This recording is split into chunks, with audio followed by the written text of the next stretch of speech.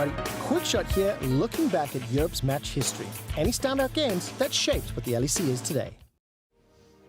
And here we are. 30 seconds until minions spawn. I mean, I am super excited for this game. I've been looking Explain at BDS. I think they've really made a lot of growth over the course of their time in the LEC, right? Like, we kind of talked about this matchup being a bit uneven when it comes to the jungle role, but I think a lot of this is going to be defined by the jungle role. Kaiser and Elyoya, phenomenal, are working together. But honestly, I've kind of seen this growth in BDS where Nuclear Int has done a really good job of now starting to work in with Syncroft, look for these invades. They're working through plays in the mid lane, and it definitely feels like Syncroft, who back in EU Masters was known for how well he could play off of his lanes, is now being able to bring that into the LEC as well. And honestly, I think when you've got like the LeBlanc versus Victor matchup, LeBlanc really wants some early help in this matchup, really wants to try and get this early lead. And when Syncroft has good setup in Nuclear Int, a great matchup in the jungle as well, this mid-jungle for me is where BDS can explode this game open. For Mad Lions, you know, we're talking about the back-to-back 2021 champions. We're talking about a team that was in the group of death at world. Back with the Mac attack. Yeah, you know? I mean, honestly, right? This is why you write the raps, and you need to talk to Dracos. That's something you need to do. But you get a rap battle going for MSI. But this is a team that, regardless of how they look in the regular season, regardless of how many mistakes they make or that they are, you gotta trust the process, like they say on the analyst desk. This is a team that knows what they are doing, and you really do have to just feel that, regardless of how they look right now, I feel like they are just slowly coming into their own. Again, though, this is a slight pivot, I'll say, for Mad Lions, right? You're looking at this Thresh for Kaiser in the bot lane. This is not something where you're going to go and roam, right? You are linked to this Aphelios, joined at the hip, especially against something like a Varus and a Leona. This is kill pressure, pre-6, post-6, pretty much every point in time in this game. So for Kaiser, it is very much going to be a case of, okay, I need to stay around this bot lane and have some smart timings where he can have some opportunities to roam, but he's not going to be as active as we generally expect Kaiser to be. And that's the big thing we're seeing, the adaptation from Mad as well. We saw it yesterday with the Yuumi, something that doesn't roam. It just literally sticks to someone in the bot side or whoever it may be, and they roam around with them at later stages. But this is a new idea from the side of Mad Lions. Again, a lot of respect for this team. They have a process, they trust the process, and we got to see how well they can make it work for them coming into the later weeks. Well, at least for the moment, right? They should have a decent opportunity to get some vision to spot out where Syncroft is. You've got good push coming through in this top side. If Reeker is able to keep control over this mid lane and doesn't end up falling to some ganks, he'll have push in the mid. And it means that at least for Elyoya, right, we're talking about him trying to track the enemy jungler, get into the opposite side, try and see if you can get some vision control there, because that'll be the best way of keeping your lane safe and powering through the strong top and mid lanes that you have. We're going to see the power of the Victor in the early stages. With that laser, you just have so much push and poke potential combined into one ability. You get the early reset off from the LeBlanc, forcing Nuclear Ring to use the TP. So, again, the TP changes, not the biggest of deals, to be perfectly honest, but it is still small little things like that for Mad Lions that they can use and can utilize. TP being blown for Armor to get back up to top side. Vamp Scepter already picked up, and you're going to see the same kind of reset coming through from Adam. I really do feel like for Syncroft, playing through these two solo lanes is probably your best bet. You do have the option, don't get me wrong, to play around Limit. The Leona, as we said, really, really strong, but it does feel like getting Nuclear into head, having this LeBlanc being able to roam around the map is going to do so good for you. And Limit, as you can see here, moving in off of the mid push, just getting some good vision control down to let Syncroft know what he needs to in that jungle matchup. And again, we keep talking about Syncroft. We keep mentioning this name because, yes, Syncroft is a bit greener when it comes to the LEC, but he is not green to the League of Legends pro scene. He has been around for quite some time. And if you want to get a bit more of an in-depth history on that, do check out Vedius' breakdown on the LEC yesterday. It was a fantastic look at the kind of history of what this player has done and been able to do. But it does feel like this guy is going to be the reason, or rather the cause of if this team does well or doesn't. I love this, though. Limit linking up with Syncroft here, looking for the evades. Kaiser's read this. Kaiser's like, look, there's been too much activity on this bot side. Something's got to be going astray, and has linked up with Elyoya as well. But push in mid. This could be 3 members of BDS collapsing. Are hunting I know that Kaiser's going to be here, and there is a little bit of a cheat from LeBlanc, so maybe they know something's up. They know there's no way the Thresh would not be in that bot side there. I'm going to try and find them, though. Eloya now sees Limit, but he doesn't see Syncroft, and immediately he backs away, says, nope, want nothing to do with that, but a hook does land. They're a bit separated as a 3v3 does come in. Syncroft goes straight in on the audacious charge as Rieger flashes away, but they flash forward. You don't have the Glacial Augment, but they are going to have the Death Sentence, or the Dark Passage, as they now get a first blood coming in now for the side of Mad Lions to get 2. Eloya, did you go too far? I think you did. It will be a 2-for-1 trade. Mad Lions, though, still very happy getting 2 kills. Brilliant response from Mad Lions. You end up moving on for giving up. He has that push in the bot side, and it means that you're able to turn that 3v3 into a 4v3. Now, Xmatty will get some time on this bot side turret, but Mad Lions end up picking up more than enough off of a play that BDS tried to enact. And it was very... Oh, okay, Kaiser does miss out on the death sentence there, but it was very out of nowhere. It felt like Mad Lions recognized they could just go in onto it. Instead of just letting BDS say, look, yes, we lost the play, nothing really happens, they looked for the opportunity. And like you mentioned here, we can see in the replay, Eloya and Kaiser say, no, we don't want anything to do with it. And then immediately look on the minimap, you can see the Aphelios roaming up. I think it's just such a good understanding from Eloya about what BDS are trying to do, right? Because you know that, okay, only the Gromp can be up, or the Wolves have only just spawned. He did get a ward down to spot that, so he knew what Syncroft's pathing was, and the whole time Mad were like, there is a potential invade. We know that Leona's already gone to place wards on our jungle because she just moved out from base, so we know that this is a potential that can happen, and it's just so smart for Mad Lions to read exactly what BDS were doing. It is going to be BDS, though, taking the first dragon of the game. It is only a cloud and will set us away. So it's actually an early setup here for potential soul for BDS. Next one's going to be an Infernal. Again, 7 minutes into the game, we haven't really much else to talk about apart from that little engage. But like I said, very smart League of Legends using the information you have to figure out what the enemy is doing. And that's the thing that we said, right? It's like a lot of this is going to be on Eloya trying to track Syncroft, keep him in check, and might even have found him here. Oh, okay, one after the other. As we can see now, he actually gets caught by the chains of corruption. He even gets the knock-up. That was so nice from Syncroft. Oh, Syncroft, take a bow. That was beautiful, just as the Dark Passage goes through, waiting with that auto attack, and really nice roam from Xmatty as well, right? Caught out Eloya because he just didn't realize, hey, this Varus is coming up through the mid lane, now passing towards bot. He won't even miss out on any of the CS. And I will say that it was very unfortunate from Eloya. He just unfortunately missed times when Syncroft was going to go in on top of the Raptor camp, which means he was going to left in no man's land. But I'm going to stop myself because we do have a Hulk coming down here. Limit just going to walk forward and die. I mean, there was nothing he could do, right? Like, he has no flash. He's not getting out of that. He's a level down as well. Just nice play from Kaiser and Unforgiven to punish that. And I mean, it's just been so back and forth so far, right? Oh, you've got 3 kills coming through from Mad Lions, but it's been shared across the board. Eloya has one, Rieger got one. Now we've got Unforgiven and Kaiser getting one for themselves as well. And set up pretty nicely, but we're going to get this repeat here coming through as unfortunate for Eloya. Tries to go for the kick, but Syncroft had gone for the Raptors, and the knock-up just beautiful there. I will say it was kind of sick from Eloya just as he was going on the Dark Passage. He did get an auto attack off to steal the big chicken, so it was a little small thing. Unfortunately for him, he just traded for his life, so not really worth. But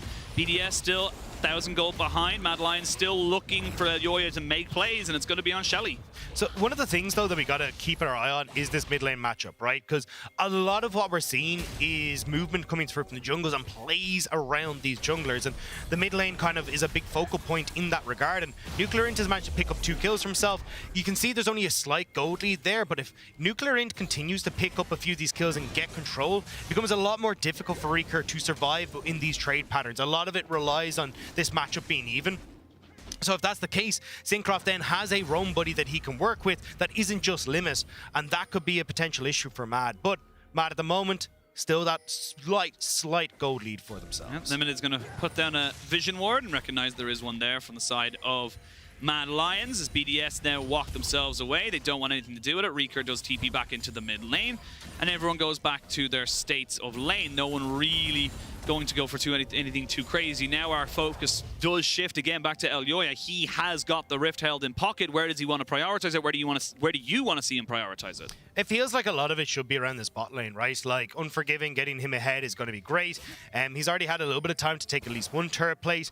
And I think for Armus, like, he's still fine to just keep going by himself, right? If this lane is left in isolation, you can see Armut has done a reasonably good job of getting some nice trades for himself and getting that CS lead. Leave Armut to his own equations and see if you can actually get Kaiser and Elyoya to sync up on bot side. We're going to see BDS ready for this potential move here from Mad Lions. It would only be a 2v3, but on the minimap you can see already Elyoya roaming down. So they're ready for what could be a potentially explosive moment. Syncroft now revealed. They recognize they do not want anything to do with that just yet. Yeah, I'm curious to see what Unforgiven's build is going to be this game as well. It feels like a shield bow would really help him out in this situation. There's just so much burst damage that can come through, and when you've got a ton of pick and also the opportunity to lock you up with Adam being there and Nuclearant as well, I think just having that extra survivability could be really key here, but we'll have to see exactly what he decides to go with in the long run. And I'm loving this from Mad Lions as well. We're seeing constantly they're putting down vision. They're making sure that BDS do not catch them unawares. And it's similar to what we saw in the first play of the game as well. It's them having the information saying, we know where you're trying to go, what you're trying to do, and we're not going to allow it. Yeah, and I mean, look, that's something that Elyoya has been praised for, I mean, countless times, right? Like, he's renowned for how well he's able to track the jungler.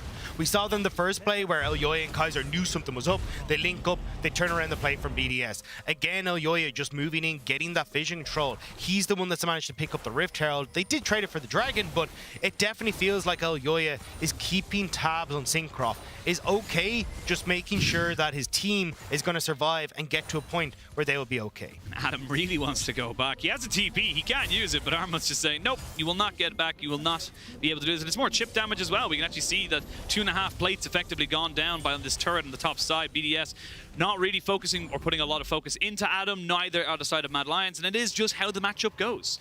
Yeah, I mean, a lot of what BDS have been trying to do is enable Syncroft, right? And I do like the idea, play through the strong jungle, and certainly something that I think as we go forward will be a winning formula in a lot of their games.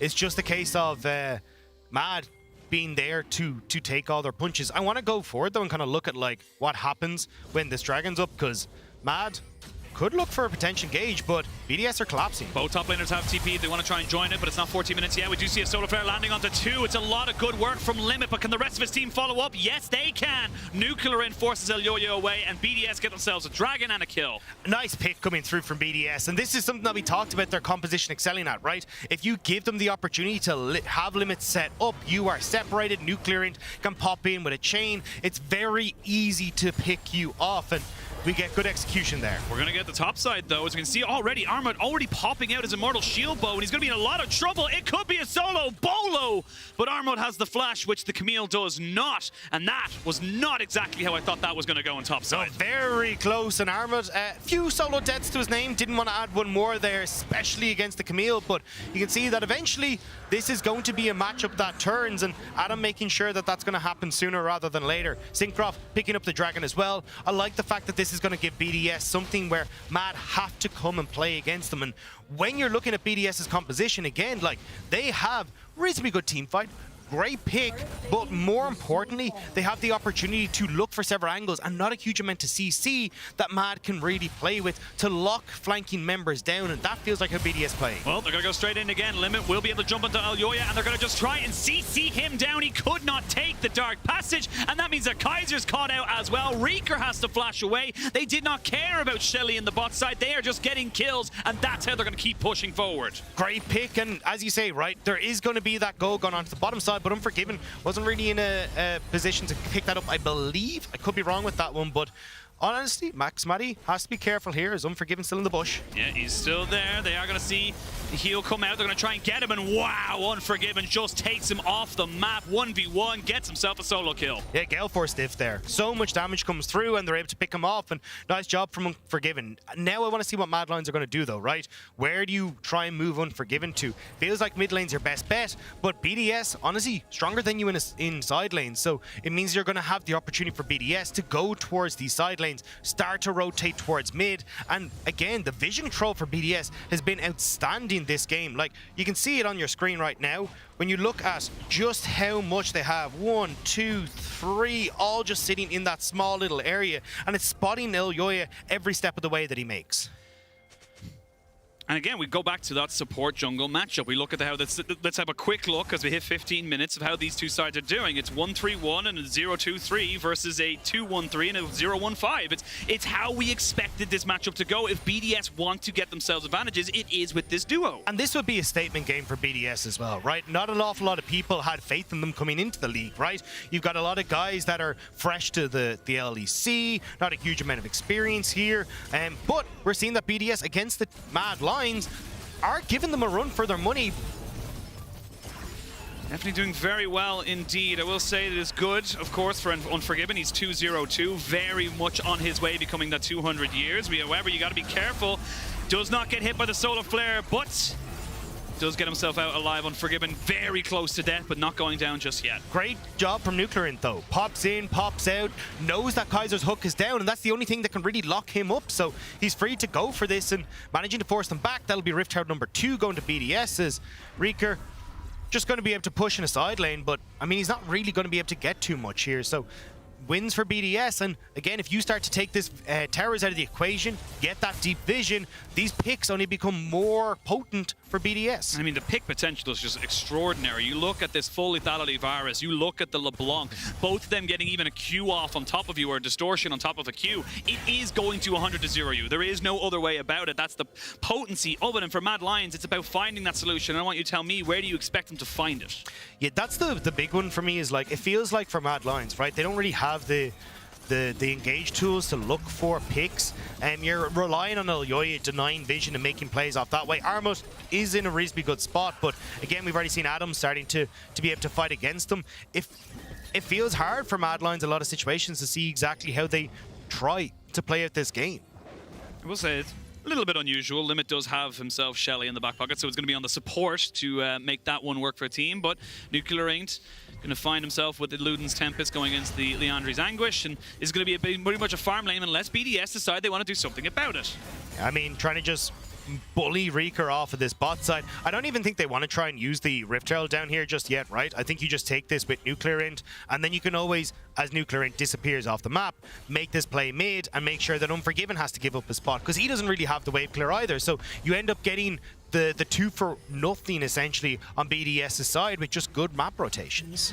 Very, very smartly played here from BDS as they maybe look to try and go for something. Syncroft is actually going to walk away from Limit, who does get the Shield of Daybreak down. Nicely done there. No potential for a big play onto the support. I like what Mad Lions are trying to do there, right? It's like, look, we're going to lose bot. Let's try and make a play elsewhere. But unfortunately, not able to get there in time. Limit with a nice stun onto Elyoya, denies any sort of insect play. And now Reset coming through from Nuclearint. He's going to start moving in, and you can outnumber in this mid lane for BDS with 13 seconds on towards the Dragon as well.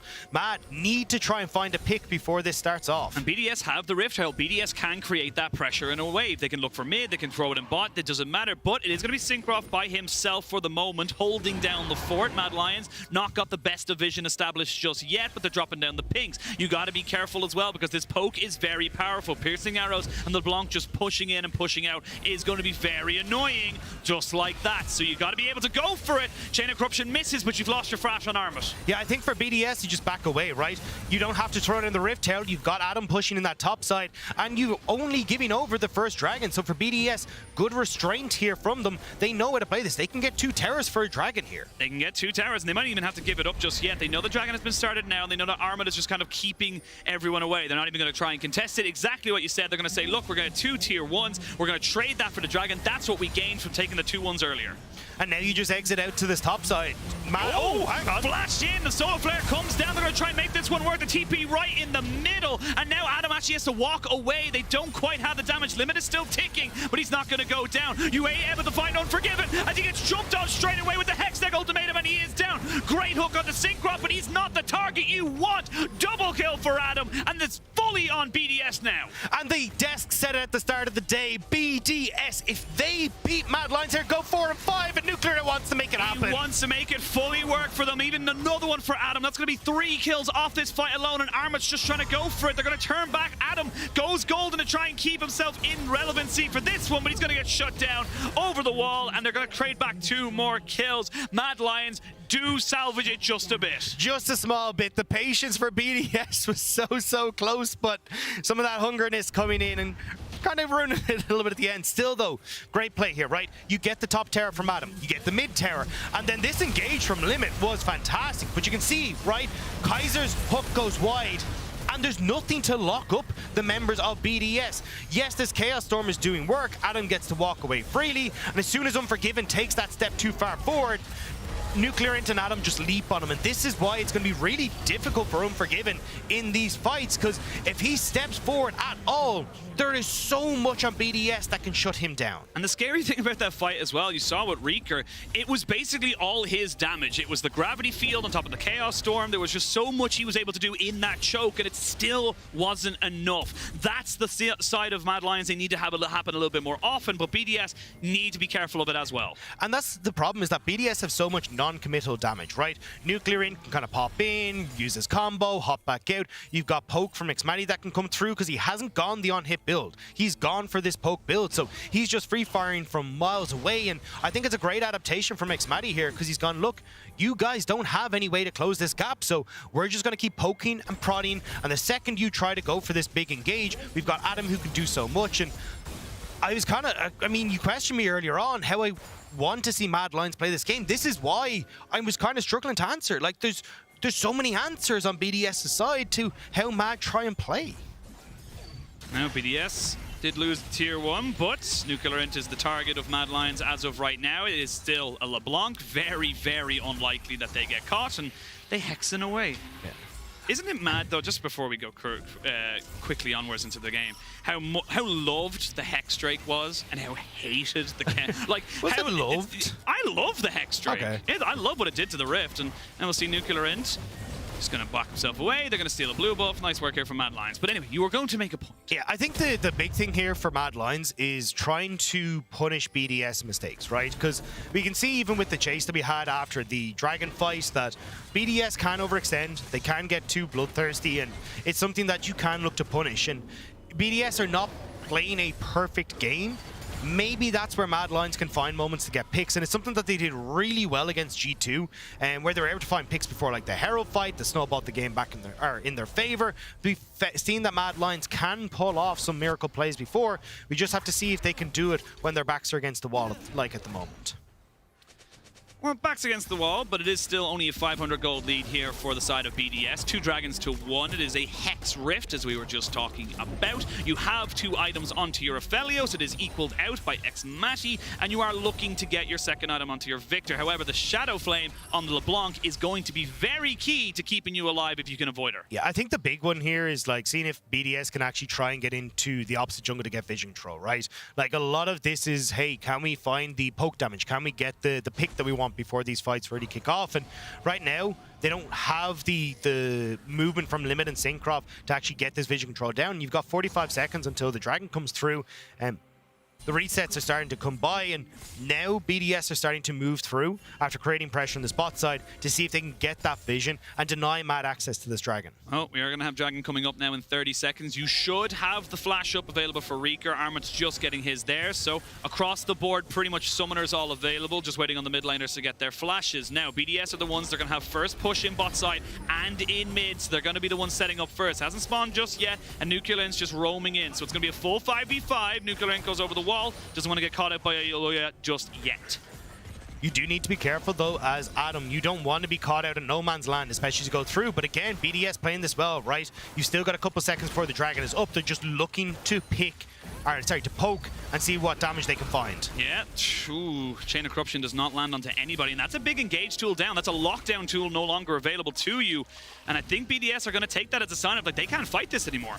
Yeah, Xmatty goes wide. I don't think Xmatty really needs to be the one starting these, though. I think leave that to Limit, right? So Dragon will go over, BDS commit, and They're going to commit fully to this one as the solar flare comes out. They found Mad Lions separated behind the walls. They're going to find Unforgiven just unprotected. It's a trade of supports after the fact, but we can see now Adam going in over the wall, and Mad Lions are on the wrong side of the map. It's 4v3, and this poke coming out from xMatty is starting to do a hell of a lot of damage. Reeker gets caught out by the LeBlanc, and they're going to find Armand as well. Nowhere for him to go, and that's going to be a 4-for-1 in favor of BDS. We talked about the growth that we'd seen from BDS, and it's continuing to shine. The patience that they are showing in these fights. Give up the dragon. Know that they can get more after because they win the fight, and this is going to be the Baron for Mad Lions. Not a lot you can do unless Elyoya really thinks he can go for a smite steal. It does go down fairly quickly, so he's got to make a decision now. He's not been spotted just yet. 4,000, or 5,000 I should say, onto the Baron. Now down to 4. 3,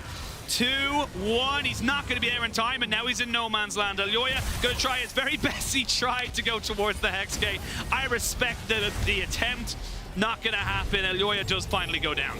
And now you get the resets coming through from BDS. They were already in the driver's seat, but they are accelerating the pace of this game so quickly. But look at the way that this fight is set up by BDS. Incredible patience, great target selection. And you can see Mad, as soon as they separate, that's when BDS collapse. Even xMatty here flashes over the wall with Adam because they know the blood is in the water. And Mad Lions caught on the wrong side of the map. It's only a matter of time before they get picked off. Pew. You needed to put a little bit more oomph into it. Like, pew! There you go, yeah. Well, it is going to be the Red Bull Baron power play coming in here for BDS. They have full control of the side lanes as well. You're against the Camille and LeBlanc. No one wants to go 1v1 against them.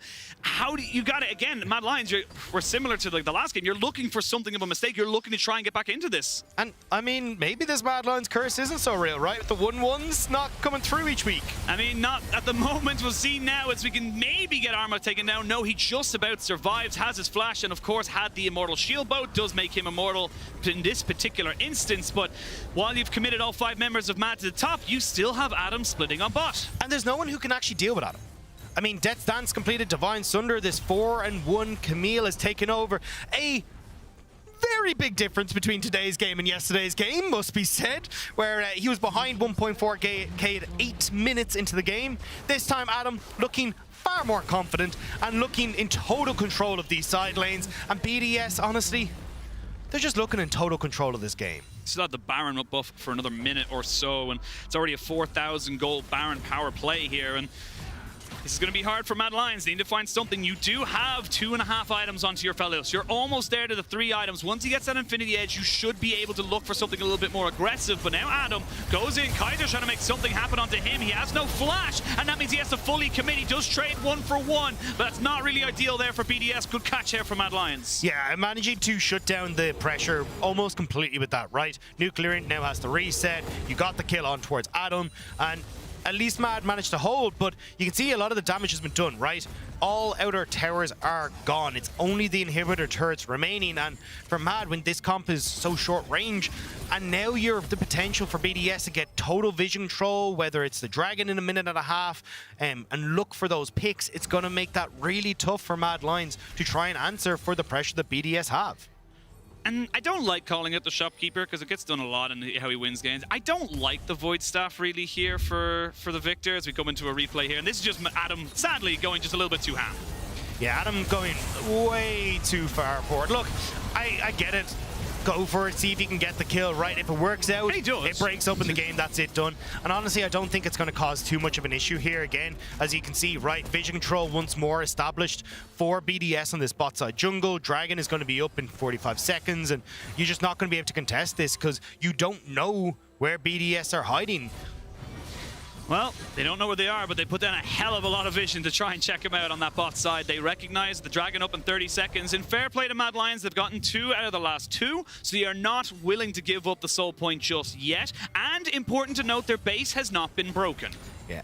Also, sorry, to come back to your point earlier on, I actually like the Void Staff just because you've gone for the Merc Threads, so you've got no Magic Pen at all that you'd usually get in the Victor, so I like that he's got some. Syncroft, though. Oh, you're going to see Syncroft getting caught out just a little bit, and Elyoya puts him right back into the team. team. That Crescent Guard, though, doing so much. And Elyoya now getting jumped on himself with the Hextech Ultimatum. Adam getting him jumped straight back on top of him. That's the jungler dead. However, you still have an Aphelios, you still have a Victor, and it's a trade of one for one. But importantly for BDS, they still have their jungler. Yeah, the health bars are so low for Mad Lions. They got to back away. BDS going to be able to move over towards this, and 1-for-1 trade still in favor of BDS with this dragon going down. Adam takes his rightful place down in the spot side of the map to continue pushing. And again, like, this is the issue for Mad Lions, right? Little CC, little opportunity to find picks, whereas there's so much there on BDS, and that non-committal damage is doing work. But it's actually, ironically, Syncroft making the commitment here that started this off for BDS.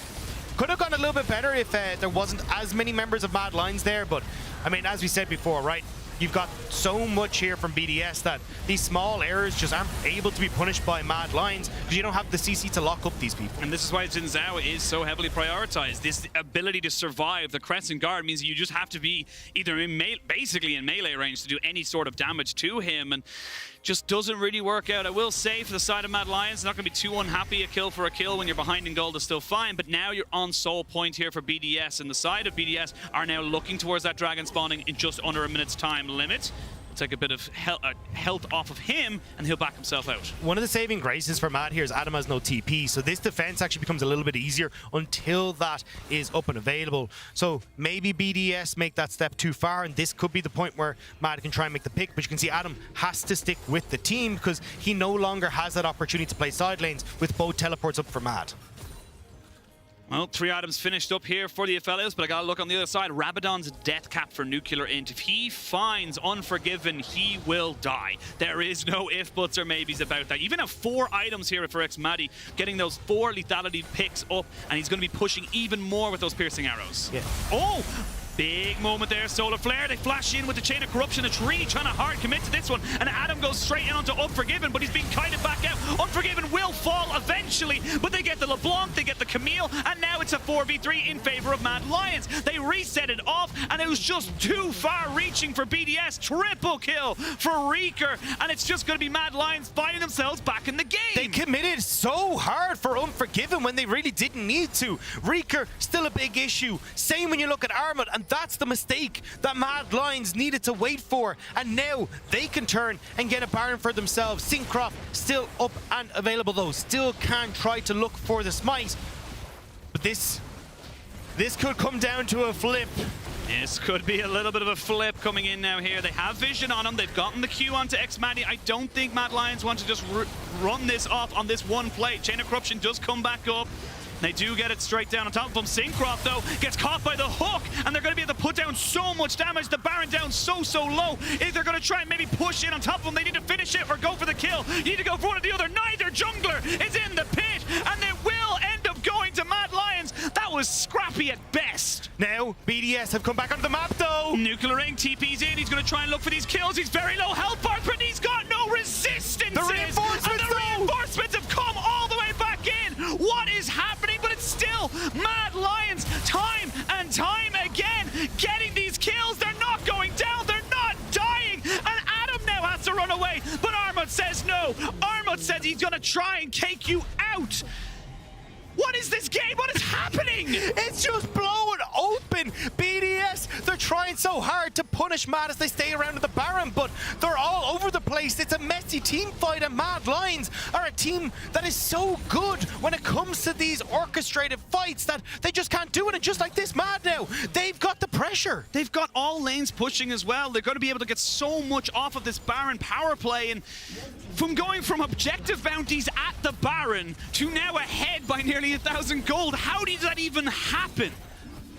It's just punishing the overextensions from BDS. We said that this is a new team. We said that they can be bloodthirsty, and we're starting to see it, right? Great hook coming through from Kaiser here, forces the stopwatch. And all the BDS are trying to do here is either force the burger flip or wait for the rest of them come back. Nuclear Int TPing in behind Mad Lions. They think they can take the fight, especially with the Hex Gates to bring them into play, but Nuclear Int spotted on a ward. Mad are ready to deal with them, and there's just can't get the damage down. I think a mistake from Nuclear Int there, just mechanically. And when they come through here, right, look how separated Mad are. They're coming in from all different angles. Aoyaya smacks out the Xin Zhao into Unforgiven. Armut's able to deal with enough damage. Adam is separated off the right-hand side. It's all over the place from BDS, whereas Mad are working in these small, concentrated groups that are all on the same page. The big thing as well, you look at the side of BDS, Nuclear died almost immediately. Great flay, by the way, from Kaiser to stop the double damage from the distortion, but Xmadi couldn't catch up. He couldn't follow his team, and that's no fault of his. He's a virus. He wants to be staying at arm's length, and he just couldn't keep up with everybody. We are back into this though. 3 seconds until the Dragon. Looks like BDS are going, we're not interested in this, right? We've already seen that Mad Lions have been able to beat us once. We don't want to go for it again. Let's go back to the drawing board. Let's try and play towards where our strengths are. Moving off into these side lanes. You get the push from Nuclear in, but Mad, they're realizing, hey, if we have this LeBlanc on top side with no TP, let's try and use the remnants of this Baron buff to push in on the bot side. Well, Armut's going to do just that and push up with a lot of minions right now. You're going to need a hell of a lot of wave clear to get rid of these cannons as well. We're going to see the Chain of Corruption come out. They're going to try and catch out on the side of Mad Lions as BDS Adams goes straight in and he dies straight away. They do get low health bars, but the tower has now fallen. See now what Nuclear can do, and he finds himself a pick, so it's a trade of 1 for 1. And now Mad Lions got to be so careful. They do not want to get caught together when a double distortion comes in from Nuclear. They have to respect it. They have to back away. Again, though, we're seeing BDS go for these engages before they've got the poke in. You've got Xmadi who can land that damage down. You have the damage from the LeBlanc, but Nuclear who can pop over the wall very quickly and just get those quick bursts. And they're not using these tools anymore. Instead, they're trying to go for these big engages, and Mad are kiting back so effectively, but Reeker getting the zone control down from his W, Kaiser playing like a monster on these flays, and there's just nothing that BDS can do to follow up on Adam's dives. Let's talk about the big picture here as we come into the 35th or 36th minute of this game. Gold pretty much dead even. The Dragons 3 apiece. This could be the difference between Mad going into a 5-4 scoreline, bridging that gap between themselves and the top 4 teams, or BDS.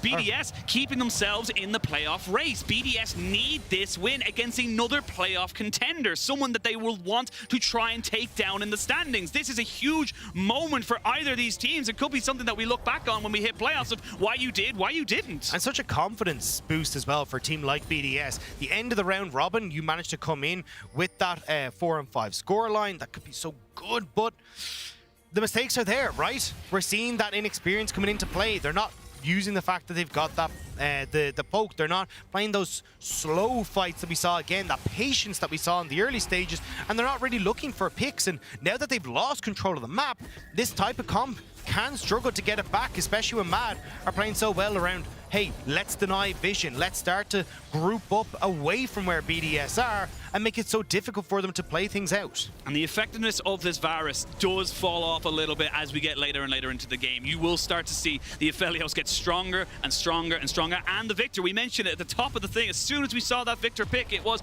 about how the late game scaling of this pick is masterful, it's monstrous. And now it's about Mad Lions pushing that forward, keeping themselves in the advantage. Resets are coming in though. 40 seconds until the Baron. This is going to be the fight that breaks open the game. So let's take a quick rundown, right? GA available for Lee Sin. The Zonya's there as well for the Victor. There is still a vulnerability for Unforgiven with no GA or stopwatch for himself. So that could be a potential play for BDS. Whereas you look across the opposite side, Xmadi has his own stopwatch. And we'll have to see if Adam and Nuclear can make the plays happen, get that synergy down that have been so sorely missing from the last few fights. Well, TP comes in there from Adam. He wants to be with his team as quick as possible. He has a GA himself, and Mad Lions are running towards that Baron pit. Baron spawning in about just under 5 seconds, excuse me. And now we're going to see how both these teams approach this objective. A minute 30 until the Dragon. That will be sole point for either of these sides. Remember, Mad Lions has gotten the last 3 Dragons back to back to back. Excuse me, they got 2 and then they missed 1. So they got 3 out of the last 4 to keep themselves available towards the sole point. And 3 Hex Dragons on their own is so much power for you as well. Oh, here we go. Syncroft goes in. It's the junglers going on top of each other. But Aoyaya, you're separated from your team. As we can see them finally get him out with the Dark Passage. He's ticking down. He loses his GA. Nothing was lost on the side of BDS, and the only summoner they lost on top of that was the Ignite. Slow and patient, though, from BDS. Adam. Oh, he thought about it. He didn't want to go straight into it, though, because he was by himself. Nuclear Int is doing such a good job of creating problems on the side, though. Popping in over the wall means that Mad Lions can't follow up on Elyoya, so that's a big tool down now in the GA for Elyoya. He would have loved to have this up for either the Baron or the Dragon. I mean, both are there, and I think at the same time, you can't really trade the Baron for the Dragon. This is a permanent buff here, so both teams are going to try to fight for both. You either get the fight and you win, or you try and flip it.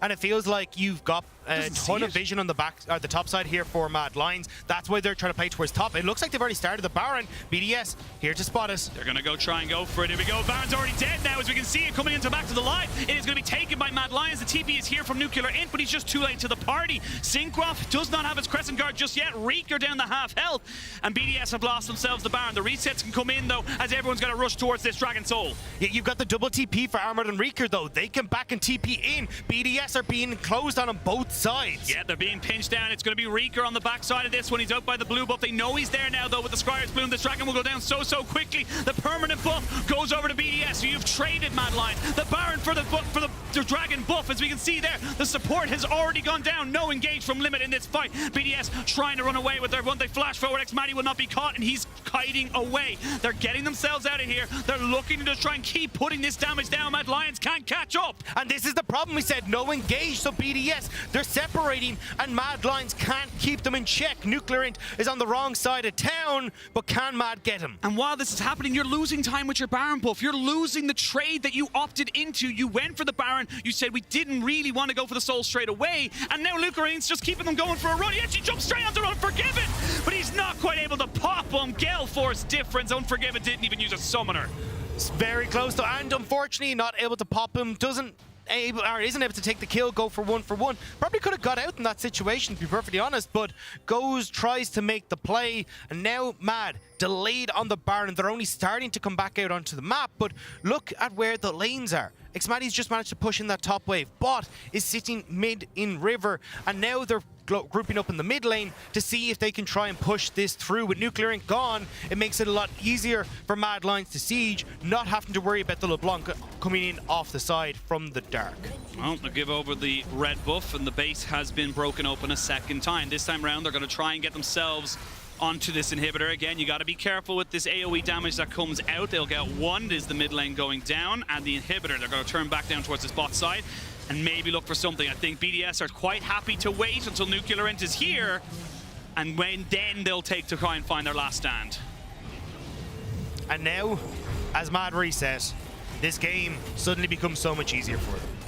Bot inhibitor down, mid down, 2 pushing waves, and they can group as a unit onto the top side and deny the opportunity for BDS to look for picks, deny the opportunity for BDS to try and clear out these waves. And you're not going to find most moments here for BDS to try and look for picks, because it looks like Mad Lions have found them out now. Grouping up as a unit means that there's not really an opportunity for BDS to find those moments. I will say, with the Hex Soul, you do have a little bit more poke potency. There's full items here onto Armut. You have full items onto your Aphelios. You're 1 item away from a full build Reek or Victor. On the other side, you've got full items on the Varus, nearly full items onto the Camille. We are looking at critical mass for both of these teams, and we can see Nuclear Int is still fishing to try and find that moment. The problem, though, for BDS is, right, Adam can't try and play through side lane. He's got to reset now. Does get the wave nicely pushed out, which can buy some time for BDS to deal with this push from Mad. Mid going to be shoved out as well, but Mad are now combining that mid push with the top play, and BDS need to find some answer for the Mad Lions pressure. This is where it becomes more difficult, though, because as you try and jump in on top of them, that's where the zone control from Kaiser and Reeker can be played. They got to make this poke land and make this poke stick.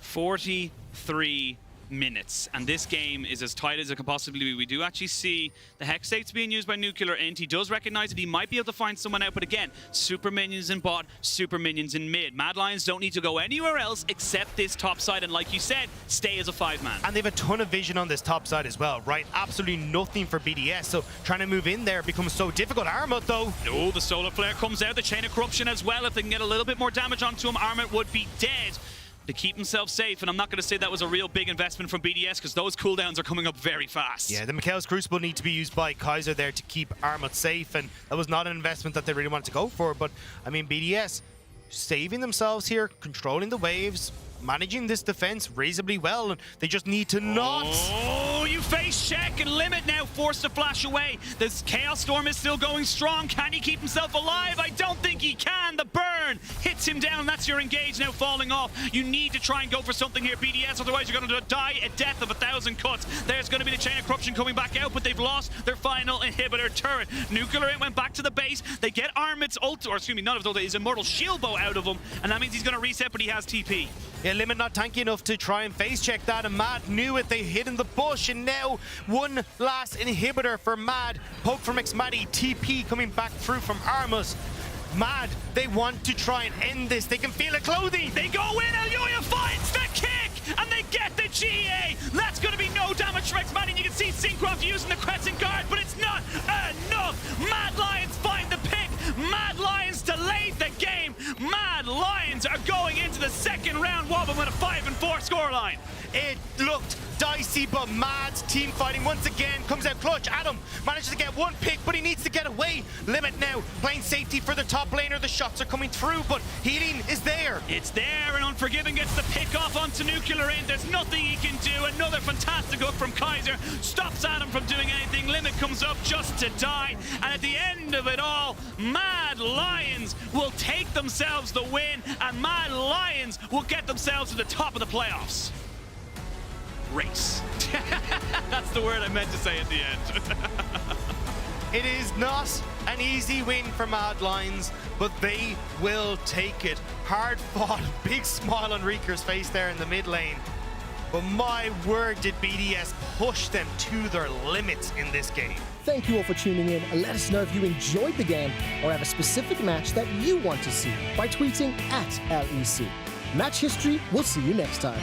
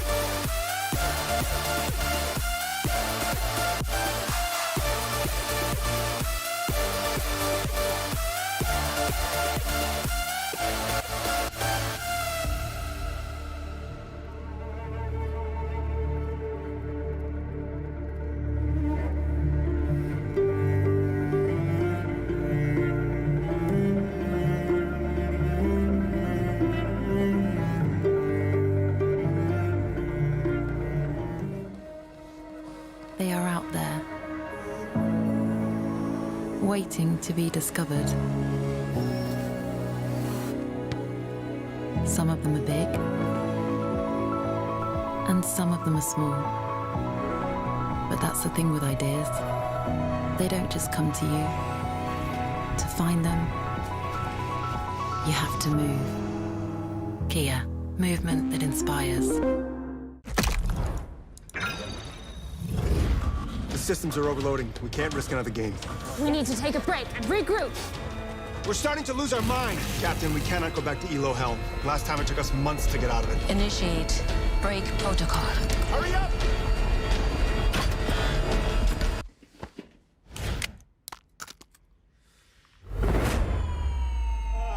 Yes! Yes! I did it! We did it! We did it! Even the biggest champ needs a break.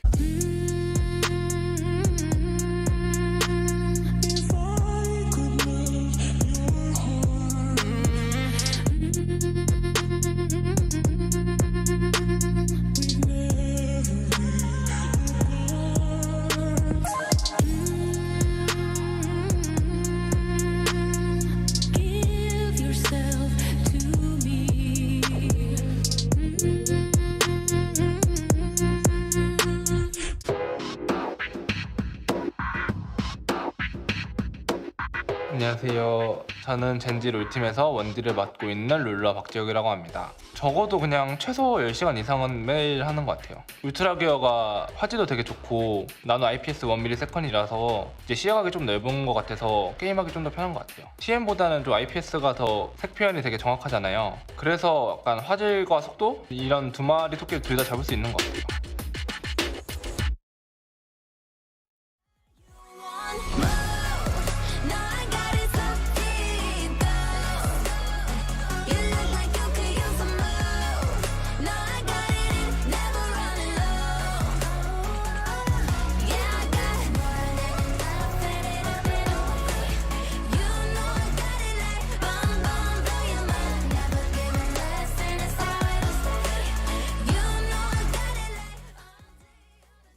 How can life be what you want it to be? You're frozen when your heart's not open. If I could melt your heart, we'd never be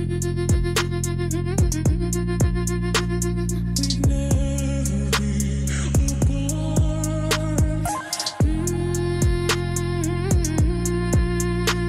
If I could melt your heart, we'd never be apart.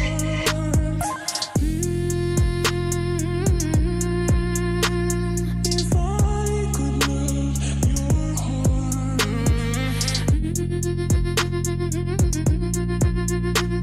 we'd never be apart.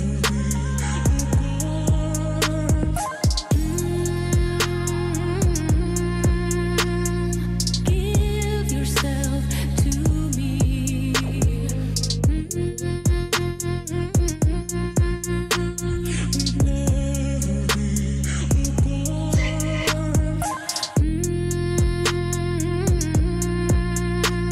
If I could melt your heart, we'd never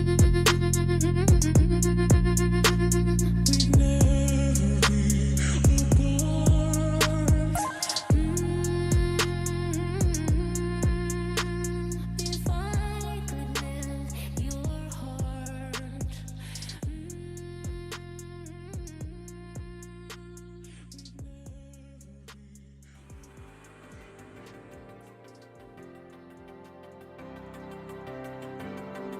If you had it all, would you look the fall in the eye? Or would you walk away this time? Do you realize, do you recognize it's never over? Or would you walk away this time? 'Cause we all face the fire as we search for the light in the dead of the night.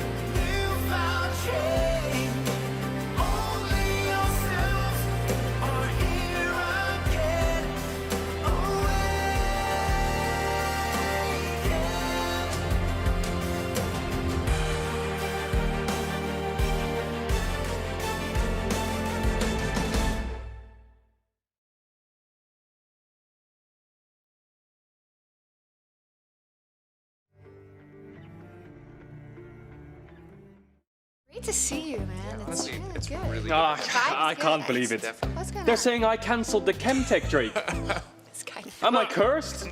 No. No, look, dude. It was like. No, I think I am it's one cursed. It mistake. feels like the universe is just gonna know me as the cancel boy forever. Okay, Droll. It's.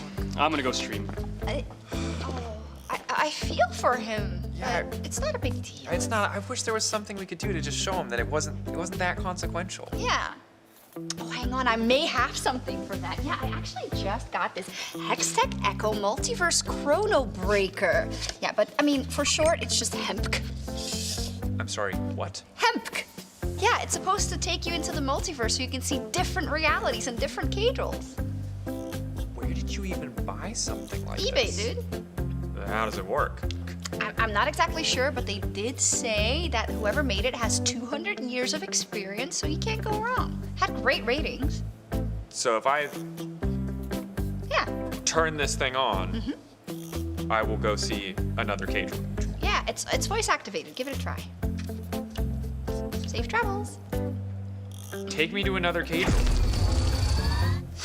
Is it? It's supposed to smell like burning?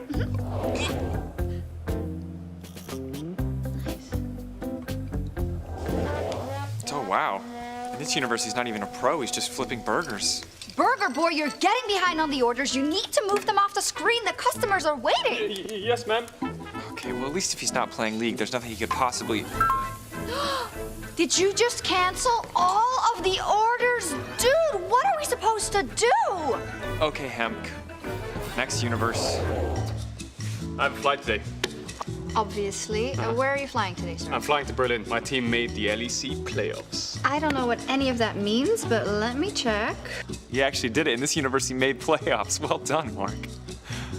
So what's your name again? Mark Lamont, I should be on the list. Have you checked in online? Checked in online last night. Okay. Flying today, playing tomorrow. All right, Lamon. Oh, okay, I got it right here. Wonderful, found your booking, lovely. But it does say here that you failed to check in. You actually canceled your flights today. I cannot cancel my flight. Yeah, I have it right here, unfortunately. But I'm playing tomorrow. When's your next flight? I mean, I can get you on the earliest flight, which is next week. Next week? Earliest. What? I'm supposed to be playing in the playoffs tomorrow. I really do not get paid enough for this. Next. Unbelievable. Today is the day we upload the beta. League of Legends will be released into the world. Oh, people are going to look back on 2009 and marvel at what we have done. Are you coming to the party? I have some work to finish. But the party is, Oh, have fun. I'll be there later. Okay, well, we're going to finish the countdown and we'll see you at the party, yeah? Yeah, cheers. Whoa, K-Drol from Riot in this universe? This is awesome. He's starting at the beginning. Maybe he could learn so much more about the game. He could even be a champion one day. Okay, so he's the cleaner. Well, at least he has a hand. Of course. Oh, you're back. Well, how was it? Well, it works, but it's a nightmare. He's the best K-Drol by far, if you can believe it. I know I barely, but oh God, poor lad. In one universe, he even stops League of Legends from existing entirely. No League of Legends at all? Imagine the time we'd have. All right, I got 2 double cheeseburgers, side of fries, and a vanilla milkshake. Order up.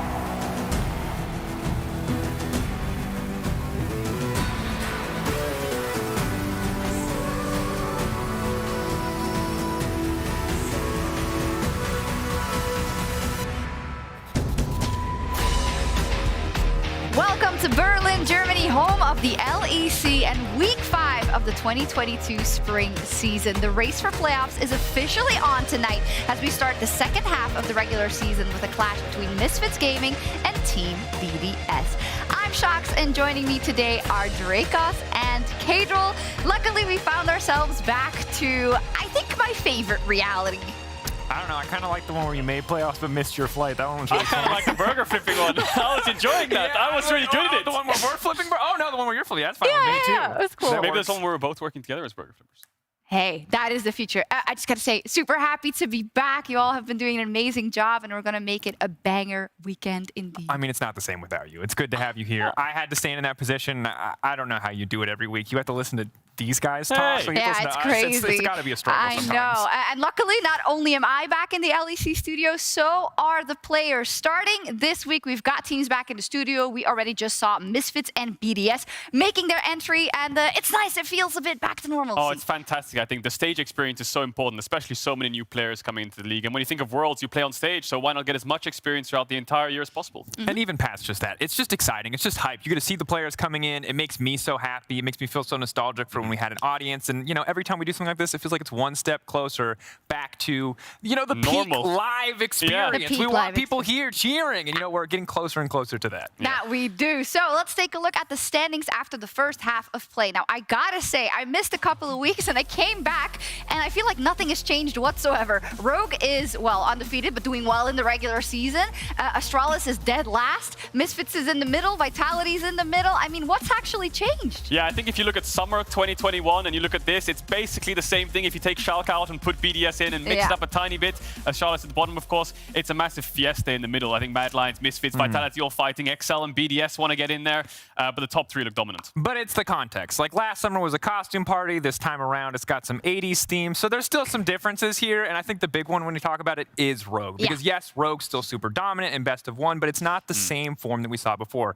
Last year, it was a lot of Inspired, a lot of Hansama, 2v2 killing in lane, that kind of domination. And while they're still super dominant, so much more of it is coming from their new jungler, Malrang. Yeah, and Elyoya actually said in his interview, I believe, that I read today, that he thinks this Malrang playstyle is good at the start of the split, but when teams start getting better and figuring it out, it will put him very far behind. I mean, he's giving up so much resources to make sure the team can get ahead so far in the early game, stabilize the lanes, that it does affect the jungle a lot, and when it's going to be punished, it could come back to bite them. Yeah, it's so incredibly different from when Rogue played around Inspired and his jungle timers and his jungle tempo, and now Malrang's like, no, I'll play around all of you guys. I like that Elyoya said it, he spiced it up, but I want to look at it as the glass is half full, because I know we have the tendency to say, oh yeah, regular season Rogue, wait till playoffs, whatever, but I think we need to give them the credit, you know, they have come out as the best team at the beginning of the split with the changes they've made. Look at those early game stats, it's great, and I think we have to celebrate it. Yeah, and while Malrang is consistently playing the same way every game, the rest of the Rogue has been freed up. You've seen a lot of different draft styles, you've seen a lot of different emphasis on different players. Otawamne is not just playing tanks, he tried an Akshan game as well. We're seeing more from Larson, so across the board, it feels really solid. Yes, we want more from Malrang in the jungler eventually, but for now, we're seeing a great face for Rogue. It's just, you know, it's typical that we're always like, oh, we want more, we want a different. No, this is great. They're 9-0. This is really great. Talk to me about the back-to-back champions then, the Mad Lions, also with huge changes coming in with Reeker and Unforgiven now, Mark. What's the tally so far? Yeah, big changes on their carries, of course. We know mid and bot. So important when it comes to the mid to late game. Early game can always be established by your jungle support, communication there. They're obviously the roles that talk the most. But when it comes to mid to late, you have to pick and choose how you want to play the game based on what champions you have, of course. Elyoya also said in another interview that now that Humanoid's gone, it's very hard for him to figure out what he wants to do in the later stages of the game, because him and Humanoid were basically the shot callers of the entire team. He would talk to Humanoid, Humanoid would talk back. They bounce off each other as to how they want to dissect and play out the game. But without that voice, he's trying to become a leader himself now. Absolutely, but I think while we're waiting maybe for that voice of leadership, we have seen some incredible individual skill from Unforgiven. I think we have to highlight how well he played. Again, this was a guy that came out of nowhere, wasn't even on our radar for people to join the LEC, maybe thought he'd move up in the ERLs, but he's played fantastically so far. We've seen a lot of different champions from him, and he's carried very well when given those resources. I mean, a great start overall when you look at those changes, and then the super team of Vitality. It can go one of two ways with super teams, and I feel for now it's just been kind of standard. Is that in the middle? Yeah, it's been, well, it's up and down. I think the scoreline says in the middle, but the reality is up and down. Last week, the Astralis game was rough. Their week one was an absolute disaster. But if you believe in Vitality, you're probably willing to put aside those little hiccups and look at the huge positives that we've seen. It has not 100% delivered on the super team dream, but there have been some shining moments. I mean, they have basically insane firepower in every lane you look at, basically, right? So when it comes together, it'll come together well, and it's slowly getting there. Still some early games that need a little bit of work. I also want to talk about a surprise for me at least, which was Misfits. Also with some changes, I think notably that jungle Razork leaving, of course, was a big hit. But they have, for me, performed very, very well. I would say better than expected with those changes so far. Yeah, and I think if you look at the Misfits formula last year, it was Vander and Cobber. You guys chilling bots, will play topside. Razor gets here at the head. That translates to mid. Happy days, our top side will win us the game. But now it's much more VTO-centric. Schlatan's farming up. VTO is basically on an isolated island now where you might think he's playing TF or Orianna, Victor, Corki, these mages. No, he's playing Sylas, Akali, LeBlanc every single game. He had a Yasuo game where he had 14 kills against SK, I believe. This man is carrying Misfits across the finish line half the time. Absolutely, and it's so crucial while we're waiting to see Herit find his form again. He has been struggling a little bit while Zlatan is waiting to find the same confidence he did on this stage as he did in the ERLs and the same impact. The fact that VTO is performing so well, that he's outmatching the opposition so consistently, is what has kept Misfits in the running in the middle of the pack. Yeah, growing into that role as the leader on that team. We'll talk a little bit more about VTO later as they are in the first game of the day. But since the race for playoffs is on, we decided to do some motivational speeches for the teams and players fighting for those top 6 spots, and maybe they need some help. So what we're going to do is going to spin the wheel of wisdom and give a pep talk to whoever it lands on. Who wants to give the first pep talk? Go on, Drake. I can give the All first right. pep talk. Go ahead and spin the wheel. Do I? Spin the wheel. What players are going there? We got Alfari, Zanzara, Gilius, Ooh, Syncroft. Nice. All right, how's this work? So Where am I going? I'm going to say start. You have about 30 seconds to absolutely, give the motivational speech to make sure that BDS and Syncroft start winning again. Got it. Let me know. Go. Are you ready? Syncroft, I'm not going to lie to you. You've been ELO held. You've actually been outmatching jungle opposition, yet you found a way to lose games alongside your team. You need more from your top laner. You need more from your mid laner and probably your bot lane too, but you're doing great. So don't install Lost Ark. Uninstall WoW. Focus on League of Legends, because if your teammates eventually step it up, you, sir, could be a champion. You've been doing great so far, kiddo. Keep going. Keep swinging. You're actually not that young. I don't know why you called you kiddo. That came off very weird. But Syncroft, I believe in you. You are a monster. Unleash yourself on stage and get a little bit more from your teammates. Go, little rockstar. Go, little rockstar. What a great beard also. Yeah. Just great beard. Wonderful. It's the beard. It's awesome. Production knows. And they are in the studio, so hopefully he's watching that live and getting that information. Fantastic. Second motivational speech will be by Kadril. Let's spin the wheel. Who we got? It's lots of junglers Who on would you here, like, actually? Yeah. Would you prefer jungler or? Ooh, Gilius. Gilius. Now, Gilius is struggling. The team is not performing. They made playoffs last year, and we know God Gilius is a god amongst men. But right now, I feel like the junglers are looking at him like a bit of a peasant. So let's get some carry in there. Let's first pick Lee Sin. Your Lee Sin performance was fantastic against the Charlottes. The playmaking, the Baron steals, the big plays on Schalke. He needs to find the miracle magic he once found once upon a time and install it, inject it into SK, and get some wins on the board. Good thing is, Kick is no longer near, Yeah. Also, role swap to support now. Also, Yeah, that so- music is so emotional. That was like a tender Disney Yeah, it was song. very nice. It was just, ooh. I love it. I think it's very inspirational. For the last one, I'd like to spice it up. I'm going to say switch.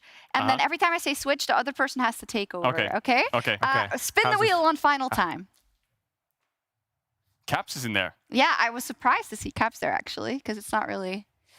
Ooh, Alfari. Alfari. All right, Dracos, you want to start? Yeah, I can start. How are we gonna share a spot? Or are we gonna go back and forth? I'll just take it. All right, Alfari, I'm not gonna lie to you. You were in NA.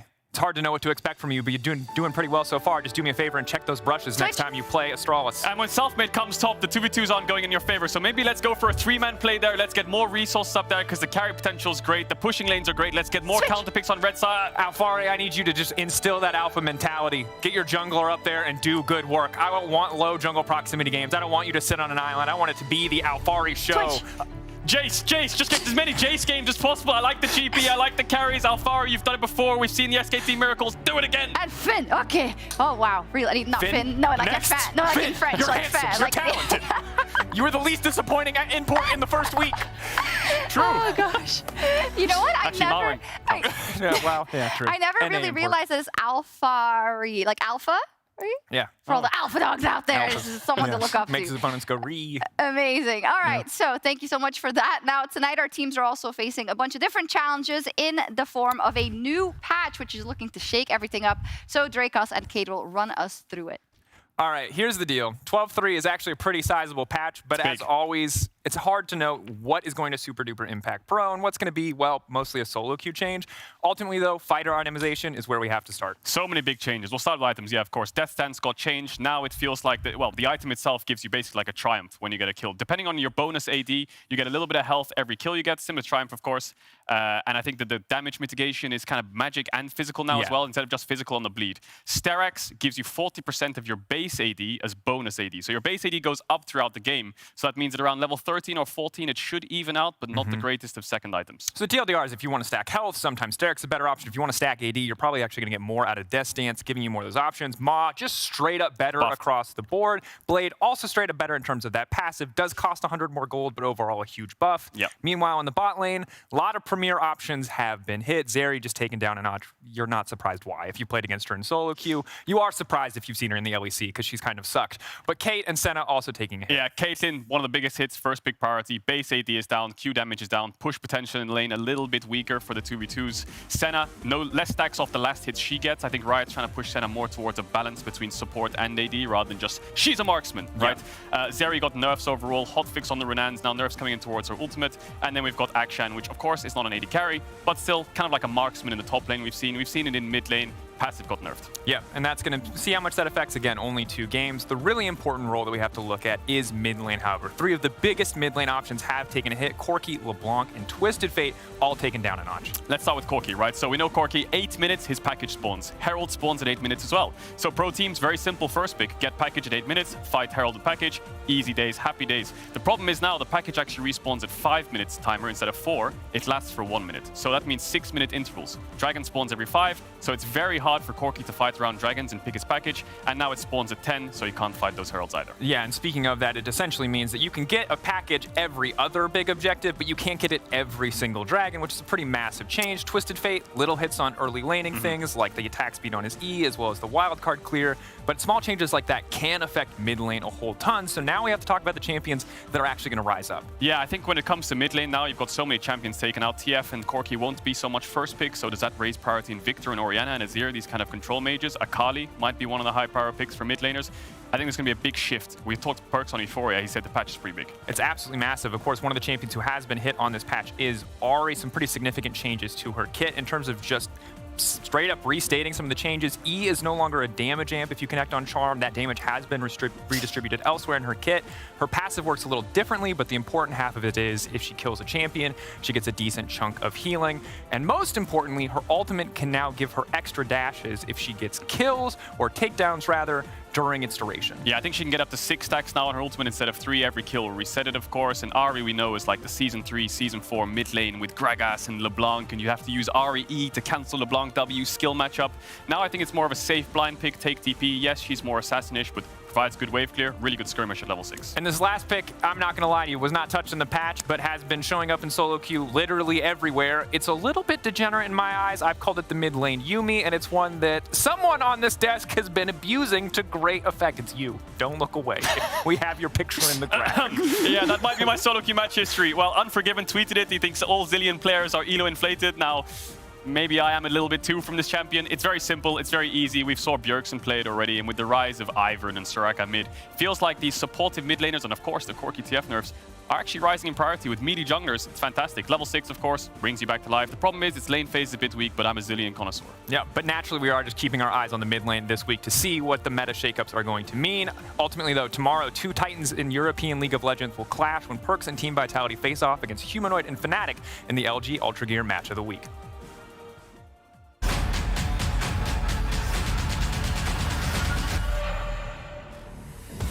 Vitality was embarrassed by Fnatic the last time these 2 teams met. This was not the super team we were all promised. They want revenge. Are they gonna get him? No! You absolute man, lad! Done someone up, you find a pick, and hey, there it just might be. Lebrov locked down. Upside now going to Gale Force forward, trying to finish the kill, but they don't quite have... the snipe! No! Self-made!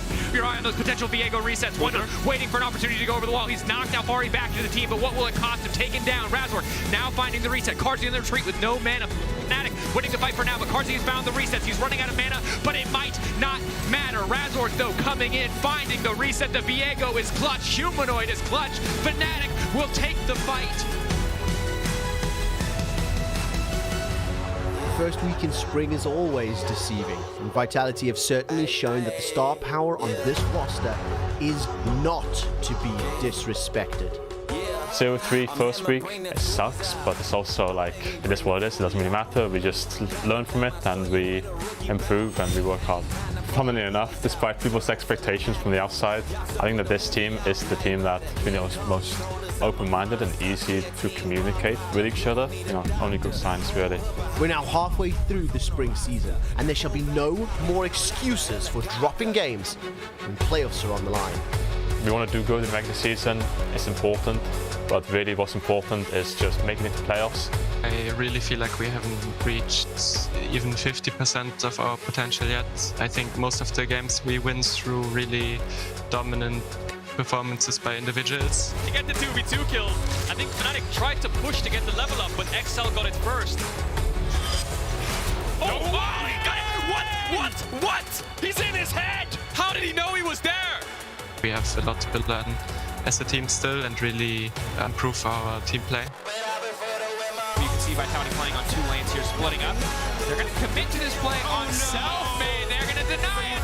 Take it out straight away. There is a TB in the backside. That was massive! Out of nowhere, 3-man blast moonfall. Vitality have the push. Wonder is just now entering the fight. Shota buying as much space again as he can. Razork ultimate is falling away. Maybe they can get a kill back, but Wonder is doing so much damage in the back line. Here comes Humanoid with the ultimate, and Fnatic are going to take the fight.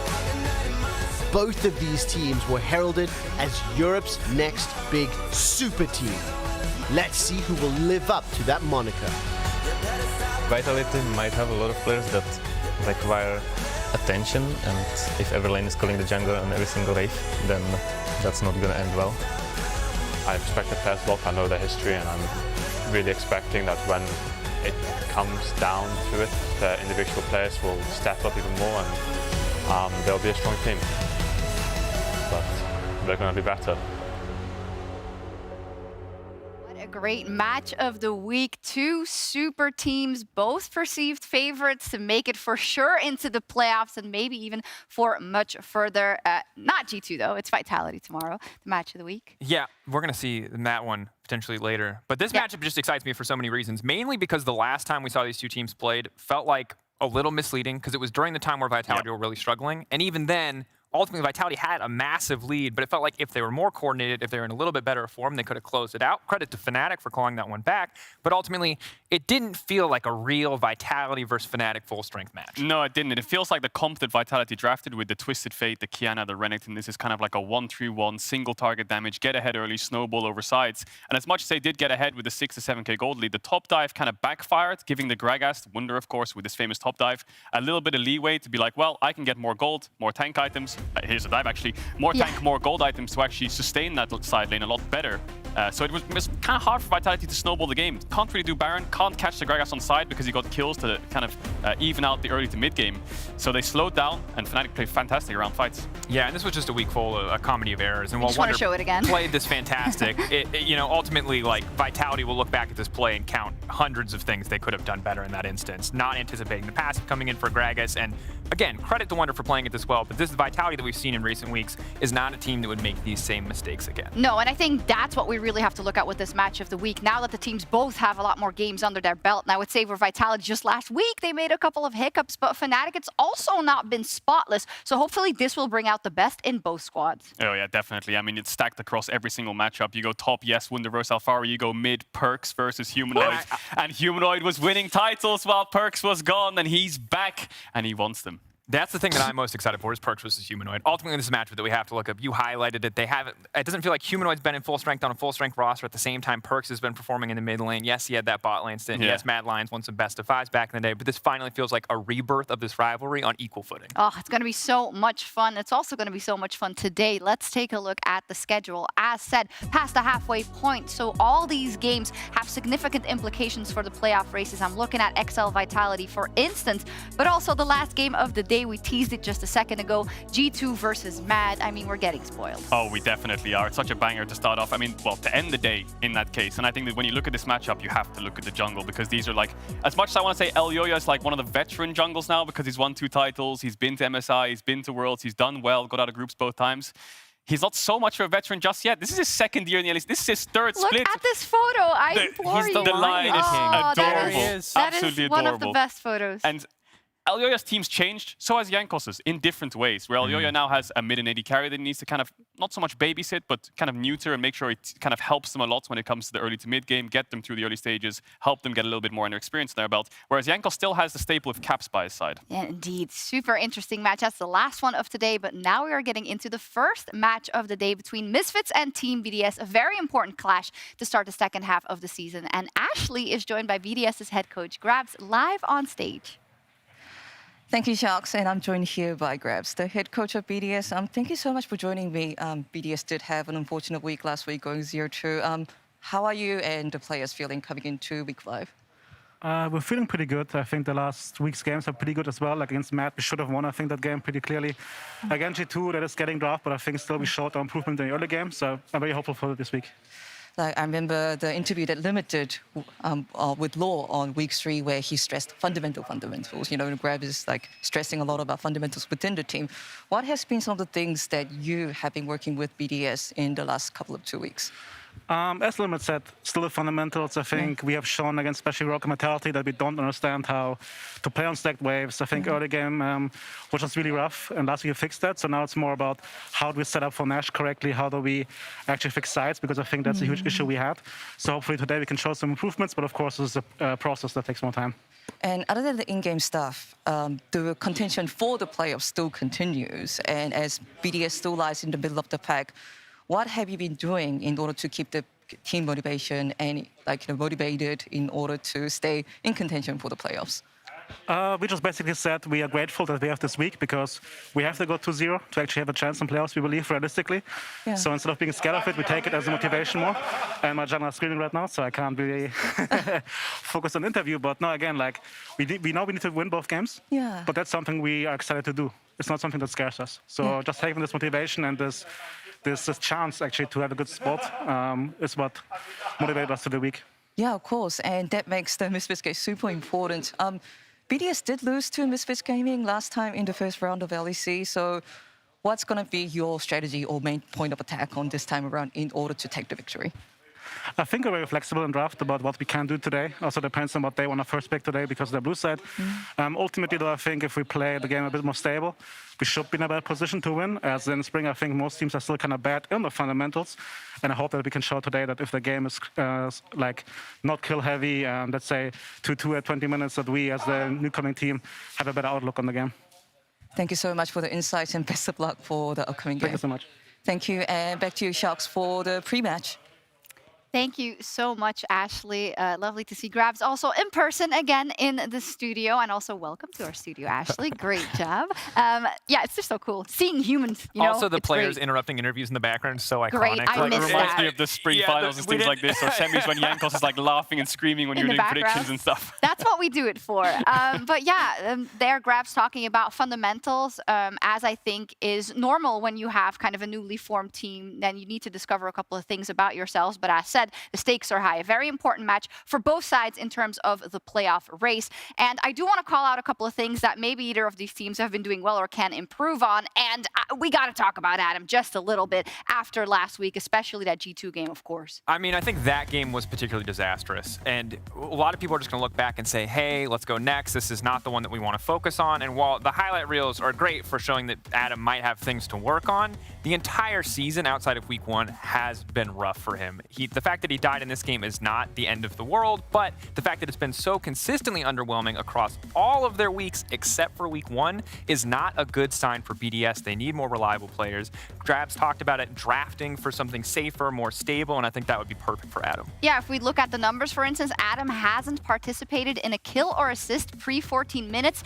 since that game versus Misfits in week 1. And I think aside from kind of the whoopsie-daisy versus Broken Blade, that is something that is more concerning for that team as a whole. Yeah, it definitely is. And you can look at this and you can be like, well, it's kind of a negative sentiment, but it's only natural when you look at his games because, yes, when he's behind, he's playing bad as expected. But when he's ahead as well in their game against Mad Lions on Camille, he's got 6 kills, 1 death, gives a shutdown to Unforgiven, goes too deep. They have a fight in bot, goes too deep again and dies. And I feel like the criticism is merited just because of the performances. And I think, yes, it is a small sample size, 4 or 5 games we've seen, but we're getting to the second half of the season, of the split. He needs to start playing consistent so they can get some wins in. Yeah, it's going to be so important. I want to look ahead and look across to their opponents, Misfits, as we will be covering the picks and bans here on the desk. When you look at standout players, we've said it at the top of the day already, Vitio, and it's just been such a joy seeing this player develop, right, in the time now that he's had in the LEC, where he was kind of a wild card into now someone who has to lead that squad. Yeah, definitely is, and it's his second year now coming into LEC, his third split as well, and he renamed his solo queue account to LEC Spring 2022 MVP. So he's feeling himself, he has the confidence, he's playing a very different style to a lot of the mid laners here.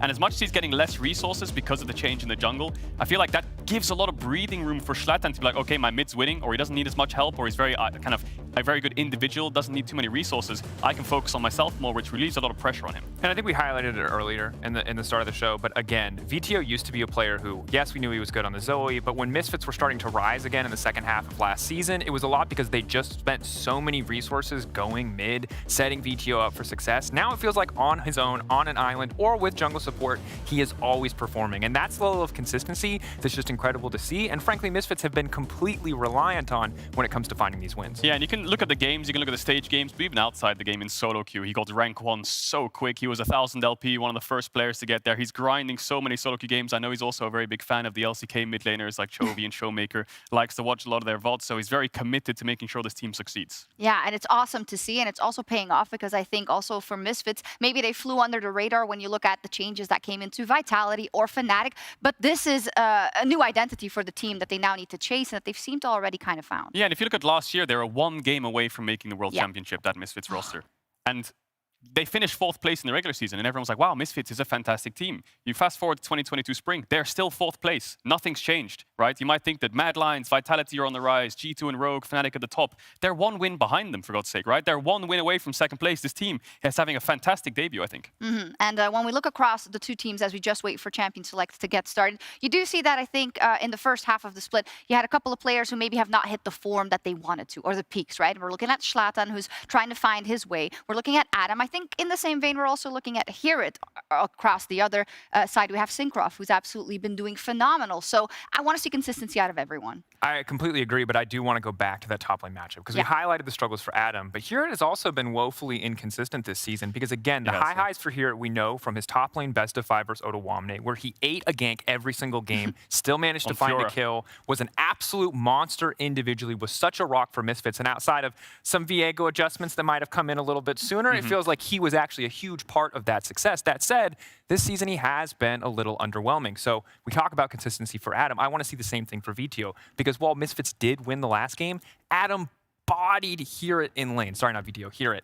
And now I want to see if Hirit can have a better performance coming out the gate. Yeah, it's a different style, isn't it, compared to the Misfits of last year where you had the lanes pushing in both your solo lanes, Razor comes to punish them. What happens this time around for Misfits? Well, both lanes are still pushing and doing well individually, but now their jungler actually gets to farm and be more resource heavy and use those pushing lanes to get himself jungle camps. Similar to how Rogue functioned last year where they picked 2 prio lanes for Lars and Ottawamne, and then Inspired would take that and farm up. We're seeing a similar style for Misfits here in 2022. Yes, and we get to see our first draft on the new patch in week 5 of the LEC. Team BDS versus Misfits, and I'm hoping for some fireworks at least this week. New patch, maybe we will get some fireworks. Ari, is it a first pick worthy champion? Ooh, I'd love to see it. How far is Zeri falling down the prios as well? And you talked about Vitio's champion pool earlier. It feels like one of the big benefactors of all these mid lane nerfs to some of the premier options is Vitio because he wasn't playing most of them anyway. So see if that's what they want to use blue side first pick. We heard Grabs highlighted already how important that pick is in a meta with so many powerful champions. But despite the nerfs to Twisted Fate,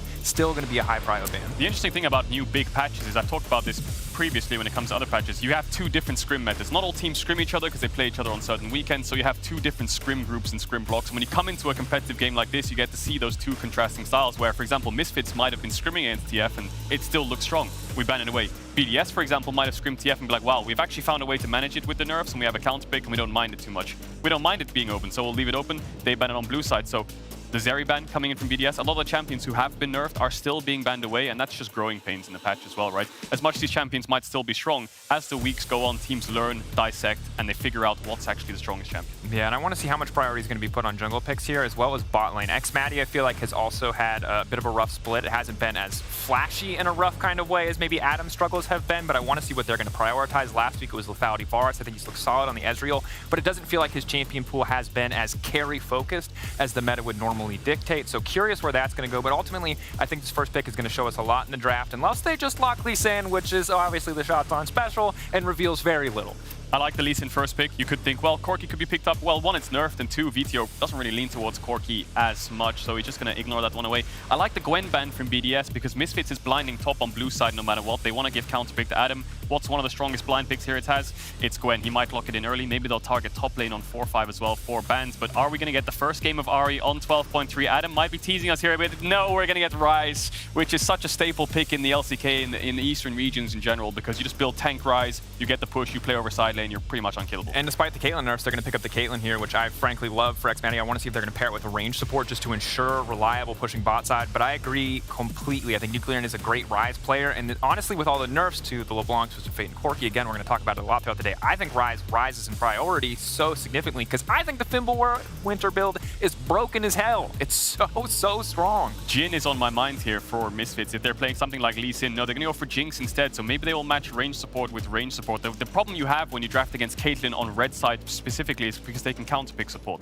Or they can pick Lux on 3 and ban away 2 support. So picking up full bot lane makes a lot more sense for Misfits. That's why blue side Caitlyn was strong, yes, but giving red side Caitlyn is horrible when they get counter pick support. Can be very difficult, but the question for me is BDS, now they can just get counter pick support for free, which I think is a solid situation to be. Normally I would maybe advocate for saving that for top, but that's because the Thresh has been locked by Misfits, it does make it easy. Now Thresh, still incredibly powerful support, and the thing I love about Thresh is into melee matchups, he's more like an enchanter, he's more like a disengage option. Against range options like the Karma, he can be the source of engage, so he is a flexible pick and a flexible option, but that's not going to stop him from, how do I phrase this without swearing, getting his stuff pushed in early in the game. Wow, Jesus, I look at that bot matchup. Caitlyn, Karma is obviously going to push that lane in so heavily, and as much as it's good, BDS need to make sure that they're very wary of early ganks, right? I mean, this lane is so vulnerable. We've seen level 2 ganks and it falls apart.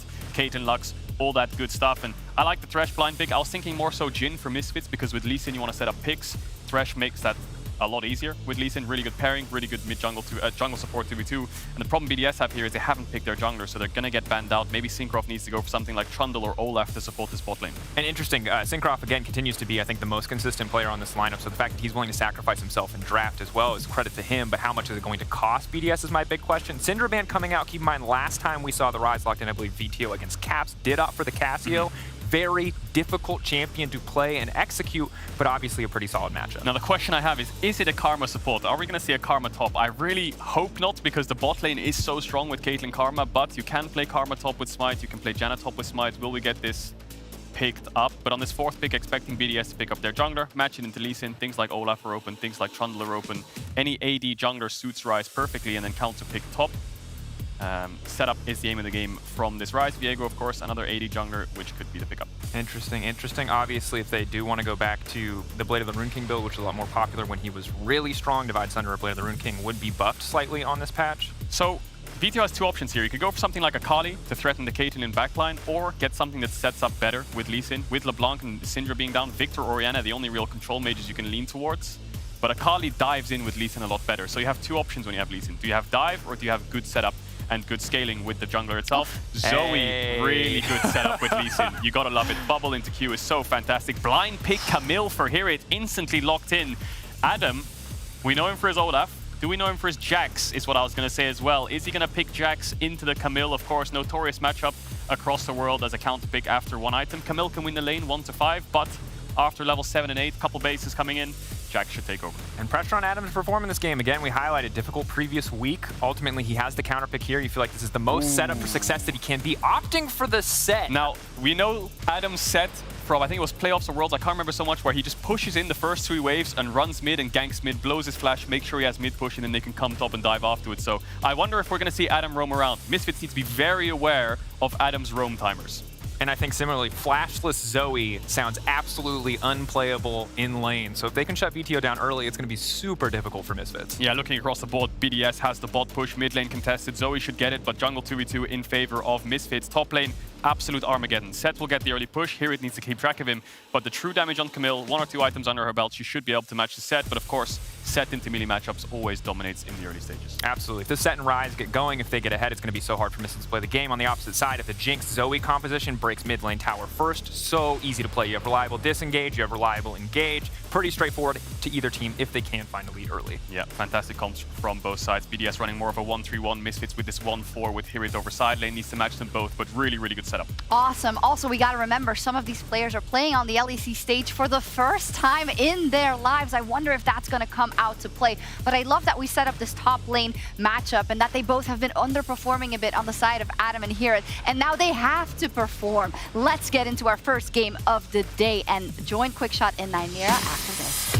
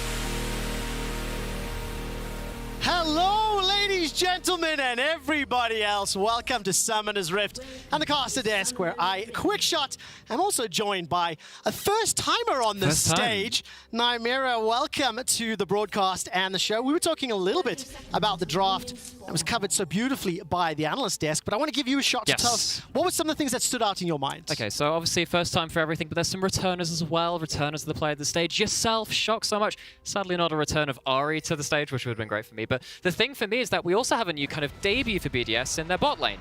I don't think BDS have ever played this much towards a lane-dominant bot side. We know that their mid-jungle loves to take advantage of their early fighting prowess early on. You can see that Ghost on Nuclear in. That's something which they have always played towards on the Rise. This is the first time they've really done the same in bot lane to give themselves tools to play around them. I mean, that pick priority, Rise first, immediately followed by Caitlyn and Karma, despite the fact Caitlyn has had a small nerf this patch. But then things just got really wild in that second phase. As you can see, players are all just set up across the Rift, no early shenanigans.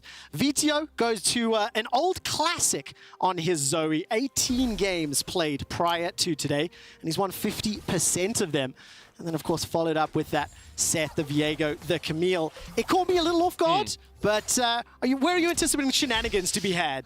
Shenanigans. Well, I think that the most butting aheads will probably be happening in this bot TV2. I think that's where losses are felt the hardest. That's where things are going to get pretty awkward. But this top side, a little bit of early potential too. So much damage onto Hirit. Going to use that passive of his to block some, but early advantage to Adam on the set.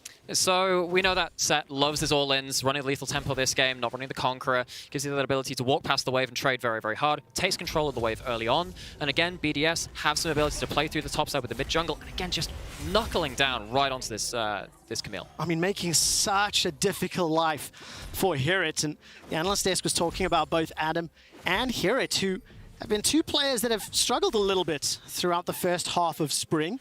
Adam, especially last weekend, some questionable plays. Yeah, less said about that, the better.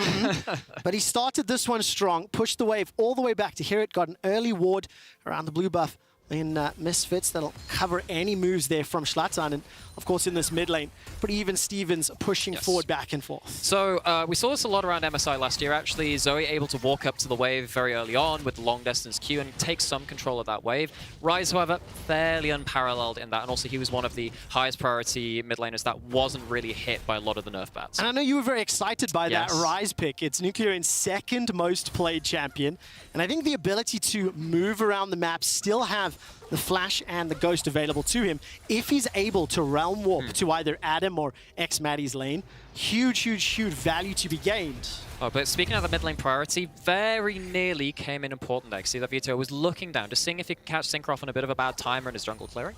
Not to be the case though, Nuclear not needed to be called down to that fracas. No, not that time round. And going to bring us back to this middle lane just one more time, because we heard there from Vito, renaming his solo queue account has been very influential and impactful in the games that Misfits have been able to pick up. I mean, look at this. Kill participation first, damage per minute. It's in the middle of the table. Participation CSD here. in gold. And of course, while I'm talking about mid lane, there's a gank down bottom, flash away. X-Matty gets to safety. Now this is a very topical thing we've seen in the meta. LPL loves doing this. Just force away the summoners away from Caitlyn lanes. They become very risky to play to their full pushing power after that point. We already talked about Caitlyn having that Q nerf, but I believe it's by 10% AD on that Q. Hits the pushing power a little bit. And now even when you do get that push, you've got to be wary of those lantern ganks. Hugely important play from Zlatan, being able to potentially help out his bottom lane. And of course, when you see whether or not Zlatan can combo up, both with Vito to try shut down Nuclear Int or not. And I think for Zlatan, he's a player who's been relatively quiet throughout the course of the early game in the first half of Spring. And speaking of this kind of early game impact, look for something in the bot lane. Doesn't quite land it, leads to a double scuttle going the other way. Syncrov on the other side has been much more of a stalwart play for BDS, probably their best performing member. If you look at Zlatan, you look at Mercer, they had 1 or 2 good games last week, but they're still looking to turn that into a trend, not just a one-off. Yeah, I mean, really good call out. Of course, because Zlatan showed, it allowed Syncroft to pull slightly ahead. Neon and Mercer have been pushed all the way under the tower. Matty and Limit still sticking around. Whether or not Misfits push out, we'll find out. Syncroft is relatively close here to Hirid. He's got his flash available to him. Not level 6 just yet. Syncroft steps into the Jungler's darkness. not on top side. Looking a bit This doomed. is going to look relatively simple. Here it's going to flash away, at least from Engage, and escapes with his life. Okay, so he does end up surviving. That's good.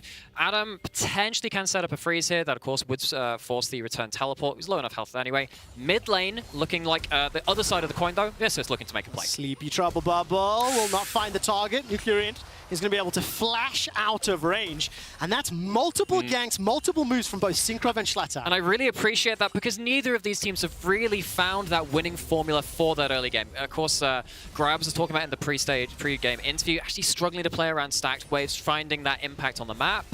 They found something in the top lane, probably not all of what they wanted. On the other side, Vito, as it so often is for Misfits, finding an opening of sorts. Yeah, being able to at least force the summoners, unable to connect or find the kills. Very minor leads in CS top and middle here, but they're completely negligible. Not really important. The bottom laners have already been able to back. Returning to lane with those Inquivers, and Zlatan once again showing his presence. There's no flash for X-Maddie. Syncrop is here. No ult yet, and I think Zlatan still has remained hidden. I don't believe he was spotted just yet then, Amira. No, but then he's going to get spotted just now as Syncrov. I think with the Lantern behind, of course, they knew something was up. They're tracking the jungler at this point too. And once again, it's evolved into a 3v3 on the bot side. Junglers making their presence known. Well, VTO is going to step forward, forcing Nuclear Int to back away. If you look in your minimap in the bottom lane, there's 3v3 potential is still around. Zlatan's hiding inside the Dragon Pit. Mercer's gonna get caught up by that Mantra Q, lands the death sentence. Flame Choppers will at least interrupt the engage from Syncroft. Flash forward from Zlatan. His first blood picked up by Team BDS. That is a steal away from Syncroft to land the death sentence onto Mercer. VTO's late to the party and cannot impact it at all. And again, Zlatan and Mercer, they're trying to impact the early game. They go for it, but this time they're punished. Bubble lands as level 6 Zoe. Not going to be landing that Paddle Star. Paddle Star won't carry all the way through.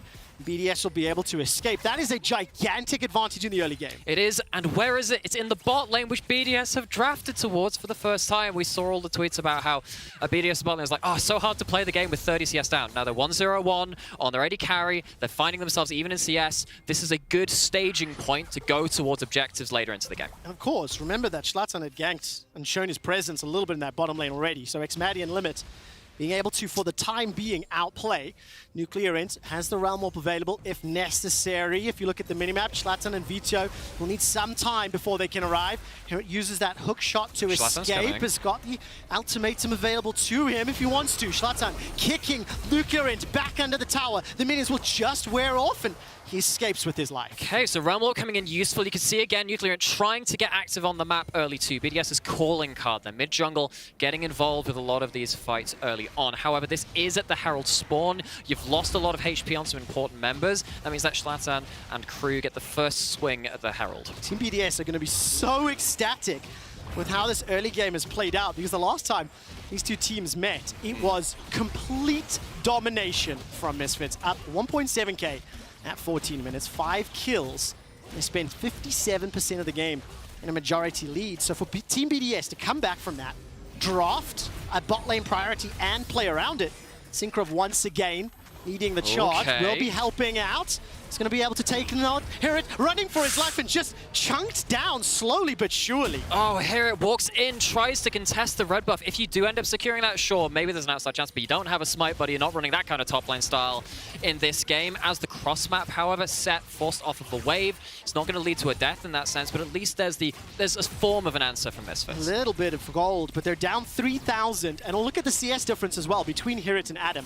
It's already up to 17. Herod making those plays towards the middle lane at the cost of allowing Adam to free farm up. So BDS may lose this tower. It does drop down, close the gold somewhat, but they've got themselves a great start to the rematch with Misfits. But that would be great if it wasn't Caitlyn getting the plate gold on the other side of the map. If you have a discrepancy in the amount of damage your AD carries can put out, that's when you start seeing noticeable differences in how team fights play out. Not to be the case though. Yes, Jinx does get some extra funding to get towards those item break points rather, that Misfits are desperately looking for, but it's not enough yet. Not just yet. The one thing I do like though is with all of the tools to control how fights play out, with the disengage and engage options from both the set, the Karma, as well as even that Realm Warp, when you start adding in those Caitlyn snap traps into potential sieges and zoning around objectives, there's a lot of options that BDS can coordinate around, because no dragons have been taken just yet. They have got that first Herald, obviously, but this has been a very sort of champion kill-focused game. It's been a bit of an arm wrestle, right? Because the only thing that's, you know, worse than kind of just going towards an objective yourself is setting up for an objective poorly and baiting in a fight which you're not ready to take. Adam setting up poorly on the top side of the map currently. Well, pushing very far ahead. Sweep shot will catch him out. Precision protocol as well. Adam is looking, not going to be able to find the shield, and pretty easy kills there for Zlatan and Herod, the first of their game, but this will open up a cross-map play once again. Okay, so as much as you have that CS advantage, don't have a tower, might not have a support alive either. Not yet. The flash, the flay, sidestep away from the death sentence, and xMatty will use that Gale Force to dash forward. It ends up being a 1-for-1 as Neon picks up it on the back end. Does pick it up, but he's low HP, doesn't have summoners anymore at this point. That's a surefire kill on this tower towards the bot side. Yes, it's now a trade between the AD carries again, but the extra kind of collateral goes to the side of BDS. And what a fantastic game here for xMatty. 2-0-2. Gigantic they drafted for him, baby. On his head, which is also a little bit surprising, because xMatty was one of the players on BDS that we hadn't yet really see step up to the plate in some ways. But, oh, kudos here to Limit. He sidesteps a death sentence. Yes, he does. You know, I've been a bit of an Matty apologist for most of the split. It's been a little bit difficult, but this game has been very important to show what this 2v2 can do on the side of BDS. It is a very opportunistic kill from the side of Misfits, and if you do manage to keep your support alive, there's a chance you can chase down with the Excited to get 2 out of that. Unlikely to lead into anything more than that, but at least Misfits trying to turn their woes. They are trying. 2,000 gold up, a dragon as well. Now a little bit of movement around the map. Divine Sundra is picked up for Synkrov. The other side for Zlatan. He's got himself the Gore Drinker. So itemization now starting to pick up and catch up to what Neon and Xmati been able to play with. But once again, look at the minimap. 3-man stack for BDS going towards the top lane, and Misfits, they're invading into the red side buff of BDS. And one thing I really like from Misfits right here is that they're clumping up to make sure that the Realm Warps don't catch people out. Yes, you do have a Camille on one side, which is very good at closing distances. It might actually be Syncroft falling prey to this first. Ooh, Sleepy Trouble Bubble. Not going to catch anyone. Zlatan landed the Sonic Wave. Well, all of the Misfits members zone off BDS. A couple plates will fall in the middle lane. The Realm Warp. Realm Warp is coming out. The Flame Chompers land, and it was a zoning Realm Warp, Nymera. Yeah, because I've been looking for it for the last minute. Say, ooh, maybe someone's going to step out of position. Nope, no, that would be a very one-way trip if Nuclear chose to do that. End of the line, Death Chamber. Zlatan potentially catching out the Rise again, but he's 1v2. Ooh, is he catching someone out or vice versa? Ace in the hole does a lot of damage, and Safeguard will be able to get him to safety. Zlatan not necessarily with close enough backup another time this game. And when we look at Misfits, still on the back foot, they are trying to put pressure on these towers and move around the lanes. But when you look at their composition, a lot of options for pick. They need to land those skill shots. Pick themselves. They need to find alone targets. Vito trying to run for his life. He's still got the flash available to him. Nuclear Int and Syncroft chasing forward, and Vito literally able to waddle his way to safety. Got to say, the most incredible of disengaging plays. It's the walk away slowly. Mercer showing his face towards the top side. Not making any plays right now, but Syncroft might be walking into a hook. Death Sentence catches onto Syncroft. He flashes away for now. Zlatan's got the flash available. That's a flay back holding Syncroft in place. Vito not going to be able to land any skill shots just yet, so the disengage comes through. So you can change the sides of the map. We can go down under if we want to, reverse those lanes, but it's still going to be a 3v3 in some form or other. Junglers really trying to make their mark on these earlier skirmishing junglers like the Lee Sin. Viego's a little bit different, but of course he's hit his first item at this point. He's very ready to brawl. Got the teleport back into the top side actually from Vito. And actually I want to check back in with Vito again, because this is a champion who loves structured games around certain areas of vision, wear people down over time, landing the important bubbles. Vito's not had the position to do that just yet. The thing which I'm checking next from Misfit is, yes, Zlatan has managed to find some angles of attack. When's Vito enter the equation? Yeah, I mean, the few times he has thrown a couple skill shots out, has not found a target. And similarly, when you look at this Misfits composition, I do want to go back and explore the idea. They've got a number of tools for sort of, picking off individual champions, not the strongest styles of engage. I think that's relatively fair maybe for both sides of the Rift. But it also hurts them a lot that Hirit is relatively far behind right now. He was going to be able to unlock some pressure in the side lane, maybe force movement from BDS that would open up the possibilities. Well, if you flip the name tags, Adam had a Camille game last week against Mad. And one of the things about Camille is that if you go into a fight, you're rarely making it out at that point. That's a strong kill combo from Matty. So much damage! Not going to be able to avoid the death sentence. Matty really feeling confident there. And ultimately, 90 caliber net sends him back to the fountain. While that was going on, look at the minimap. A number of wards from BDS have just been placed into the jungle, and we're 30 seconds away from the dragon. It might be a kick. Is going to flash forward, insta-flash from Limit, but Adam is still available. He throws down Vito into the middle lane, manages to pull back Neon, but a flash away secures another kill, just like that. Misfits tie up the goal, tie up the kills, and Vito throwing all the skill shots a million miles away. Sleepy Trouble Bubble will cut off Syncroft's escape. Continues to get poked down. The rest of Misfits arrive, and Nuclear Int will get caught out once again. A double flay from Mercer. That's another kill to Misfits. Nuclear Int is now trying to turn it around. Here comes Xmati. Ace in the hole. Will pick it back up. 6-6. The Realm Warp throws Nuclear Int into the middle lane. No flash, no heal. That's a dead Neon is going to get taken out. One more shot. Nuclear Int finds it, but now Hirit joins the fray. Xmati firing away. That's going to be the hookshot away to safety, and 3 members of BDS now pushing onto the turret. Paddlestar goes wide. How is this not over? I don't know. Sleepy Trouble Bubble will lock up Xmati, but there's no further follow-up in one of the longest skirmishes we've had this year. So, you know the follow-up of not having that much engage? This happens, Trevor. You can't cleanly find your targets. You've got to have multiple attempts at it. And Matty playing with fire yet again. And we asked it just a minute or two ago, when does Vito enter the equation? Turns out right then. The Zoe actually gets a good extended run at this fight.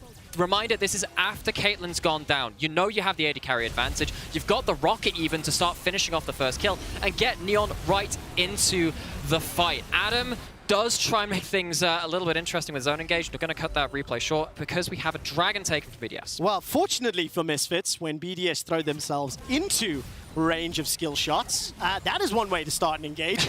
Of course, while we were looking at that replay, Team BDS brute forced their way into the dragon pit. They secured it relatively unscathed. I do think having some of those wards in the Misfits jungle allowed them some level of confidence. But we're now bang on even on gold. Pretty much everybody has got their first big ticket items. And the second Herald will look to go the way of Misfits. So it doesn't look like this is going to be contested. So let's not talk about that objective. Let's talk about the Soul and looking further forward to the future.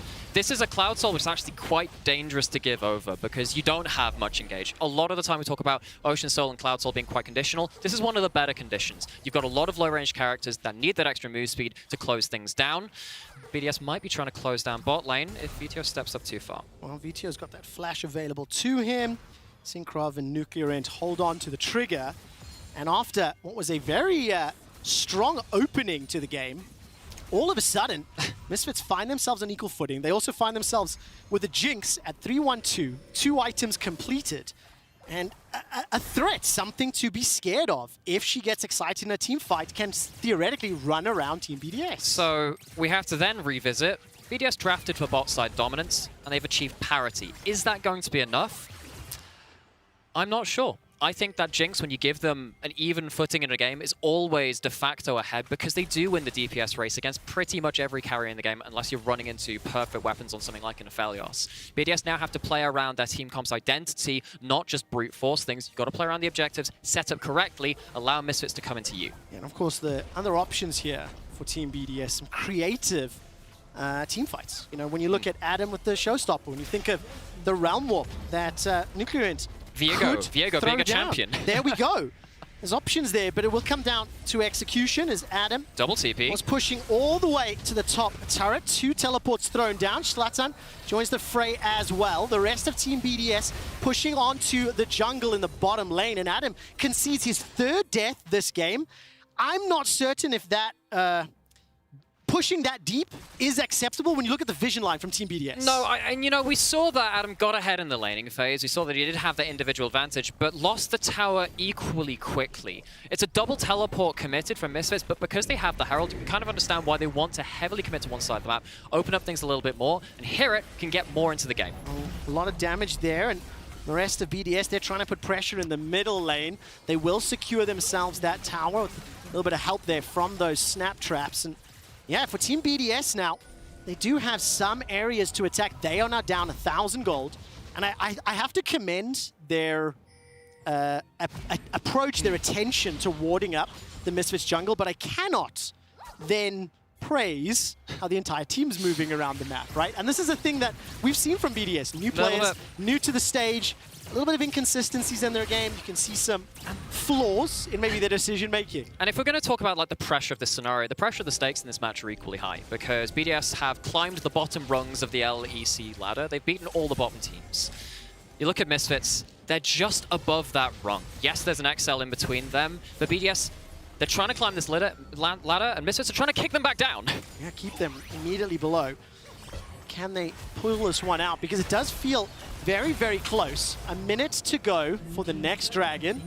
Misfits grouped up, pushing all the way to the top lane. Team BDS are split up. Xmatty in the middle lane. Adam with his TP in just a moment or two. Down in the bottom lane. And it looks like Nuclear Ent should be able to escape with his life. So both teams just poising and sort of threatening. Their engage is somewhat conditional. Yes. So it does make it more complex to actually start these engages. You're looking to prey on mistakes. And the only time where things get really, really dangerous one team or the other is if you cede an objective area to the other team. You've got a Zarya on one side, got the Caitlyn on the other. You already talked about how the Realm Warp can have obviously aid the side of BDS, while Bubbles end up being equally devastating to BDS if they do let that vision lapse. Something's starting to evolve in the mid lane. Adam going in. Zlatan gets pulled backwards. Mercer's going to be able to flash for his life. VTO as well as Hirit are going to arrive 15 seconds before the Cloud Drake is up and available. Hirit, flash and ultimate available to him in a relatively good flank position. Can Vito find that sleepy trouble bubble? We're waiting for that individual skill shot to lock down.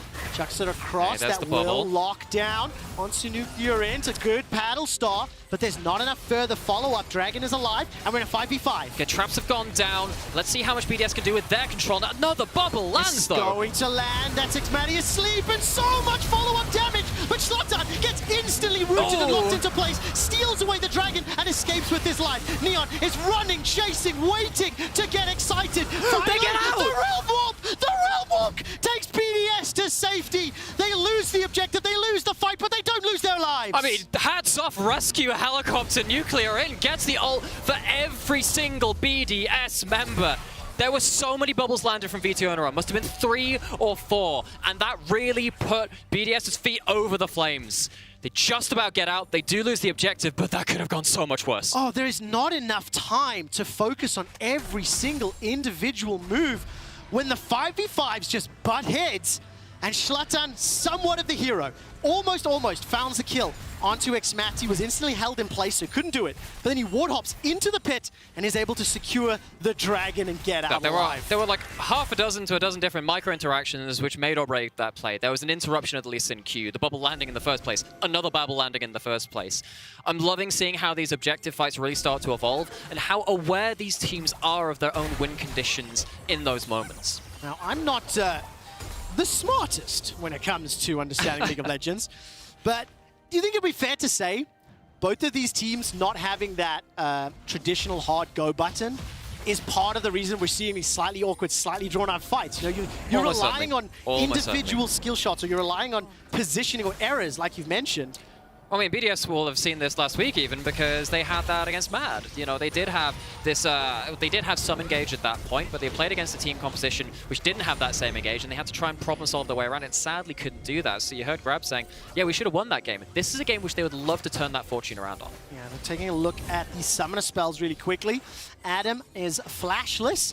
The rest of BDS have theirs available. Zlatan on the other side, as well as Mercer, are down with those flashes, but here it does have the teleport in the bottom lane. Using vision. VTO's walking up. This is quite dangerous, actually. Flash over the wall. VTO goes golden. Needs to find the lantern. Is there enough time? Oh! No, there is not. It's Xmati that picks up the kill. Here it's going to run his way into the middle lane. Did not use the teleport. Now Adam a little bit behind the rest of the squad. Here it jumps all the way forward, but holds onto the baby cage. A lot of damage onto Limit and Adam, but they're threatening to play on the Baron. Okay, again, you're fishing for the mistakes. Now Zlatan on the flank, but there's a Realm Warp. There is a Realm Warp indeed. Nuclear Int gets held into place. Neon down to 50%. Nuclear Int is taken out, and Adam's trying to find more damage as Neon is firing rocket after rocket. Zlatan is running the rest of BDS away. Ward hops over the wall. 1-for-1 in the second engage. Oh, there's beaten bodies everywhere, bruises across the board, but Zlatan finally hits the ground. Xmati takes him out to secure the third kill of the fight. In reply, they only lost 1. Still minorly ahead is Misfits, and nobody is healthy enough to make a play on Baron, so the game continues. It continues, and because that fight was so elongated, actually BDS don't get great resets to try and get towards something like that Baron. This is already after Vito goes down, died for a control wood. We've all been there before. It is going to be that creative engage. It's using the Realm Warp to get at something. It's at the cost of the Riser's life. Probably not the best price you want to play. And when the Jinx is already excited, it means that BDS can't continue the fight right down the gullet of what Misfits want to throw at them. They do end up walking away with a slight kill advantage with the jungler going down too, but close run things again. Very, very close. And the next time these teams fight, a number of additional summoners have been burned. Nuclear Int's lost his. Taking a look. Actually, it was just really Nuclear Int who was instantly jumped on once removed that from existence, yeah. I mean, didn't get to play the game. No, definitely not. And I think both of these teams relatively committed to the objective fights. We've seen, I'm going to say, weak attempts at playing those side lanes. Here it was, in fact, pushing down bottom before BDS forced the engage, forced the play onto Misfits, and for BDS, Adam has been punished for playing those side He's been lanes. taking the Darien approach to League of Legends, where he just turns up in a side wave and hopes for the best. Hear it, looking to force things in the center. Well, Syncrop the first one to jump forward. Here it doesn't pull the trigger yet. A good crit on that rocket. The Sleepy Trouble Bubble is sidestep. That's a slow landing onto Limit. Good damage onto Adam. Everybody's holding their breath, myself especially. because we have another long team fight. Here we go, there's the Ghost. Coming. Nuclear in chasing with the Ghost. Misfits are split up. That's a great pullback. Oh, the kick! They managed to pick up Schlatan on the back end though. Here it is, jump onto limit. Neon gets excited, still alive, still full health. Runs down Xmati, and as soon as Jinx gets excited, the arcane buff is activated, and Nuclear Int, the last man standing, gets aced by Misfits. It's 4 for the Jinx. It's a battle of resets. You have a Viego on one side, a Jinx on the other, and it's the guns which come out blazing at the end of it. It's going to be the Baron as a prize. This is going to break open the game. If neither team has fantastic engage, it means that you're going to struggle to shut down a concerted Baron push too. Game-breaking moment from Misfits. Little bit of ARAM energy over the last few minutes of play. Adam, Syncroft, BDS trying to force their fight, and there was moments when they may have been able to pick up a little bit more. Misfits in the end, VTO as well as Neon cleaning it up. They push the gold lead ahead. They get themselves that Baron, and now they have the tools available to take control of the game. Okay, my oh my, how did this happen? Adam gets a decent play at the start of it, but then just gets kicked into all of his carries on the backside. That is a top draw Lee Sin ultimate.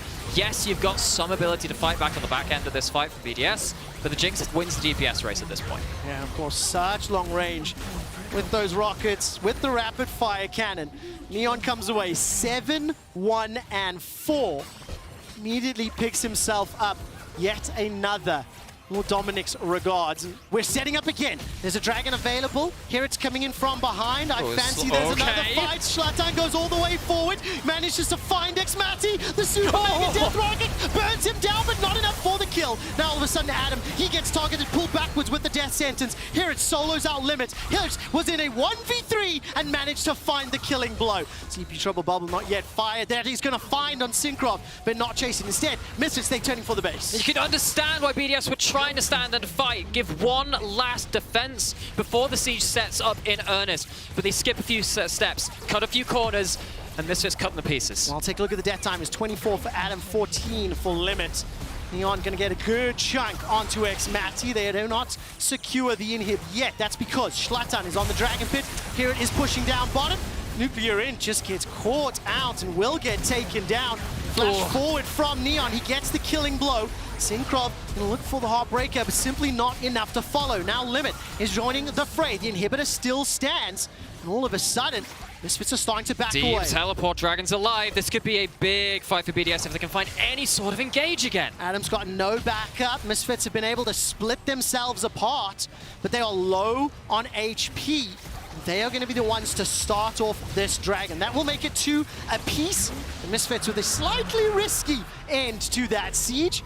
Get away mostly unscathed with another objective. Oh, what a phase of play from Misfits. Love to see this mid to late game dominance come out of Misfits. They know exactly where their strong points are when it comes to it.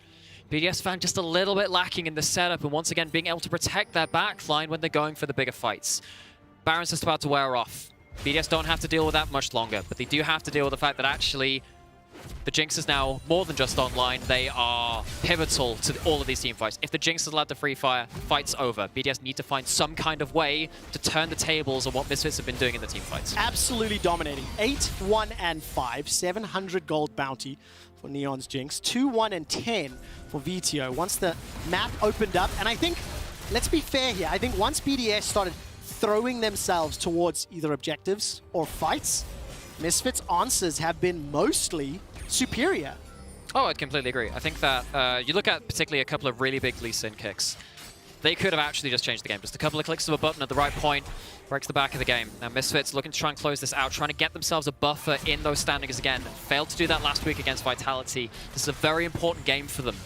Now moving towards that playoff scenario. Of course, Misfits Baron has run out. No inhibitors were secured, but all 3 lanes pushed into Team BDS's base. Here it will pick up yet another turret, and now Misfits playing a little bit of the patience game. Ral Morp is going to deliver a number of Team BDS members on to Neon. He's down. 700 gold bounty picked up. Here it will be able to secure the inhibitor, though.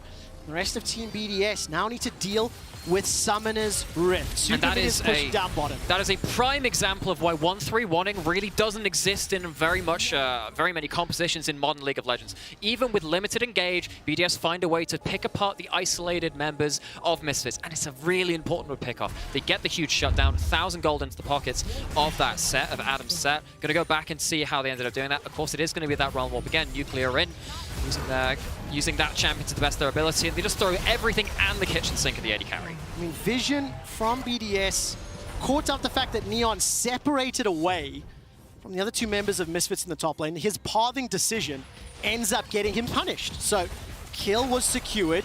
Small delay now on this final Siege's final push. And you look, 1.5 minutes to Baron, 2.5 minutes to the next Dragon. That's not even going to be sold for either team. And now Zlatan got himself flash in a moment or two, was able to at least hop away to safety. But for BDS, they're going to need a number of those Hail Mary team fights. Hope that Misfits allow an opportunity for them to get flanked. And there's a key word in there, a number of the Hail Mary fights. This isn't just one fight to get all the shutdowns off the table. Heck, there's only one there on the Camille. They need to find something that will give them like multiple ways to get into that fight again. Maybe they can get themselves a Baron with some kind of freak steal, but they're being shut out of their own jungle right now. Yeah, Team BDS trying to set up some sort of trap, hiding inside the darkness of their own jungle. And for both of these teams, the early game and the movement around the map has now become relatively insignificant. I have to credit the fact Team BDS had a strategy that they went into with that Caitlyn Karma bottom lane. They were able to get it ahead. Unfortunately, they weren't able to safely push that lead further. So this is why Misfits knocking on the second inhibitor. The top lane turret slowly being chipped away. Inhibitor number 2 secured, and if you're in Misfits' shoes, you played slow, you played safe, wait for either the next Baron or the next Dragon, probably the Baron, and use that to try close the game. Yeah, it looks like it's going to be 1,000 cuts as the name of BDS's demise. They do lose that extra inhibitor again. And this is the point where you can't really leave your base unattended for too long. You've got Adam, who's still sat back there trying to clear out, but I think without the set coming off of a Miracle Flank, very few ways to get under Misfit's skin. Adam does have teleport available. Mercer will take an ace in the hole as he's running away. 4 members of Misfits now inside the pit. They secure the Baron. Relatively uncontested. Some poke damage. That's because Adam needs to defend the base from all of these supers that are pouring in. I would have very much appreciated if that was a redemption steal. I saw the attempt there. I appreciate it, Limit. However, not to be the case. And now BDS, who have given over that second Baron buff. We saw how destructive the first one was. This is going to be even more so. This is probably going to take the Nexus. Okay, teleport is up for here. He's level 17. Be a little late to the fight, but keep your eyes on Nuclear in. That Realm Warp could open up an opportunity, but it needs to be pixel perfect. The amount of time it's taken. There it is. Here comes Herod to the top lane. Realm Warp will only deliver Adam. Showstopper pushes Mercer backwards, and Vito is able to escape with the Gale Force and the Flash. There's no kills just yet as Adam gets a gigantic shield. Zlatan and Herod jump onto Xmati, hit, delete, and send him to Grayscale. 3 members of BDS running for their lives, and this is going to be a miracle if it happens, and I don't think that it will. Neon is unlocked, turns his attention to the remaining members of BDS. Now all of a sudden Vito trying to chip away onto the turret. Synchron taken out by Vito.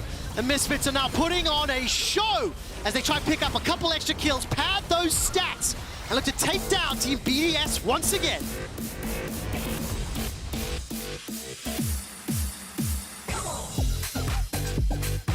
Not the most energetic of reactions yet from the Misfits players on stage. It's all right, you've got enough to make up for it.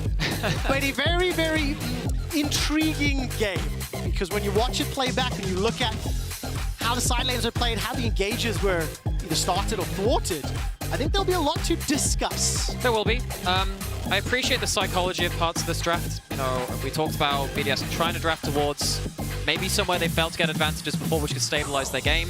But neither team really had the go buttons to secure themselves the huge advantages. It came down to minutiae, it came down to mistakes. They went in the favor of Misfits. And it came down to, of course, both Vito and Neon being very impeccable in their positioning, being enabled by Zlatan and Herod So this will push Misfits to 6 wins, 4 losses as they start the second half of the spring season. And that's very, very important because those 4 losses were Vitality, G2, Fnatic, and Rogue. So for Misfits, they're looking at playoffs. They need to pick up a few more of those. Everybody watching at home, the 3 nominees for your Kia Player of the Game are Schlatan, VTO, and Neon. Go vote at LEC on Twitter. But I do think, again, for both teams that played today, refinements. Still looking for approaches to the game, maybe. It's very difficult when you lose a game, not just because the enemy played well, because actually you misstepped yourself. Yeah. That can be quite damaging at that point.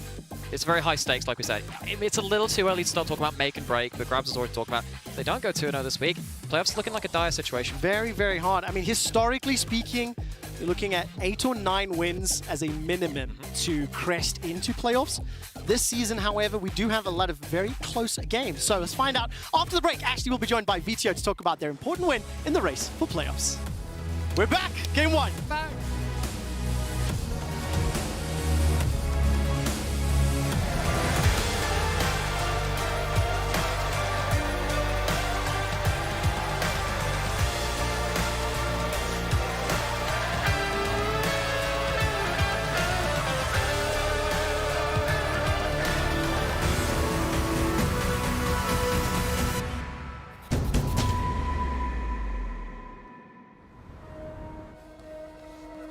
They are out there,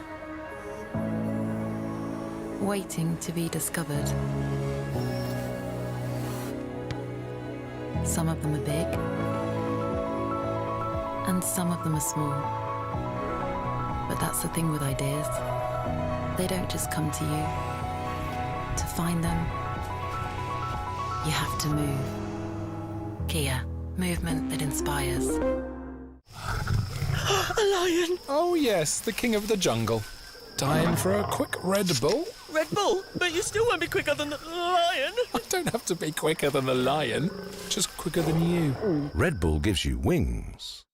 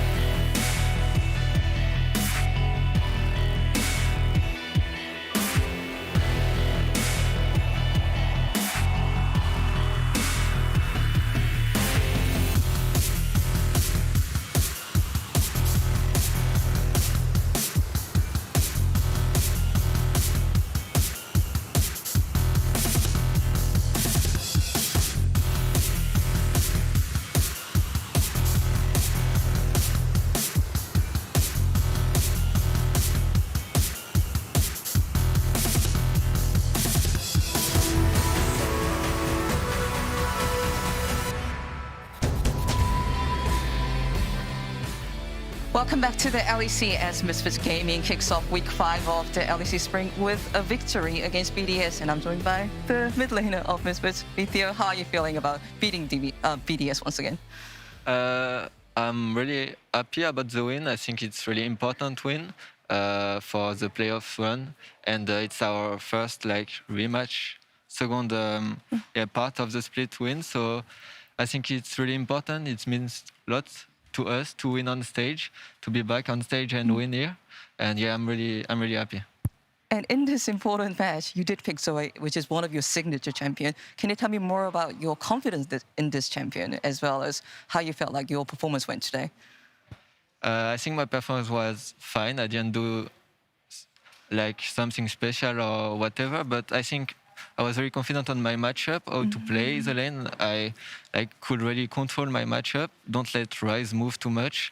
And then, I'm really happy to play Zoe. I didn't play her this year yet, and that's one of my favorite champions. And yeah, I think it was a great game for Zoe, and I'm happy to play her for my first stage game. And how has your mid-jungle synergy with Zlatan been going? Because he played Lee Sin today, and he does, in general, have a lot of jungle proximity towards mid lane. I think we get along together good with Zlatan. I think we have good understanding of other role and what the other needs. And I think, we do often good mid ganks, and it mostly pays off. And I think this game we got Ryze Flash. It helped a lot the early game. And yeah, I think I'm really happy to play with Zlatan. And this is a great start for Misfits, Zlatan, and also for you, Vithio, who often expresses your motivation to become one of the best mid laners in the LEC. And I did ask this question in an interview at YouTube recently, but I want to reiterate, where would you rank yourself in the current 10 mid laners that are working in LEC so far? I think I'm doing good. Pretty decent this year, at least, this split. But I have a lot of respect for other mid laners, and I think that right now, still Humanoid, Caps, Perks, and Larsen are better than me. I think they can do more stuff than I do right now. I think in laning phase, I'm not that far from them. I learned a lot on laning phase, but yeah, I think that's where I am right now. And what would Misfits Vithio need to do in order to be called the best mid laner of the LEC by the end of 2022?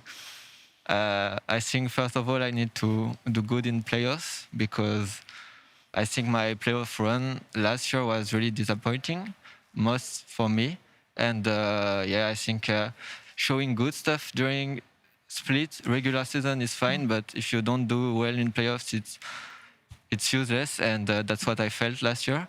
And yeah, I think I need to do good in playoffs, keep working hard, and I think at the end I can be the best. I will look forward to it. Thank you so much for the interview. Appreciate it. And we will continue to have a deeper dive into Malang, the new jungler of Rogue, ahead of Rogue versus Astralis. So stay tuned. My name is Geun-sung Kim, and League of Legends nickname is Malang. I'm 22 years old in Europe. I start League of Legends 2011 and start professional player 2017. Play style, I'm 변칙적인 정글, not normal jungler, I think. Tell me about your favorite champions. Graves and Zarban and Xin. Is there anyone that you really want to play against in LEC? G2 Broken Blade and Yankos, because Yankos playing style is Korean jungler, so I want to win, and Broken Blade is my friend. Outside of League of Legends, do you have any hobby? After Scream, I just play solo rank. Any differences from Korea to playing here in Europe? I think not very different. I think Europe is more free, many free time. Difference is choppy showmaker, like these guys. I want to go world. With Rogue? Okay. Yes, with Rogue. I'm so excited. It all starts with an interview with Ashley Kang. I wouldn't do that to you, Rogue. I'm not doing that anymore. But I'm really happy that Ashley was able to make her way over from the stage here to talk about Malrang, who has been making waves since joining Rogue in the LEC. First off, I would like to take a minute to welcome you officially also now that I get to talk to you to the studio.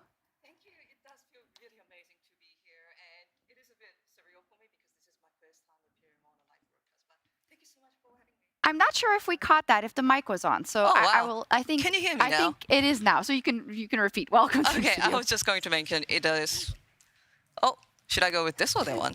It already works. So now we have you 2 times. Okay, so. I'll just hold the mic Yeah. anyway. But yeah, it does feel really good to be here. And it is a bit surreal because this is actually my first time being live on a broadcast. But thank you for making me feel so welcome. No problem. I think you're knocking it out of the park. And obviously, we have to pick your brain a little bit when it comes specifically to Malrang. I know you had several interviews with him already and you followed him. Can you talk us through his beginnings in Korea?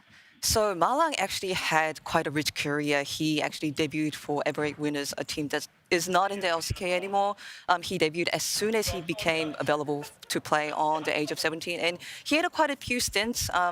Was a jungler for Gina Green Wings as well as KT Rolster. Also had a brief time in the Turkish league.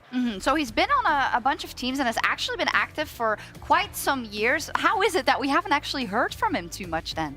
So even though I'm really glad that Malrang is having an amazing time in Rogue, he had a bit of a dark age, especially during his Gina Green Wing times where he was kind of memed for being the deathless jungler because he was playing too passive, only focusing on clearing camps and not necessarily on team fights. So which has been a very different playstyle that we are seeing from Rogue right now. Oh, absolutely. I would say I wouldn't recognize him if you say that he's a very inactive jungler. Of course, he had a stint as the understudy of Canyon. On Damwon Kia, do you think that has helped him in terms of his arsenal and what he's able to show as a jungler?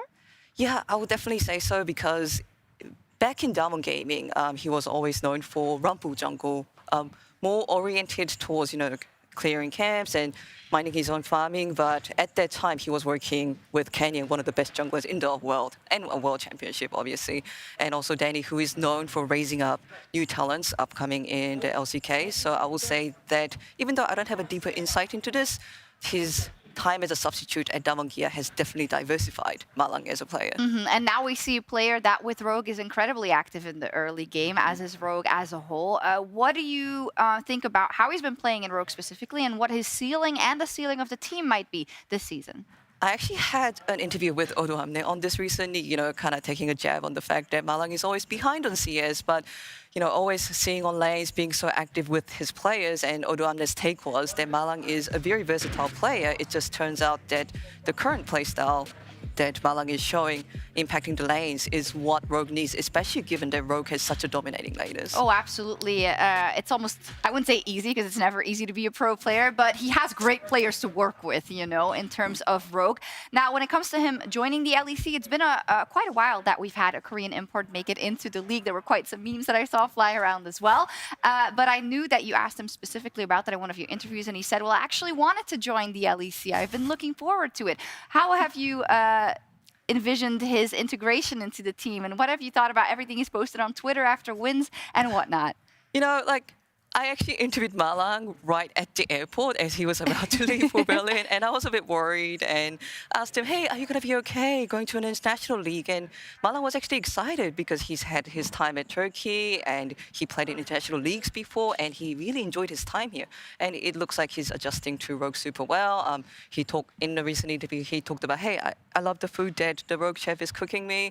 LEC fans love him, like all the Twitter activities, a bit of a jab and Zanzara and things. And as I think I can represent the LCK fans that we are so glad what Malrang has been doing for Rogue and LEC. And I think the LEC fans are happy as well, as we can see a snippet there every time Rogue has won, which has been 9 times, so we have 9 pictures. He's posted a little selfie with one of the teammates with a caption, also some Twitter banter towards Zanzara. Larson could improve his Korean heart. Yeah, I think that's not, maybe that's what he's bringing in also, like saying, hey, you guys need to step it up in terms of the Korean heart. Can you show, how would you? So it's the camera this way, right? So you have to do it like this, so it actually looks, the cross looks like a heart. Like a heart, Not okay. this, like what Larson is doing. Okay. I'm sorry, Larson. Sorry, Larson. Maybe you need to work on your heart, but you're doing really well in game, so that's awesome. So thank you so much for that, Ashley, that exclusive insight. And now let's see if Malorang and Rogue can keep their win streak going and make it a 10-0 with a win over Astralis. Let's head back to Quickshot and Nymera. Thank you very much. Can they take down Lost Astralis at 0-9? You would think so on paper. Certainly hope so. That is, of course, the expected result coming into today, but that means that Astralis have got a buff, of course. Look, let's talk a little bit about draft. I think Rogue in particular have been very versatile. They've had fantastic drafts throughout spring. Astralis still maybe trying to figure that out. Still trying to figure it out. The draft versus Vitality, I think a lot of people praise them. I think they'd be correct in praising them. Which means it's kind of sad that one of the largest improvements they've had comes against one of the strengths, the very high strengths that Rogue has. Now, of course, for Astralis, this can start to play spoiler in the second half of the season. They've yet to pick up a win. They have had moments. Sparks, but they have not been able to string them together. The one thing I do think about with this roster, we're on a new patch. Champions are potentially available. Zeri is one of them. Zanzara. What on earth is he going to be running in the jungle? You don't really know. I don't really know what BDS, Team Astralis are going to be prioritizing. Well, I think that it's right for you to call out, you know, a new patch, potentially new OPs, and that can potentially lead to actually quite an overloaded draft. We've seen that a couple of times where you have more targeted bans. See, stuff like the Caitlyn, even with the nerf, Caitlyn is still very strong. But what I'm really wanting to see is, are either of these teams going to start banning more towards the nameplates, like, of course, that Trundle on, well, I mean, I would have thought it would have been towards Malorang, but stuff like that, which will open up more of the OPs. Definitely the case. We saw that earlier today in some of the LCK games we were watching. We saw that in game 1 of our weekend. Caitlyn, LeBlanc, Trundle removed from the pool. Rise taken out as well. Neo's already played that once this season. Yeah, thinking back actually on that Trundle, this is actually a champion which both these junglers have played.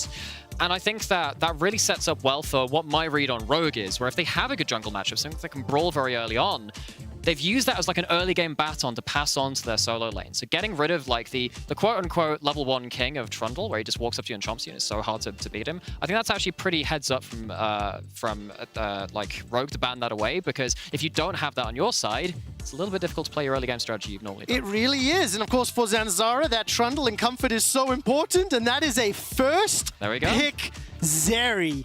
The question you have to ask yourself, is this the priority pick? Is the strategy Astralis are going to play going to be worth the investment on this champion? Well, I mean, we've seen a couple of games of it now across various regions, and reminder, this is 12.3, has had some changes more towards the crit. I mean, we've seen 2 Zeris before. Both of them were losses. In the LEC, yep. In the LEC, that is correct. In the previous game, we saw Viego being played. It's, of course, going to be his 12th game. 3 wins, 9 losses. Our stats team put together this interesting document about all the most recent released champions and what their win-losses are. And they don't look good. No, I mean, the first game was against Fnatic, if memory serves me right. It got crushed in lane against the Thresh Fellows, and then it didn't really ever get off the ground at that point. Question is, actually, have any of these teams now had more scrim time on this, found a way to lane better, find a lot of lane partners, bounce the map around such an early game in the early lane in the early game, and allow it to survive through to that point? And not only will Astralis have to answer those questions, Nymera, they're going to have to do it against Rogue. Yes. The definite strongest team. No small task. In the league right now. Exceptional during the course of the early game as well. Gigantic leads, and first across so many different categories. Zanzara will most likely be running this Jarvan.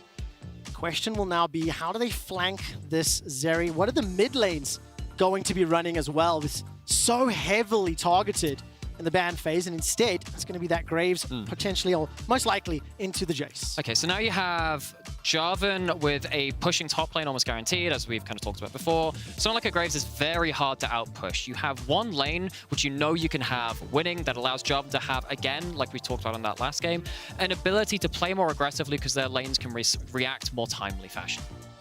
What will the answer be here from Rogue? And I'm also starting to think to myself, how will the team compositions play out? For Rogue, they've got some pick power, got themselves some great poke in the form of that Jace from Odoamne. Played that twice this spring already. The support pool is still available. Thresh still up, actually just banned away. Yumi removed as well. Engage, maybe? Yes, I mean, on the side of Astralis, you already have the Jarvan Cataclysm. That becomes a bit problematic because stuff like, you know, Poppy is still on the table. Not really, actually, though, because the Lee Sin's in there. There aren't as many things which can disengage from the Jarvan so much. So you can maybe just say, actually, maybe we're just okay with that Jarvan and allow the Zeri to flit in around the edges. Mid lane is where I'm drawing my eye to as well. You can see that, you know, Larsen's played 4 games of Victor and does so well when he's actually been given that stable early game his team gives him. Of course, the Corki didn't appear at all in the previous game, if I recall correctly. Neither banned nor picked. Larsen got himself 2 games played. Dayo got himself 2 games played. Nautilus and then that Victor are removed for the final bans. And what would you like to see to close out these comps or, you know, build into the identity they're forming? I'd quite like to see that. Oh, there my we word. Go. I need to give a little background, I think. So, I started playing in Season 4. I picked up a champion called Ahri, and I haven't let go of it since. I am very much a bona fide Ahri main, and I am very, very excited for this game now. Give me a rough idea. What was your mastery points? Or? It's into the 7 figures. I did crack 1 million mastery points a season or 2 ago. So you know a lot about Ahri. I know a few of the ins and outs. Quickly rounded out the draft so I can start blabbing about this a little bit more afterwards. It turns out Astralis did say, all right, let's get ourselves a secondary engage. Actually, particularly when you see the Ahri on the other side, you need something again to just make sure that they can't just ult out, re-engage, play around that ult reset they have now. Wow, look at all this engage now come in from Astralis. Leona, as well as that Vex. Vex into Ahri. I hope you're prepared and got some notes. We will dig deeper into that matchup as well as how the changes on this patch impacted Ahri. Tribby's looking for his champion now. Got themselves some pick and ton of mobility on the side of the Rogue composition. I'm going to go with a bit more of a disengage tool in Janna. Okay, so the Janna stops, of course, a lot of the heavy dive, the dive buddies of the Janna and the Vex. If you manage to catch them out, it's straight into Jace Burst, it's straight into Lee Sin Kick, it's straight into the Ahri Charm as well. If you're going in alone and you're not coordinated from this side of the Astralis, which, let's be honest, that's been one of their calling cards this split, really struggling to get everyone on the same page at the same time, that Janna can pick apart their engage. Well, of course, and allow potentially Rogue to reposition, move around. If Comp is able to get excited, that's going to be good for them. Now, for the Astralis comp, with Vex and with Zeri, how do they play this out? They really want to fight broken skirmishes, pick people off around the edges, allow Zeri to hop over walls, Vex to do the same thing. They can close down on one target very, very effectively if they find the right angle. If they find the right angle. Astralis looking for opportunities last weekend and a couple of moments throughout the course of their games. That gave some hope, gave some optimism. They are still on a 0-9 losing streak, coming up against the 9-0 Team Rogue. It's going to be an interesting and tough match. We'll see you on the other side of this. I'm so happy.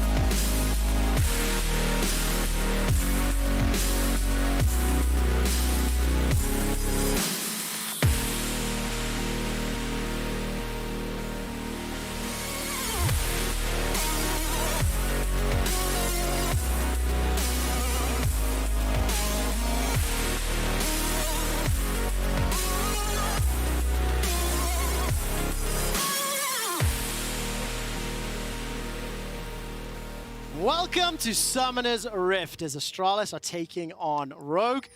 There's a rematch in the second half of the spring season. This Astralis team composition, pretty easy to understand. The intent. Press R and win. And in order to make that happen, I really need to ensure got the good vision. They can potentially play around some of those lanes. And I want to talk just very briefly about this bottom lane. Jinx Janna into the Zeri Leona. It's a duo. It's a combination that we've just not seen. No, not yet. We have seen Zeri Leona in a couple of different regions. I don't think we've seen it in the LEC yet. Effectively, you want to pin someone in place so that if enough time for the Zeri to start really just shredding through them. Again, being able to pick people off at the side of fights, very important for this duo. In terms of the laning 2v2, now Janna, if you do get bush control for her, allow her to not just have to very quickly react to the Zenith Blade, should be very safe and careful in this matchup. Should be fine for them to survive. On the other side, though, Leona does have some slight ability to upset this Janna. Definitely. And of course, both of these AD carries can absolutely take over a game. So will Malrang or Zanzara potentially play around there? They're starting on opposite sides of the map. Malrang on top right, whereas Zanzara bottom left. But I definitely think we have to jump to the middle lane. We do. As that potential engage is somewhat thwarted. Let's quickly touch base on Ahri, because we have somewhat of an expert with us. We do. So we see the level 1 right here. Actually, a lot of the time you'll see Ahri starting the W level 1. Oh, my timing is awful. My timing is awful. Zanzara runs all the way down for a level 2 gank and actually gets both flashes from Trimby and Kong. Oh, my word. Okay, it's 2 flashes for 2 flashes. Of course, that's now a return gank angle. It's on blue side. You're very close geographically towards that bot side, so Zanzara finds it open. They've got the Hex flash into one push. I don't think they saw them. They actually do just pop out of vision there. Am I allowed to return to the mid lane? Am I allowed to do that? Let's see how this plays out. Promiscue's currently hunting for some plays. Not going to work out just yet. Okay, so let's try this again, because we do have a one-trick Ahri on the broadcast. Okay, that's the item builds. That's okay. Cool. Gone for the Ignite. Summoners. Kill combo. With something like a Lee Sin, you're not really expected to play very early around this. Vex actually very strong base numbers. But the good thing about one of Ahri's changes is that because you wave clear more easily with your Q, because it has a higher AP ratio now, you can go towards laning runes. You can go towards the Time Warp Tonic. Means that Larssen will be able to sustain a bit more. Watch out for that level 6, of course. The dive buddies actually on both sides of this mid lane going to be explosive to watch. So you think we'll see Ahri significantly more with these changes? I hope so. Maybe Larssen's performance will have somewhat of an influence on everybody else's opinions. Even CS there in the middle lane. Down bottom, Comp and Trimby are actually pushing really far forward. Of course, the dual-ranged duo on the bottom lane makes it a little more challenging for Promiscue to interrupt. I actually really like what Zanzara has done, actually. He's chosen to go for a reverse clear, go up towards the tops. That allows him to have another angle towards bot side, but Malrang has already sniffed it out. Sees him on the Raptors. So Zanzara tried to go for a second bite of the pie on the bot side, possibly, but Malrang gives his team the information. Good to okay, That's on the bot side. the Zenith Blade connecting onto Trimby. Got Exhaust available, but those Flame Chompers will root up Cobby. Sonic Wave into the resonating strike, and Dale easily walks that one away. Larssen does not want to concede the CS. He was pushed heavily back in lane. But the thing about being pushed back there, though, is that because you still have the flash, you have a Lee Sin, you're able to, one, stay safe from the Jarvan, and then threaten Dale, because it's not like these Vex has any safety outside of cancelling a dash or two with their passive when it's charged up. I think that Larssen holding the wave there gives them a lot of offensive options on towards the Vex. Of course, Larssen is one of those players exactly like that. Hugely pivotal for Rogue, quietly, consistently dominating throughout the course of Spring. Gonna wear this Ahri for the first time. I'm very, very intrigued as to his target selection, his movements, comboing with the rest of Rogue, because this is, of course, a team that now can experiment, can play a little bit with styles of their comps at the 9-0 on the standings. And what I really love as well is that it's giving a lot of agency to Larssen, who is one of our solo laners that's done so well on the side of Rogue, potentially looking to shield the mid lane again. But yeah, Larssen getting the agency away from something like the Corki, which we kind of all know what they do now. Yeah, exactly the case. Malrang once again just shadowing, moving through that mid lane. I think there's been a fair amount of plays or movement there for both Zanzara and Malrang in the bottom half of this map. They're pretty even on creep score for the time being. Larssen will just about hit 6 in a moment or two. Teleport's used by White Knight up into the top lane, and they'll be followed by Odo. So let's talk a little bit about Larssen on this Ahri performance. Have you been able to see closely enough how he's playing out these trades, and what do you make of it? Super quickly for everyone obviously listening or watching at home, those disconnect messages, nothing to worry about. We do play with a delay. and that is just the players coming back in.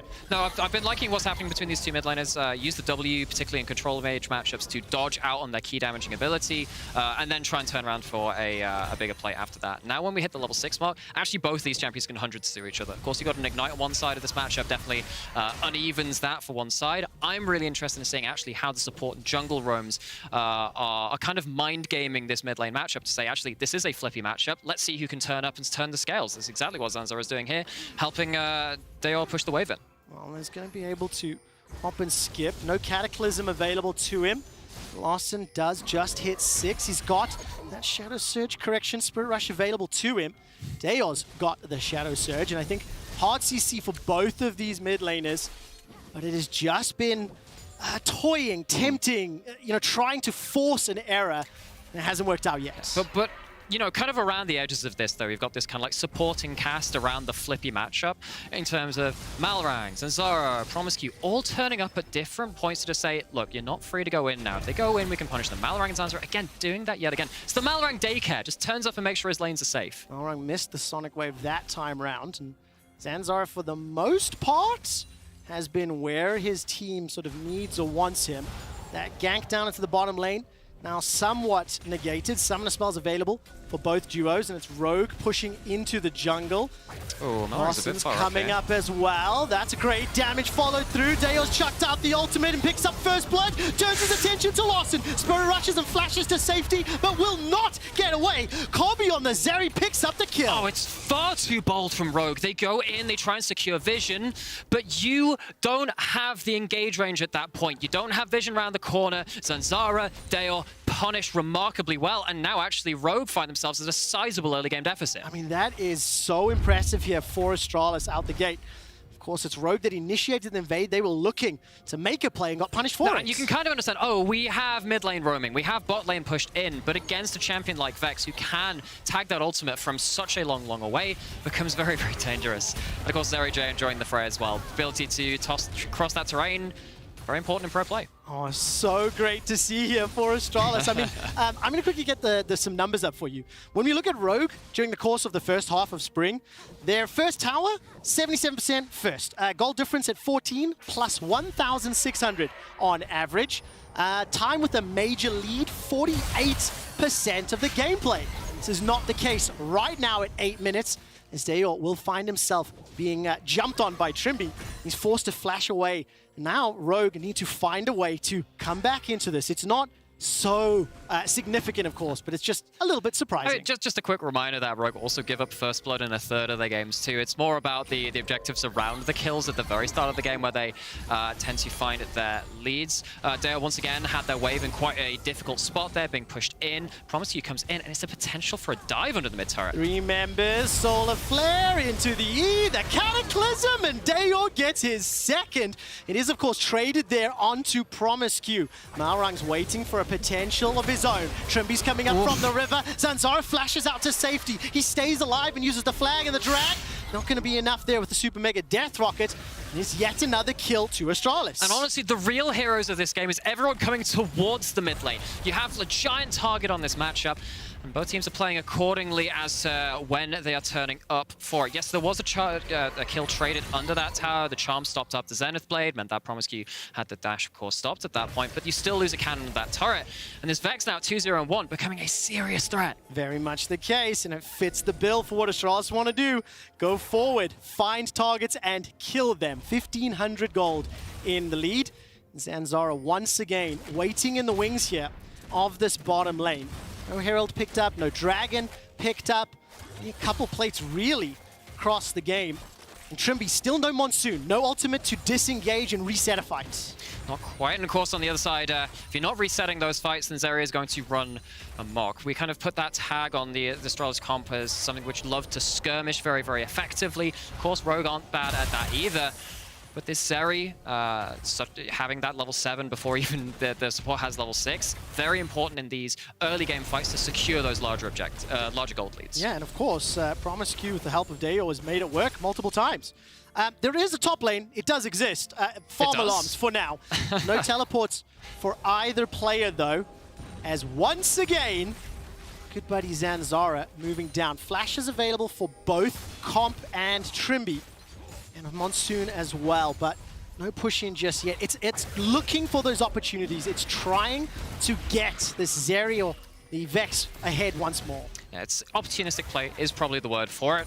Got the Herald started up by the side of Rogue. Going to be given up for a Dragon start on the side of Astralis as Tremby finds the shot in the dark, but that knows that they're on the Dragon. They're going to get dove. They're going to get dove. There The they vision are. toggle from the observers gave it all away. Trimby is stun locked into oblivion. Comp's low on mana, got the flash and the cleanse, and they literally don't matter.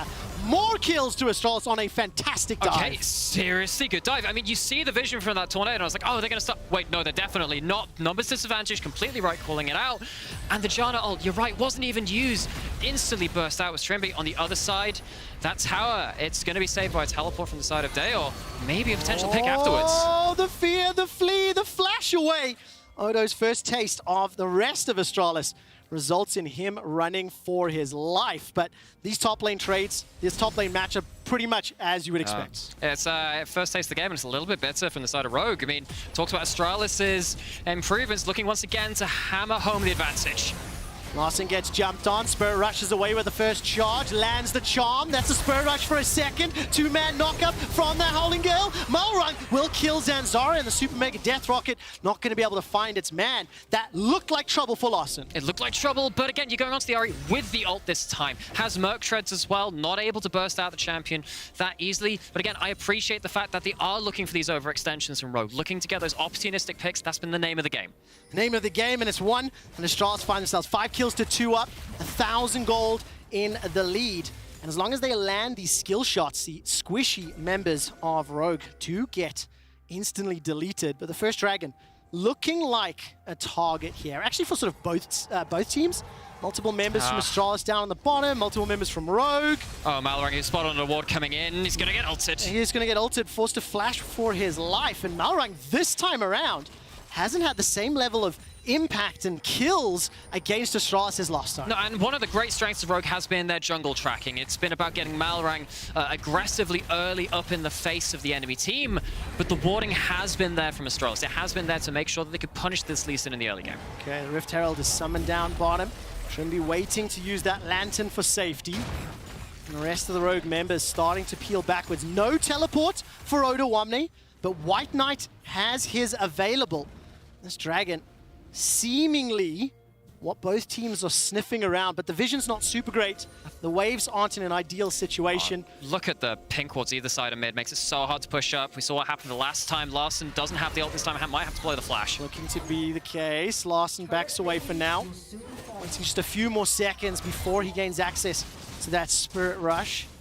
He will be able to survive for now. But again, it's similar to that previous game. I mean, it just feels like the teams obviously want to play for these objectives, force the opponent's hand, and bring them to the objective to fight. It does, and it also feels like the Dragon's a bit of a bait right now. You can see how dark it is for the side of Rogue. Both teams, okay. Larson, Spirit Rush and Flash. He may not get a chance. Flashes away, second charge. Finally taken down. That is so much CC. The kill goes over once again. I mean, it's just like, fire everything! Make sure you get that target down. The Merc Treads make it a little harder. Astralis recognize that, overlap a lot of their CC, make sure there's no chance of getting out. Larson blows both escapes and is none better for the wear. Now, Astralis at the 14-minute mark, as we start to move into mid-game, they still have that 1,200 gold lead, kill lead, as well as the first Dragon, but it is not a significant advantage. You can never discount Rogue's ability to team fight later. I mean, it's seriously well done to get the maximum range extension from Zanzara onto that Flag Drag at that point. Heck, even the perspective all over the wall from the Solar Flare to potentially catch a Spirit Rush there from Larson. But again, you can see how well Astralis have set up this chokehold around mid, and they're punching on it almost every wave. Question you ask yourself, is this enough of a lead for you to think Rogue could win this game, right? I started buying in very, very early. I started getting very, very excited. But as the time continues to creep on, if Trimby is able to dissuade and untangle a lot of that hard engage, that might be just the time Rogue need to turn the fight back around. So while it is a decent lead, Trimby is going to be okay there. Just checking that he was going to make his way out safely. It's only 1,000 gold. Yeah, just to keep that, just to kind of have the just dampen it a little bit. Good kills. Good kills onto an important member as well. And Ori that gets fed suddenly has a lot more options given to them. You can see them being forced into the Merc Treads and forced into the Everfrost. This is going to be a lot less high burst from that champion. Maybe you can start playing around your own very high burst of the Vex with so many kills. I mean, Promiscu feeling very, very confident. Stepping straight into Malrang, hits him with the Shield of Daybreak and starts to back away. It's a lot of sort of long-range tools in the Astralis kit to continue and to start those team fights. Now we're starting to see a bit more commotion and movement here around the map. One tower secured by Rogue, one dragon by Astralis, but Astralis setting up again for this mid tower. Yeah, so, and once again, just Astralis, making sure that they're holding Larssen accountable, making sure that he can't get these options to push, roam out into River, join Malrang on the Lee Sin and become a very difficult 2v2 to deal with. Astralis just shielding their lanes, actually in a way which I'd normally give over to the side of Rogue doing well in the early game. Yes, kudos here to Astralis for starting this one out well.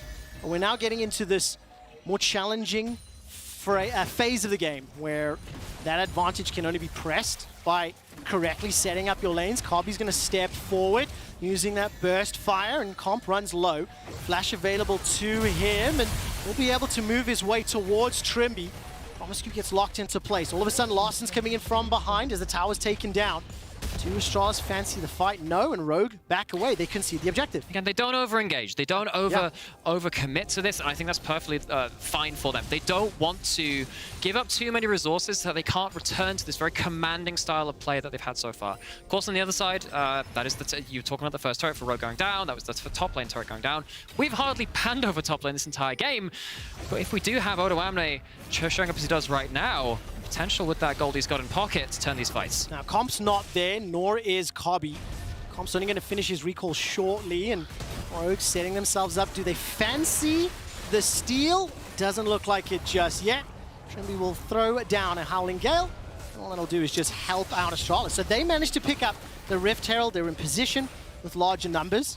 And of course, you did talk about both Odo Amne and White Knights.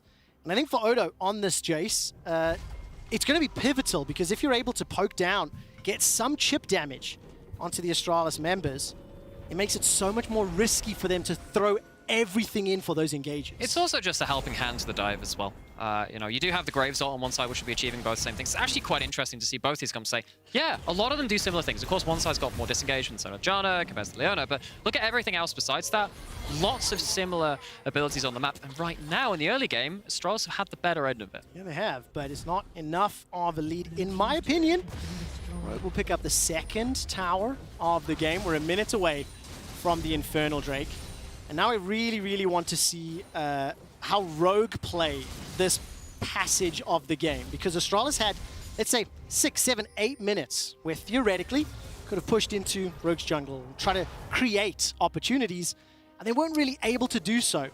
Just as I'm saying that. That's not good. That's not that close to completion. I think he might get Does caught it finish? here. Does it finish? Does it finish? Oh! It does not finish, and Larssen gets caught out on the recall. Will be taken out, this time by White Knight, his first of the game. And with 20 seconds until Dragon, that is unfortunate. The timing on that, oh my word. I think the LEC scriptwriters hate me. I think they really dislike me. Seems like Rogue, again, doing okay at balancing the map, but it's all at the deficit of Larssen on the first Ahri pick in the LEC this split. 1-4-1 on the champion. That's my match history, all right. I do think credit should be given here to the Astralis players, because they've jumped on him. They've focused him. They've moved around to punish Larssen, and that's why. Deo's up 4-0-2. That's why Kobby's up 2-0-2. Why they're going to pick up their second dragon here. And now we're going to see how do Rogue come back. The thing is, you do still have to keep in context. Relatively speaking, similar styles of comp in terms of how they want to team fight. It's only 1,000 gold difference at 20 minutes. And if you were to make any predictions, you would predict that Rogue should be stronger in team fights. Yes. As players. Yes. If you're hitting training dummies, probably at that point. One of my problems with this is that Rogue have actually struggled to wrangle back some vision control. They finally managed to do it around this Baron pit. You saw around the Herald fight earlier, actually, most of the bot side jungle was lit up. Actually, a lot of their red side was lit up too. And a champion like Janna can really struggle because she dies so quickly if she's the one that's being picked. Rogue have managed to outlast some of this and might have found found an angle onto the mid lane. Oh, Cobby's got that flash available to him. The Howling Gale didn't find a target. And if I ask you to look at the minimap and look at the vision, what do you think of the setup here? Astralis maybe hinting at this top tower into a potential Baron play, or at least Baron vision. I should correct myself. So obviously it's vision around the Baron, that's important. It's also safety for the side lanes for one of the first times for Rogue. Of course, Odoamne has not been the focus of that, but Rogue going to find it much easier to farm out now. So Astralis not going to get so many of those passive leads that they've been finding across the map. No, they're not, but they are, once again, pushing up as a group. White Knight's teleport is available to him. Promiscue's got that Solar Flare. Odo and Trimby backing away. Here comes Malrang and Comp, but they are giving away priority to that tower, which Dayor is hammering away on. They are. So, and I really, again, I love what Astralis have done in this game. It's weird saying this about a 0-9 team, but they look coordinated. They're there when the lanes are pushing in. They're there catching people on vision just like that. Exactly. Larson this time around will be able to turn it. Oh, and it's going to be far? Promiscue taken out by Koth. Malrang jumps all the way forward. Dragon Rage kick will buy some time, and he's conceded. The long shadow from Dayor not going to be enough to find Trimby just yet. Monsoon available for that reset, and that hit points, and it's thrown down. Odo being jumped on by White Knight, just uses ultimate force to flash into the pit, and the rest of Astralis back away. A 1-for-1 in the jungle. It is, and it's Merktread's MVP. Very closely happened in a couple of other plays, but this time the pick isn't quite as clean. You can see the angle they were going for. Once again, established vision, go in with their pick CC, but you don't end up finishing it off. This is, of course, how it ended up happening. They have that lapse. They don't end up seeing the Leona coming over the wall, but Zeri's damage doesn't land. It's a Leona on their own at this point. Too far separated from the rest of their team. Comp with a pinpoint ult to start off proceedings. At least for the side of Astralis, they end up catching out an overextended member afterwards. I think that time round, the fact that it was only Leona going in, no Jarvan, no Vex, that's the difference maker.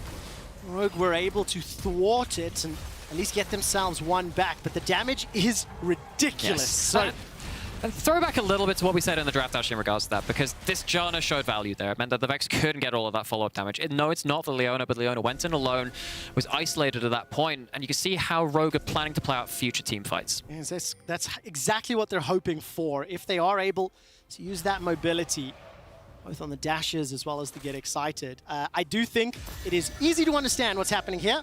Astralis vision around Baron is going to be contested and challenged by Rogue. They're set up in the mid lane. No awareness here from Astralis. Malrang got his kick, got his flash. I think he was just about spotted. Rogue back away. The tension continues to build, especially because on Rogue's side, they have obviously poke, but they don't have that Leona-style engage. They don't, and that's why it's so crucial that they sit within their control wards. They sit within them, but actually, you look at one of those items picked up. I really want to highlight what White Knight just picked up. It is that that vision clearing item, the Umbral Glaive. That's the one. Their name escapes me very briefly. See how quickly they can clear through vision. Once again, establish this fog across the entire map. Rogue, they've been playing fairly disciplined so far. Question is this going to be a game like last game where one mistake seals it? I mean, if you continue to prioritize just the objective fights, I think the risk goes up. But if we were to evaluate what are the other options here, White Knight on a side lane. He's level 15, got himself 260 CS, 2 items secured already. Odo's still playing a little bit of catch-up, hasn't really had a chance to get meaningfully involved. So for Astralis, maybe teamfights is their preferred option. Once again, we're grouped up in the middle this time. Jace is finally here to look for the pokes. It's the Muramana already evolved for Odoamne. Point of power. Just the engage coming out. Cataclysm down, and that's already a dead Zanzara. But the surge from Dayor will take one back as Odo is removed from the fray. Trimby survives with the Eye of the Storm before he's just taken out. And Comp will be next. Cobby running amok, and Larson, the last man standing for Rogue, is being chased by White Knight. And Cobby is running with that Zeri. Going to be firing out those spams, and not just yet. That's such good sense. That's finally caught out. The Zenith Blade from Promiscue and taken out by Cobby. 6-0-4. 2.5k the lead. What do Astralis do with it? What do they do with it? They're going to go take that mid lane in a turret. They're not actually going to have time once again to go towards this Baron. It is a decisive fight, but they can't play around the resets quite enough from Rogue. This was one of those fights where we again saw one person diving in very deep. This time it was Zanzara finding the initial engage, but I think this is speaking with their wallets at this point. Zanzara actually is quite quite disconnected from the rest of the team. It takes a while for Vex to get into the fray, but does manage to do enough to start snowballing things in their favor. Comp doesn't have a frontline to play around at this point. Trimby gets tagged by a beautiful recast of the Vex ult. Honestly, Astralis just outplay the fight. They absolutely do. Simplify the composition in some ways. Just go in, sort of press R, and people follow up. I hope you do it at the same time. You get the kills. Now, I am starting to believe. Now I am starting to think that Astralis could finish this one off. They do secure themselves the Dragon from under the replay. They once again extend that gold lead. I mean, White Knight, Dayo, and Kobe are unkilled this game so far. You can start to feel the magic in the air. Now, I love myself an underdog story. You know, I love myself the Al Worlds last year. Japan versus South Africa and other sporting events. I love those underdog stories. And it just had to be this game, the one that you'd write off. Astralis once again trying to go in towards that line of vision, and Larson once again the target. Right, his ultimate is available here to Larson. Charm will buy a little bit of time. Malrang finds White Knight, and the teleport will bring Odo into the fight. 5 versus 5, with Astralis not having the deepest vision. A couple of wards that are right now showing where Rogue are, and they're trying to pull Rogue. Force Rogue to move so that you can engage. So you are trying to do this time onto a very high CDR Ahri. So I know we pulled up the graphic earlier in terms of higher damage builds. Because of the lack of gold on Larson, I think it is the correct choice to go towards the Everfrost and the Cosmic Drive. It means you are safer at pushing out side lanes. Still going to bring some kind of utility. It's a sad situation. It might be sad on the top side for the side of Rogue as they found their way into an Astralis team fight. The charm lands onto Zanzari, flashes over the wall. Kobe's godlike, taking down Malrang. How the hell did Zanzara make it out? Now Dayo's pushing forward, held onto the trigger, and Astralis will take that top tower, will peel back into the Baron pit. They played with the darkness until they found what they wanted. It took them a little while, but it gets them a tangible result. It's also going to give them an angle onto a Baron with no opposing smite. Ariel's back up, they look for a pick. Now, can this Baron be secured? Wang's Larson moving forward. Going down, 5,000 hit points. Super Mega Death Rocker once again, not going to find the target as White Knight hops over the wall, takes down Odawamne. Zanzara and Kobe stay inside the pit as Trimby and Comp trying to move forward. Larson dashes forward, dashes over the wall, but it's not going to work. And it's going to be secured by Astralis. And can they get away with all the buffs? The answer right now is yes. They extend that lead even further. And they are just, I mean, Astralis playing with fire a little bit, trying to go for extended fights, but they're making it work. There were a couple of interviews over the last week from some of the struggling teams saying, actually, we try and cut out some of our creative plays. It's difficult to achieve, but Astralis, credit to them. They're hammering at it yet again. They're using their lead. Yes, they're risky plays, but they have the stats to make it work. Oh, such a surprise. And I think a lot to talk about. This composition and Astralis put together was a surprise. That priority on the Zeri as well as then locking in Vex, but they're making it work. And I do think you have to evaluate what that Janna was maybe hoping to do, how the game slipped away, but it's just not structured enough. It's not structured enough. It's not front to back. It's too many angles for Janna to cover. And I think you have to give credit here to Astralis. They did initiate over and over again, some of them better than others, but ultimately they are playing to the win conditions of their composition, and they are significantly ahead of Rogue. They're not done yet, as all of a sudden Odo's forced to flash away to safety. The game has been played around him, it feels. Oh gosh, so heavily on the back foot, and it just feels like the winless Astralis is on the verge of taking down the undefeated Rogue. They are, and you know, again, we kind of talked about, the gold lead didn't explode. The Baron has certainly changed that fact. Huge items built up, particularly for the side of Dayor, and also this solo lane Graves. Huge amounts of lethality. We saw how much damage that ultimate did alone in that last fight. You don't need that much of a helping hand to finish off a couple of your key dive targets on the side of Astralis. These are real alarm signs showing up for the side of Rogue. It really, really is, and it just makes things very interesting when you look ahead to the second half of the spring season. Of course, Rogue's still very, very comfortable at the top at 9-0. And Astralis, maybe heartbreakers, maybe just a hammer at home. makers, right? We'll see who else they're going to be playing. Now, of course, they do still need to finish this game Death off. Brush. Promise you're going to try to set it up. Dashes all the way forward. Solar Flare as well. Kobe continues to fire away with that Q. Dayo's now in range. Zanzara holds on to the Cataclysm, and Malrang is just run down in his own jungle. Oh, they don't even get themselves the first kill. They don't thread the needle either. Promiscu gets away with absolute murder. Feels like dives into 3 people, gets a kill and gets out. I mean, obviously with all the support that Astralis have, they reduce the amount of space where Rogue can play. They push their own vision up, make some educated decisions on where the darkness is in their own map view, and then they literally force the hands of Rogue. So a lot of these advantages that have been built up is because of the decision-making that they have had. I'm going to throw back a little while here. You know, probably not, because Dayo's actually in a little bit of danger. Pushing up too far. Charm lands. The charm, it does as well. So does the zap. And Chomper's going to come out. So much damage in return, though, and so much more. Dayo goes golden. Can he find himself another? No, not just yet. Teleport now being brought in from White Knight. The rest of Astralis making their way through the jungle. Comp is low. Larsson's low. Larsson's got flash, and that is a dead Ari. Comp is being healed up from that Monsoon. No flash, no cleanse available to him. And all of a sudden, Rogue are holding the line. While that was being played out, the Ocean Soul was secured. Oh, just a small thing. Astralis, so yet another tool to help them push towards the Nexus. And Rogue are on the ropes. They go for, well, not quite a desperation play, but it's certainly desperate as soon as that turnaround damage came in from Dayo. God gets that root. And even without a Baron buff, Astralis continuing to shred the structures across the map. Take a look at Promiscu on the left of your screen. As soon as that cooldown is available, you have to anticipate it being fired. And at 30 minutes in game, Dayo goes down for the first time at 4-1 and 7. Oh, but what a price he exacted for it. Yeah. You know, it's a committal from the 2 carries of the side of Rogue. They turn it around with the Graves coming up. It's not like you lose an objective anyway.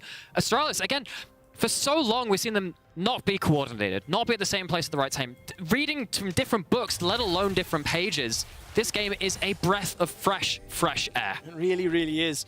In a lot of the prep that we had coming into this, we talked about draft difference in some of the challenges, and Zanzara, with the help of White Knight, takes down Trimby. I think this draft and the way that it has played out, the way Zanzara has moved around the map, has been fantastic, pushing into Rogue's base. For the first time, Rogue will need to defend their Nexus and will be against the 10th placed squad. Solar Flare is available. Promiscu steps forward. The charm wears off and the first inhibitor falls. Okay, so Astralis not able to break the game just yet. Rogue get one last chance to stock up on ideas. Anything clever that comes to mind would be useful right now because everything they've tried has fallen short. You see that Baron spawning next minute. That's, of course, going to be a point of concern for them because in like versus like team comps, it is often the small leads which explode exponentially. Astralis had that, and a Rogue fighting against a mountain. Oh, Trimby is just about taken down. Collateral damage will be the final tick, but again, Astralis playing with the vision.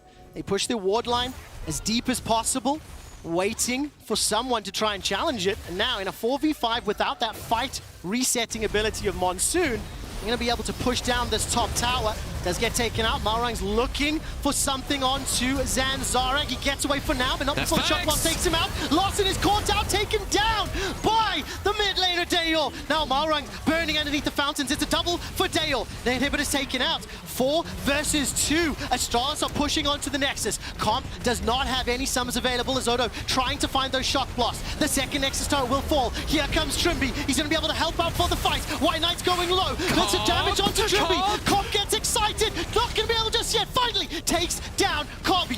All of a sudden, Rogue survived, but they are still so far behind. The story's not over yet. There's a chapter left to be written, and the words on the first page of it are mainly about how Comp played out that team fight. Gets to free fight, gets to get all of that DPS down for the first time in this game. You have to feel Baron still not taken. Resets at least coming in from the side of Astralis. Rogue, they go for the desperation play. They go to the Baron. This is the last-ditch effort. If Rogue do not secure this Baron, the game will end. There's no smite near them. 2 waves of super minions pushing forward. Teleports not available for White Knight or Dayo. But Dayo, Promiscu, and Zanzara, they're making their way into the pit. This is going to be a 3v3. 2,000 hit points on the Baron. Dayo, does he go in? Does not. It's secured. Zanzara manages to pick it up as Malrang was not in the pit. It was not a smite fight, and it is a triple kill for Dayo and Astralis.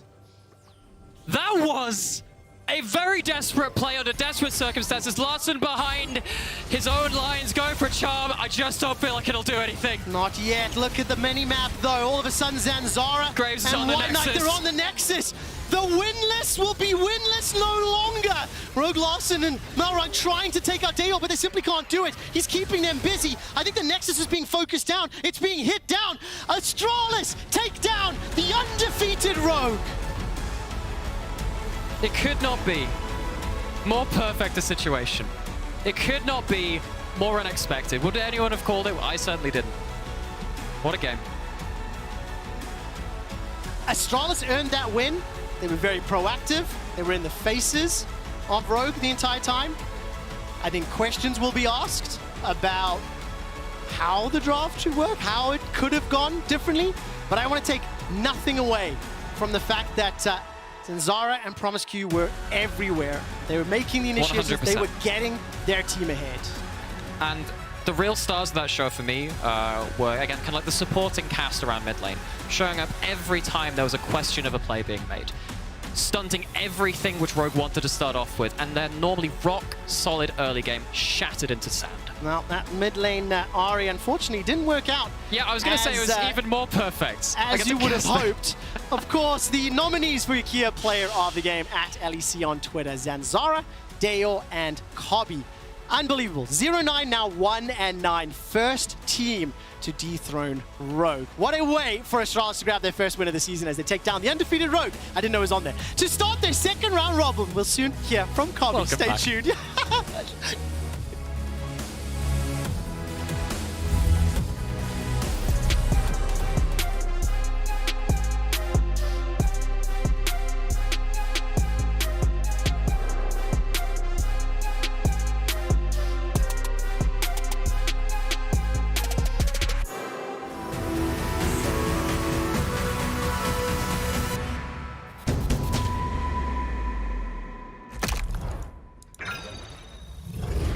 The systems are overloading. We can't risk another game. We need to take a break and regroup. We're starting to lose our mind. Captain, we cannot go back to Elo Hell. Last time it took us months to get out of it. Initiate break protocol. Hurry up!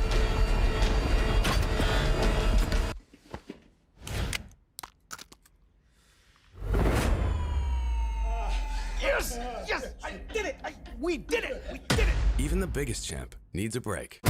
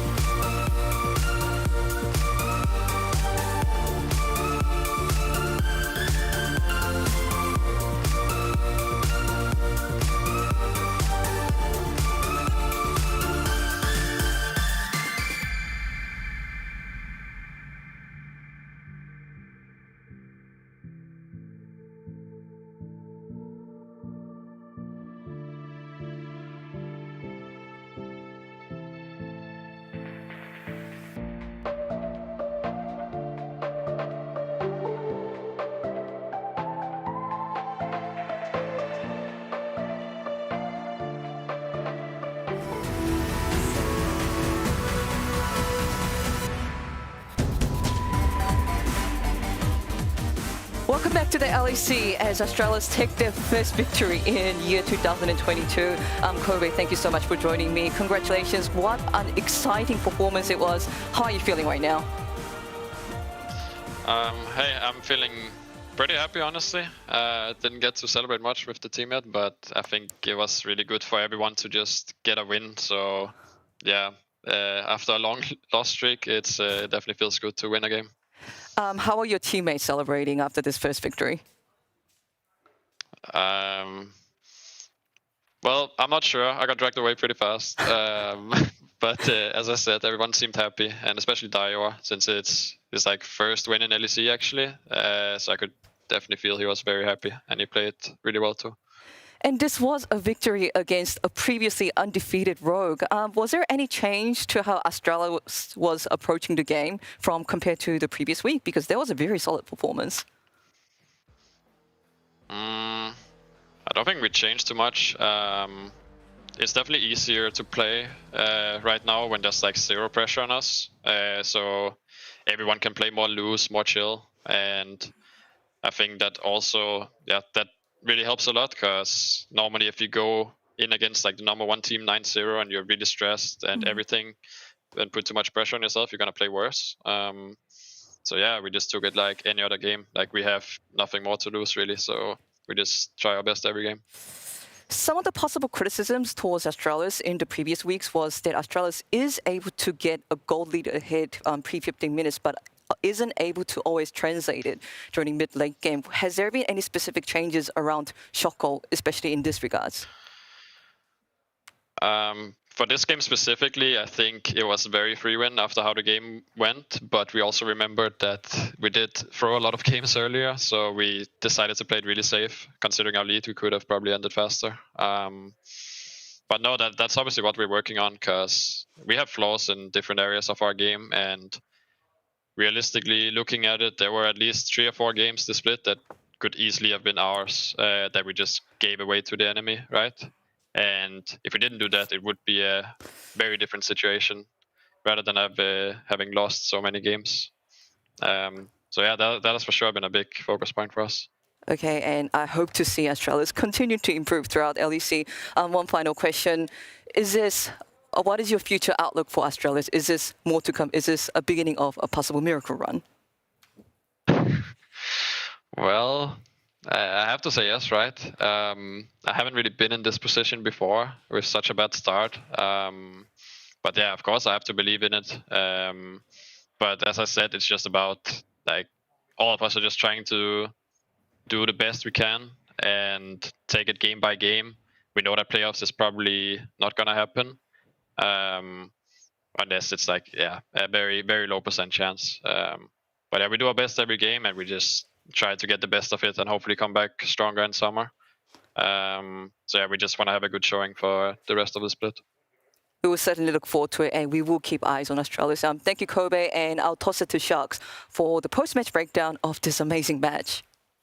Thank you so much, Ashley. Wonderful to hear from Kavi. I get that he's happy but not super elated, because obviously they just lost a bunch of games, but they brought this one home against Rogue, no less. I mean, where's the Hemco in a different universe? Yeah, it's hard to know who to be more excited for. Astralis for this incredible, fantastic win, or every memer ever for a suddenly fantastic thing. It's free content. Yeah. Really. I mean, they were winning a lot of games in the past, but they never were able to close them out. Against Vitality specifically, they were winning. They never were able to win, but this time around, again, they get an early lead versus Rogue, and they just close it out so perfectly. I think that's key, the fact that you could look at this game in isolation, but they have been playing well in the early game. It's after that it went wrong. But let's start with the early game here. The early invade from Rogue, Cadril. Imagine you're Malrang. You've had a segment made about you. They talked about you for 10 minutes, and then this happens. Oh, he goes for the invade on the second red buff spawn. As he clears the pinks, he gets comboed, instant dead. The Leona E buffers through Larsen's dash there, takes him all the way across the wall, gets 2 kills for Astralis.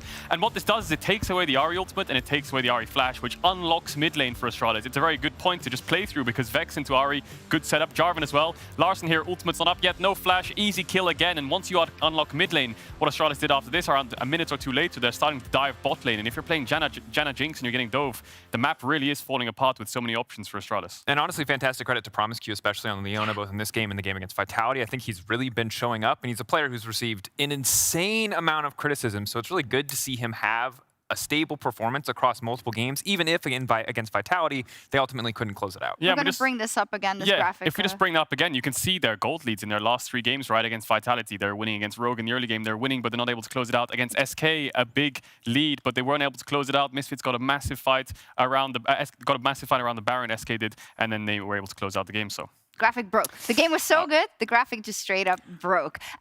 Yes, it's hard to look at this without also thinking about how comical it is that this is like the first game Rogue ended up winning, and that was the first that they lose, etc. But yeah.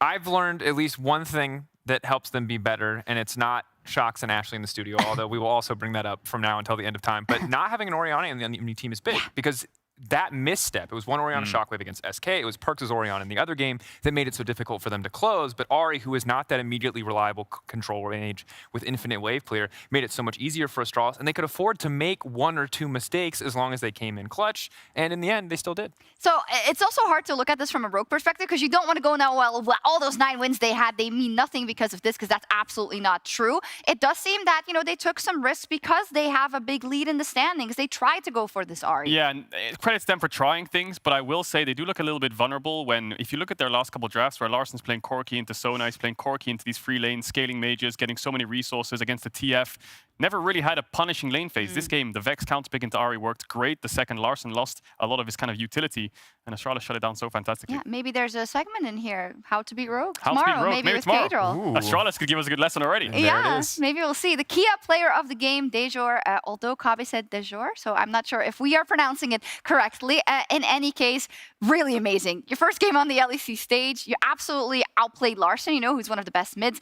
That's just, in terms of momentum, it doesn't get bigger than this. Fantastic, especially on Vex, a champion who has been super underwhelming so far this season. The fact that he showed up clutch, and yes, it has some favorable interactions to the Ari, but the entire team setting him up to put Larsen down, and he did not take his foot off the gas. He kept applying that pressure throughout the entirety of the game. Yeah, and we saw it in the later fights. I was a little bit skeptical around their draft with Graves, Jarvan topside, but the dive potential they had in the mid lane fight, in the Baron fights, was so fantastic to see. And the Zeri just kind of stacks up her passive from the ultimate while the fight's happening. You can see Zanzara jumps in. Yes, he dies, but the second the Vex lands onto one target and gets a reset, everyone can start to move forwards. Rogue has a sort of dive comp with Lee Sin and Ari. They want to get on some kind of backline. But then again, the rest of them want to peel. You have 3 range champions, a Jinx, Jace trying to kite back, peel back, poke, and try to get a reset for the Jinx. The dive was just unstoppable for Astralis. The Janna had to cover way too many different angles. And yes, Zanzara goes in and dies a lot of the times, but the fact that he goes in and starts the fight is what they want.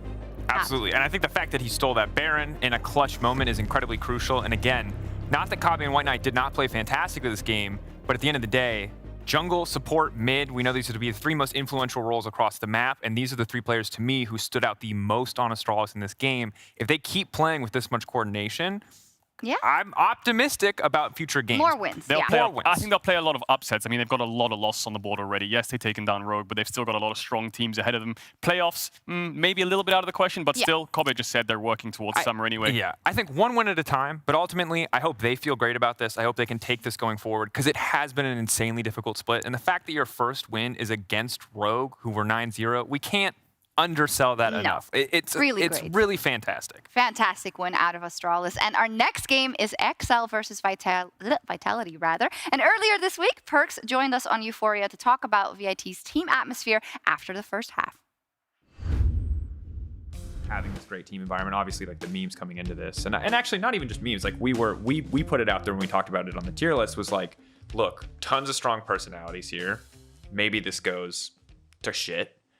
Sounds like it's going super well. Sounds like everybody's on the same page. I don't know, like... We are trying to be. Yeah. I'm not saying we all are, we always are, but we are really trying to be. So I think that's what matters. I can see everybody is giving their best, Yeah. And we are like, I don't think we are honeymoon, like we've like already had a 0-3 week, and we've already, like, we've also known each other for 3 months now, right? So it's like, we are definitely trying now, yeah. Do you feel like, in terms of, is this one of the more conflict-heavy team environments that you've been in? If it's not all sunshine and roses. No. This is like pretty.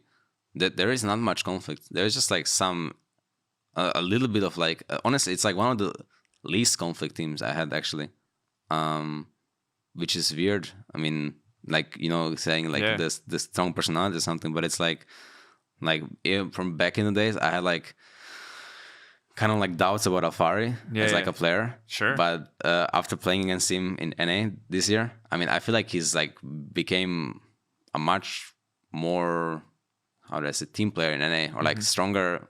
Like, it was really annoying to face him, like Barney last year in NA. Like, he was always winning lane, and not only like, you know, there was this like from Misfits days, there was like, oh yeah, Alfari wins lane, loses game, you know. And it was true. He wasn't good at transitioning leads back then, but I think his game understanding now is very high, and he's good at like leading us in the game. Like, he's good at like telling people what to do when nobody else is doing it.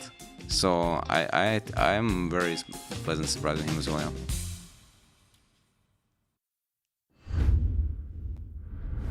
And welcome back to the cast today. It's Quickshot and Nightmare are going to bring you Vitality taking on XL.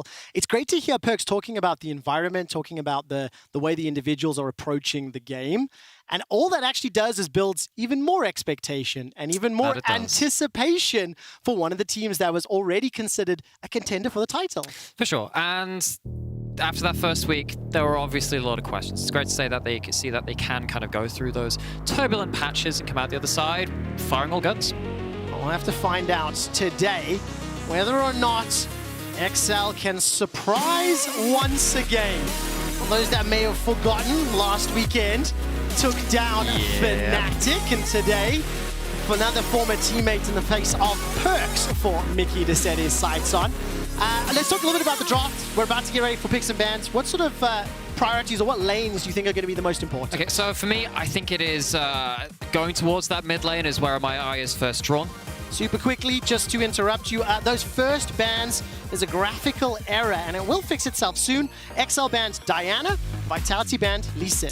Okay, that makes a lot of sense, trying to take away some of the tools to play around. Of course, Selfmade being such a strong player on the side of Vitality, that Diana has been power farming, power killing, power everything at this point. Someone who was power cording last week, though, was NukeDuck, because where I'm looking in this matchup is actually towards this mid lane and saying, okay, NukeDuck's done a trip around a lot of different picks. I don't know if he wants to settle back on something finally that he's played now, or if he's still going to be delving deeper and deeper into this pool. Well, of course, we're on a new patch as well, and a couple of those NukeDuck champions are going to hit a little bit. Corki being the most popular. And it's going to be another first pick, Zeri, this time in the hands of Patrick. It worked for Astralis in the previous game. It did. And we saw the skirmishing potential really come out in that game. It was a comp that was designed entirely towards skirmishing. It wasn't really about trying to DPS race something like a Jinx or an Aphelios. So I think we'd let that champion shine. Now we have to see if XL have learned similar lessons. And of course, that Zeri was flanked by a ton of engage and dive. It was also into a blind Jace for the top lane, which is now being secured there, at least assumedly so, for Alfari. And Selfmade will need to find himself another option. Now, I think part of what got that Zeri ahead in the previous game was a lot of focus from the jungler, a lot of attention being given, allowed to be unlocked, allowed to play his own main. Sure. So, talk about being allowed to play your own lane, play your own style. Perks is going towards the Ryze. Now, I don't think I'm mistaken in thinking that Perks has not played the Ryze this split. Now, we've seen, you know, what his legacy team in G2 and then also the coaching staff of G2 moving over to BDS play towards this Ryze very, very heavily. But, I mean, Perks was the person who this was based around for so many years. Picking that champion up, great to see Vitality having another option to go towards. Want to confirm, this is the first Ryze of 2022 for Perks. It is his most played professional champion ever with 54 games and a 57% win ratio. While we were talking about Perks and Ryze, that is a Malphite and a Xin Zhao locked in, so it fits the bill as far as I'm concerned for that engage, go in and allow Zeri to follow up. Hooray! Let's go Zerg rush the backline. And of course, stuff like the Ryze and the Jace, you know, they have some ability to disengage themselves, particularly when you've got Ryze, a Fimble, Rinser, with Phase Rush. You can get away from one or two people heading at you, not necessarily when that person is a Malphite. That becomes very, very difficult. Now I'm wondering, of course, what's happening with, I mean, maybe we see XL pick up something like that Vex again. You know, NukeDuck hasn't actually played that champion yet, but I'm wondering if that would fit the team.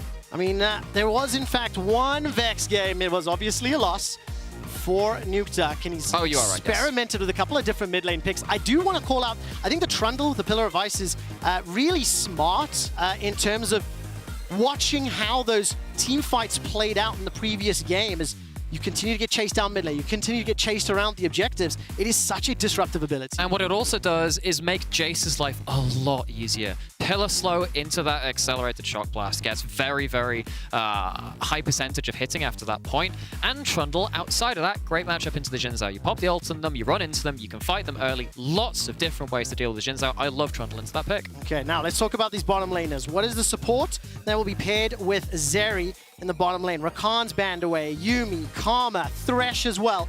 And what will Kazi be running into what will be a potential difficult scenario? One last ban here from XL.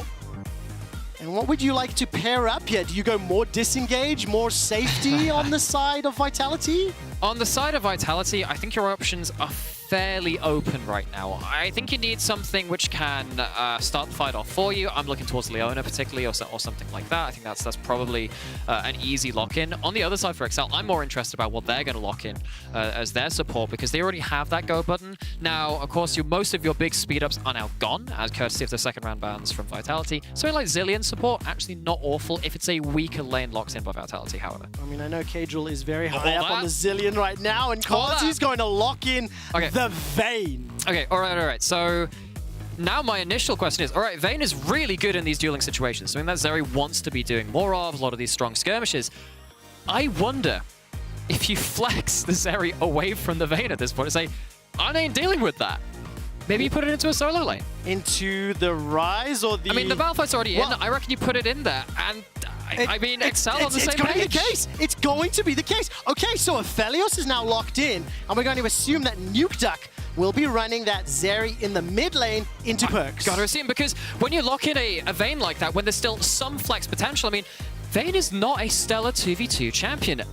That would certainly be a pick to kind of really punish that again. Very low range from the Vayne. You do not want to be diving into an Aphelios with anyone that can help them in that fight. Oh man, and again, a little bit more. Lots of AoE, long-range poke, long-range engage ability. Mickey, by the way, has played 3 games of Lux in the LEC. It was in 2019 summer. He won all 3 games played. So I'm excited to see this one back into his hands. And of course, for XL's team composition, relatively speaking, kind of easy to understand here. You've got your front line, could be used a little bit defensively, but you want Zeri and Aphelios to get all the way ahead. And there's your Leona. But what I don't get is, why not lock the Leona earlier? I know that support counter pick can be quite important, but feels like a little bit of an oversight from Vitality. Maybe they had a different read on it to me, of course, but I look at that Vayne being locked in, I think there are a lot of options you can flex away from that. Maybe Kazi's feeling confident. Maybe he can play around the somewhat predictability of that unstoppable force. Now let's zoom out and talk about how these two team compositions are, first of all, going to be ideally played and then meet up against each other. Okay, so what we're looking for from Vitality is kind of similar to what we saw in that last game, where they want to start picking people off around the fringes. You do have, of course, the Vayne and Leona who will start zeroing in on targets. Ryze Realm Warps will help to that end in a large way. So I'm looking, once again, similar to that last game, fight around the fringes. On the other side, Aphelios Zeri, you're winning the damage race. That is decided. You need to make sure your battle lines are set, turn up to an objective first, force them to come into you. Very easy play. Let's find out if they can do it. Jumping into XL versus Vitality.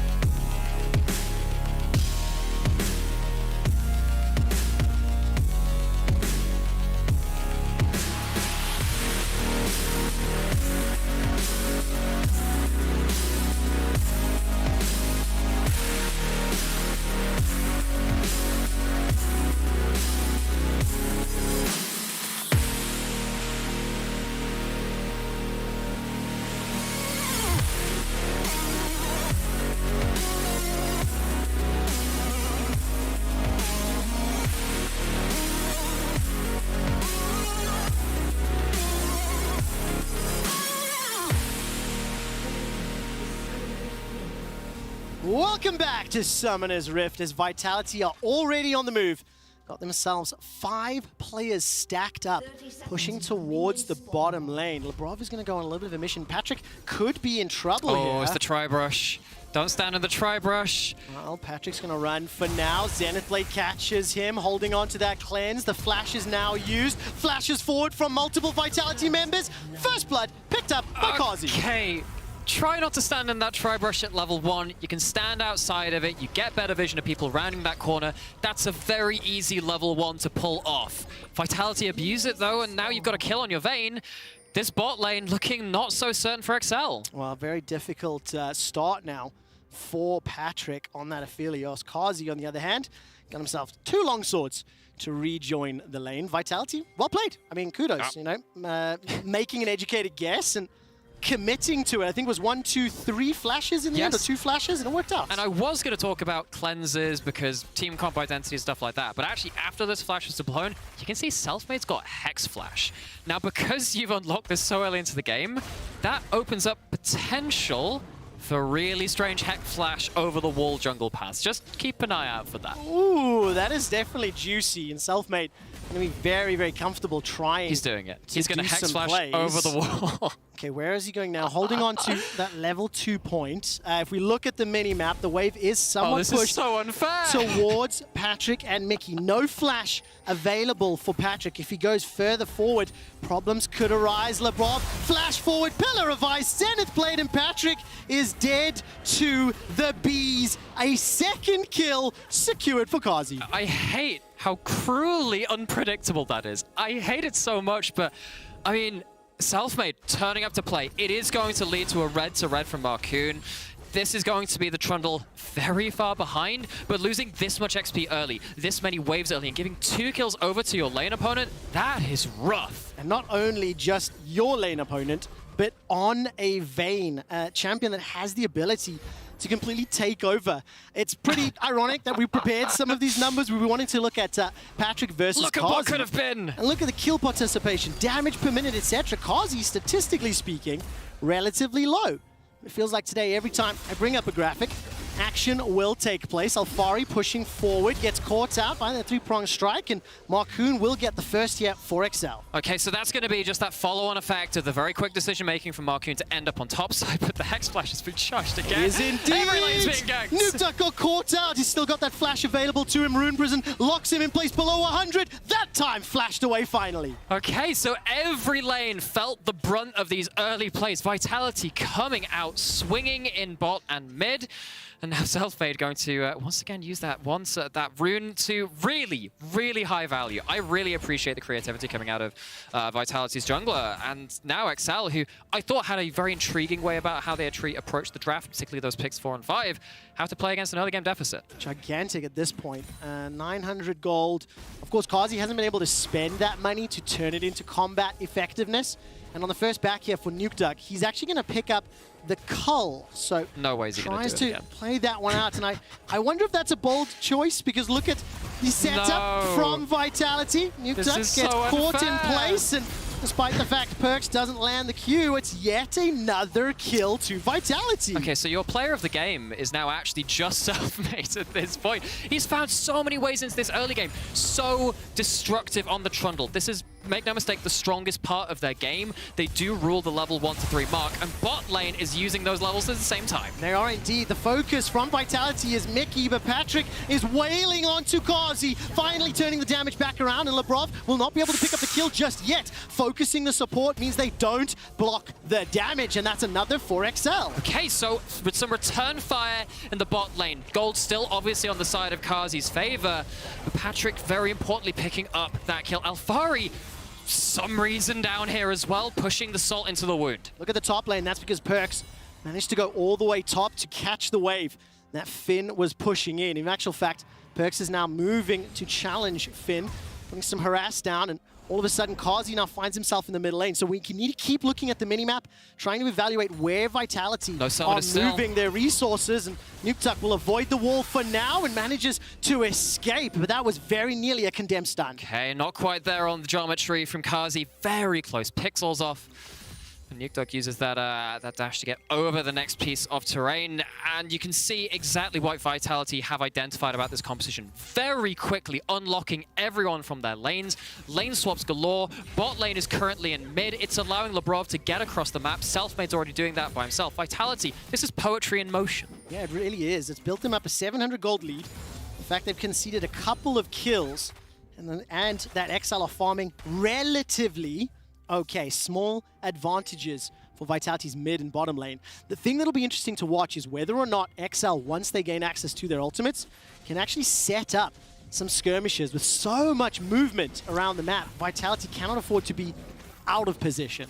Yes, and actually this early game might work against them in that regard. You can see how quickly everyone is setting up aggressive plays, dive in the bot side. There is indeed. Selfmade is only level 4. He's got his flash available to him. Alfari gets chunked down. The Pillar of Ice will slow XL on the aggression. The minions being fought, being killed, being removed. Hammerform knocks Marcoon away. He tanks 2 turret shots and a third. Patrick finds a double kill on the Aphelios. Exactly what we were saying. Vitality, yes, they've managed to break up the map in very intriguing ways, but that's not something that XL suddenly can't use themselves. See, how they went about this is going back straight into the start of this dive. Notice how XL don't pick up aggro very early. Patrick actually uses his a 3-weapon switch on Aphelios, gets rid of the Gravitum ammo with that last proc of the Binding Eclipse, gets full value out of that Duskwave, and Aphelios really bursty at this point if you're using their weapons well.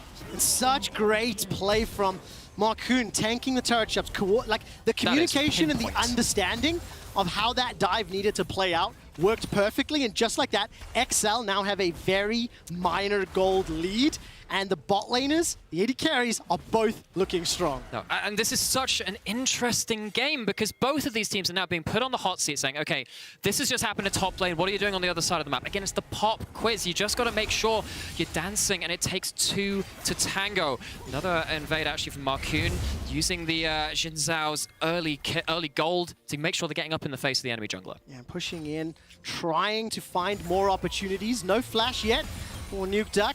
Labrov holds on to the potential engage. All the gold is accumulated in the bottom half of this map, and very different approach to the early game. Mickey will find the double light binding, throws the prismatic barrier out for a few seconds, and Labrov gets chunked to 300, sidesteps the Q from Patrick, and Nukeduck will fire the spark. Perks will not be able to get caught out just yet, and Vitality looking for a turnaround. Keep your eye on the river. Finn's making his way up. He's got level 6 as well. Labrov is low, forced to flash this time round. Does Finn take the shot? So much damage onto Kazi. He's burning away, and Finn hasn't yet found his man. Kazi escapes with his life. Nobody went down. Serious trigger finger discipline from Vitality. They hold on to their summoners long enough. They do give up the Herald, but that could have been a crushing play from XL. Just about avoided by Vitality, but XL putting Vitality over the flames. They are indeed, and of course, this Rift Herald will be now uncontested and goes the way of XL. They survived the onslaught, and these team fights, individual skill shots will be make or break. We saw 100%. Everybody running away in the river. Finn had been there just a second earlier. If somebody had been caught just a moment later. But for the time being, XL, very minor gold lead. Very minor gold lead, but they have a Herald. They also have a Herald with an Aphelios, and in a map this broken, when you're not necessarily adhering to the lane assignments that you would normally see, you get a Herald onto an Aphelios with the right weapons. That's almost 2 turrets gone at that point. XL have a chance to very explosively increase the amount of finances they have in pocket. On the other side, though, Vitality not slowing up the pace themselves, going towards the bot side of the map. Yeah, of course, that is potential gold. Requires XL set it up to execute correctly. Dragon will go the way of Vitality as XL are pushing the top lane. Just a quick note, Alfari picking up a small CS advantage over Finn, and no teleport for Alfari, whereas Finn has his available. The way the team fights or the skirmishes have played out, that could prove impactful as members of Vitality making their way north through the river. Okay, so now we've got ourselves potential of a collapse coming in. Mickey playing blocker in the river. It's potentially a catch now on the other side. So much damage onto Perks. The Hex Flash will be retreating for Labrov. He's level 5. No Solar Flare yet. Good damage coming out from Alfari. He turns onto Finn, chucks out the hammer.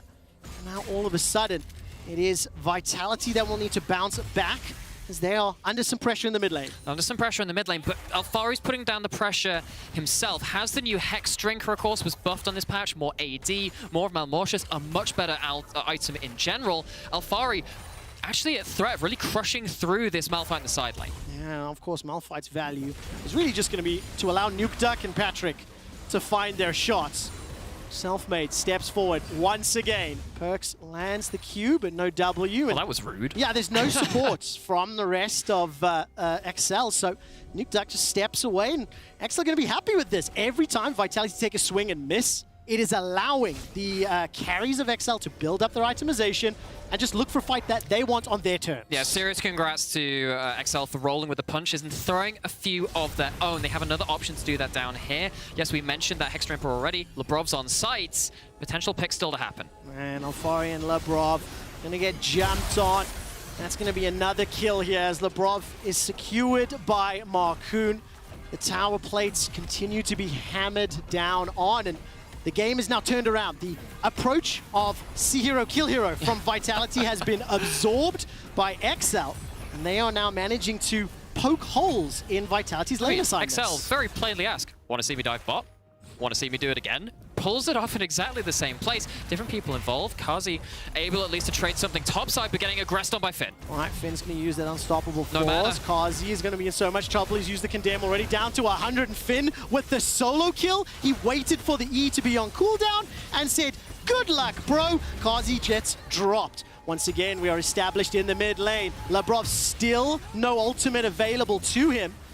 There's going to be support here from Mickey. The engage from Marcoon, looking for the knock-up. Not going to find it just yet. Nukeduck is trying to find the damage as Alfari finally gets Marcoon. Now turning back around to Nukeduck. He flashes away. Lebrov gets sniped down with the final spark. And Perkz and Alfari still continuing the fight. They've got some range, they've got some CC, but it's not working out just yet. Not quite yet, and you can see how close these fights are. Summoners being used sparingly. Lots of kind of secondary engage. That pick CC being used at the end of fights, which everyone is being so wary of. Nukeduck right at the end actually using that cleanse to get away from Leona. Going to see, of course, how it starts now. Perkz pushing up, and you think, okay, all right, 3 people in mid lane. We know how that's gone for the rest of the game. Surely there's going to be a fight. But this time it's actually both solo laners from Vitality coming. You think, actually, jungle support from XL. Surely they don't have the damage at this point. Gens are very strong at this point in the game, though. Labrov, not for the first time, ends up a little too deep, but at the end of it, still ends up in a 1 for none on the side of Vitality. Yeah, just a 1 for 1. Little bit of split target focus, I feel like there is. Some damage was split between Marcoon and Nukeduck. It allowed Nukeduck to flash away and get to safety, and quietly, XL are building up a 3,000 gold lead. They've got themselves a very, very high damage duo who are both farmed and or fed in Nukeduck and Patrick. Now we need to see how they can press this advantage, because for the moment, they've been punishing Vitality's mistakes and diving bottom lane pretty much, and it's it worked. has been proactive plays. Yeah. Yes, it has. I mean, yes, it has been Vitality kind of showing the openings, falling prey to their own creativity, shall we say, in the early game, allowing things to become a lot more unstructured than they would personally like. Vitality having a coalescence of members on the top side, XL just matching. We literally keep holding our breaths every time these champions get even relatively close to one another. Quickshot is actually buzzing. This is every single engage. Mickey's going to look for the Q. Kazi will be able to tumble himself away from it. Teleport is available for Finn. I keep looking at that in case he's going to join the fight. Instead, he's pushed out that bottom wave.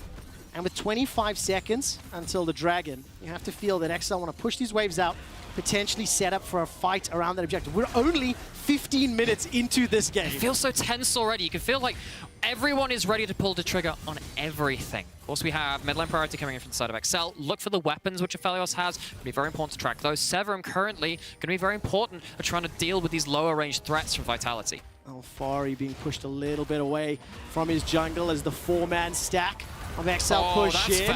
Nukeduck gets jumped on by Selfmade's got the damage, got the chop, got the subjugate to find a solo kill of his own. But that will be at the cost of the Dragon. It does look like Marcoon's inside the pit.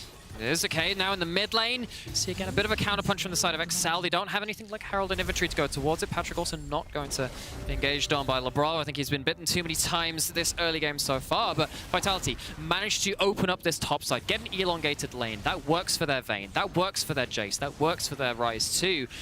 Have to see, of course, if they can capitalize on the Herald. They pick it up. They do indeed. Marcoon is going to be able to make his way back to safety. The rest of his squad pushing forward in this middle lane. 2 towers secured for XL, 1 to Vitality. This should be the third here, as Vitality aren't close enough to defend it. Gold lead still stepping just a little bit further forward.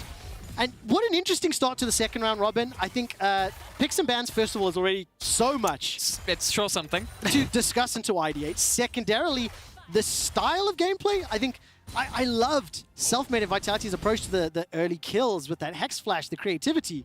But then maybe they got a little bit lost in the chaos. And as the game stabilized, it was XL that were able to come out ahead. It's like they had the first steps of this planned out, but then they just lost a bit of the rhythm getting a little bit later. As we said, actually, as much as it breaks open the map, it's not like XL couldn't use that themselves. Now, what I'm interested in seeing is how these first turrets being taken in the mid and then the top side, actually, for the side of Vitality, like affect this game, because you do have some champions which want to run down people on an elongated phase of attack, and Vitality finally have a tower of themselves to maybe get some vision into the enemy jungle. However, losing their mid lane to outer turret themselves is not going to help them in that same regard. No, going to make it very difficult. XL have grouped up time and time again. That Rift Herald is dropped, and 1, 2, 3 members of Vitality in this bottom quadrant, but it is matched by XL. They're cross-mapping in the top lane with 3 of their own, pushing towards that inner turret. Alfari's going to make his way to try and challenge and contest this wave. It does look like second tower here will fall in favor of Vitality. Okay, Finn might be able to have some threat in the tower with an ult, but tower's already gone. No Herald to push the anti up even further, but Vitality have the first foot forward in this race of towers. Both teams have just agreed to make the map more open, right? So obviously cross-map plays have resulted in that, and that'll just make more dead space, more darkness for these kill squads to roam around. And I feel like we may not have a kill for a moment. I just want to quickly remind everybody of what happened last weekend. Yes. When Team Vitality played against Astralis. First of all, they were down a significant amount. They only had 1 kill at 14, deaths at 14.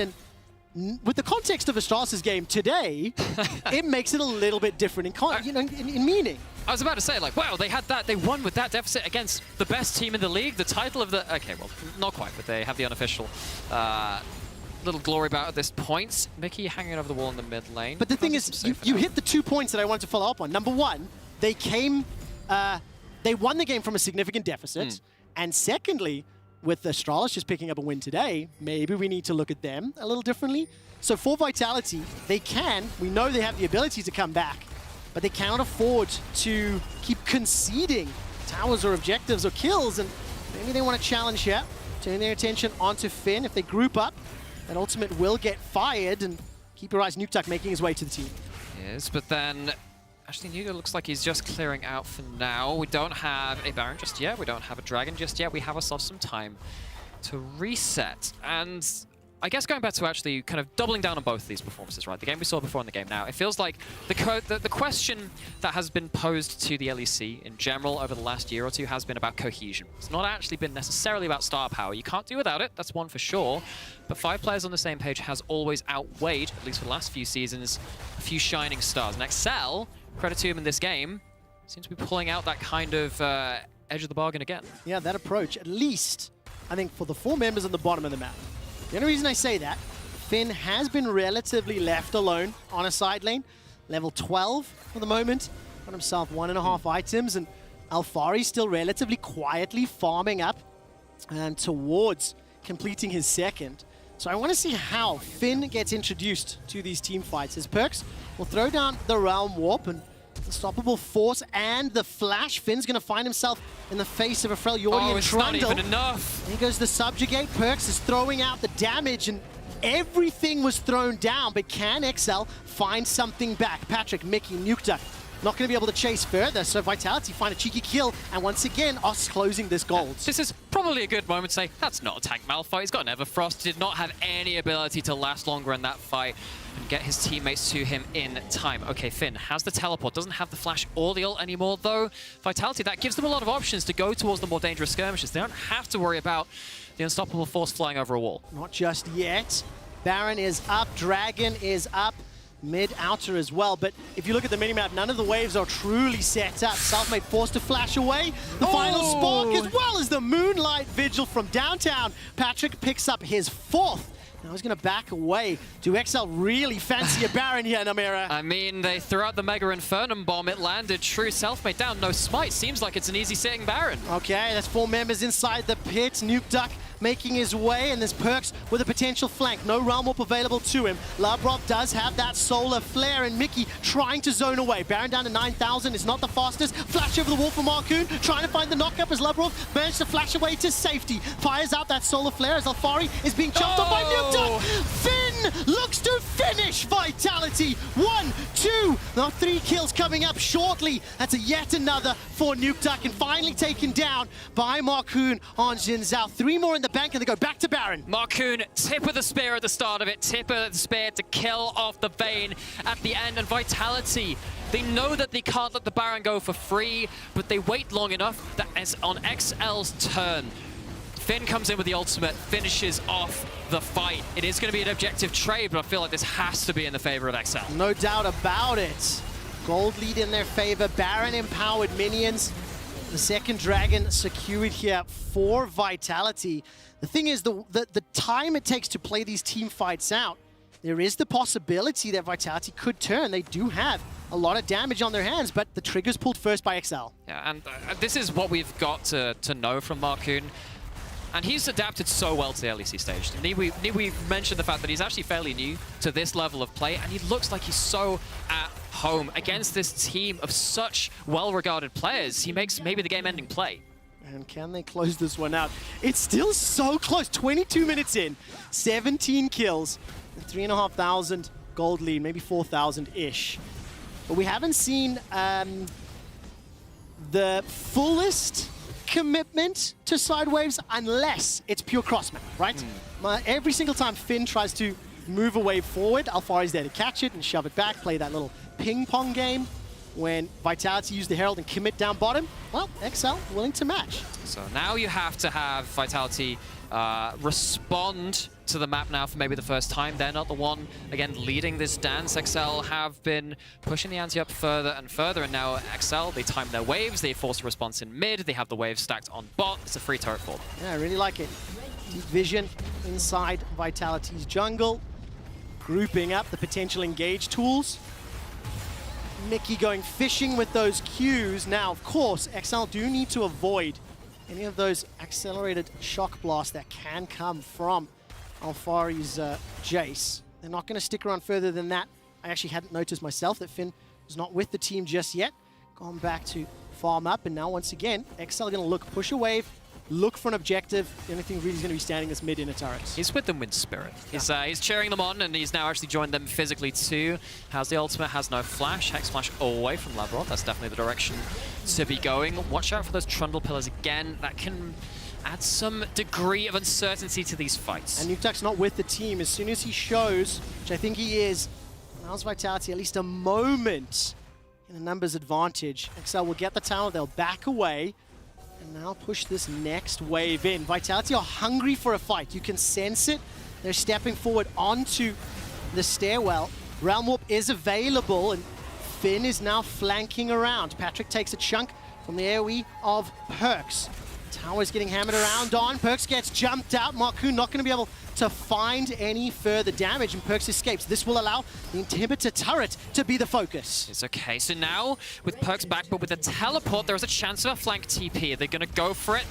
Gearing up, but choose not to pull the trigger. I mean, there was a ward there from Vitality immediately behind XL's roster, but no one around to follow up. 6,000 gold is the lead for XL. They got the tower, but they did not get the inhibitor. I was a little bit, I'm still getting used to the observers. I saw the camera movement, like, ooh, surely there's a fight coming, but not to be at that point, but you have to start wondering, actually, Vitality feels like you're just passively bleeding out at this point. What actually gets you back into this game?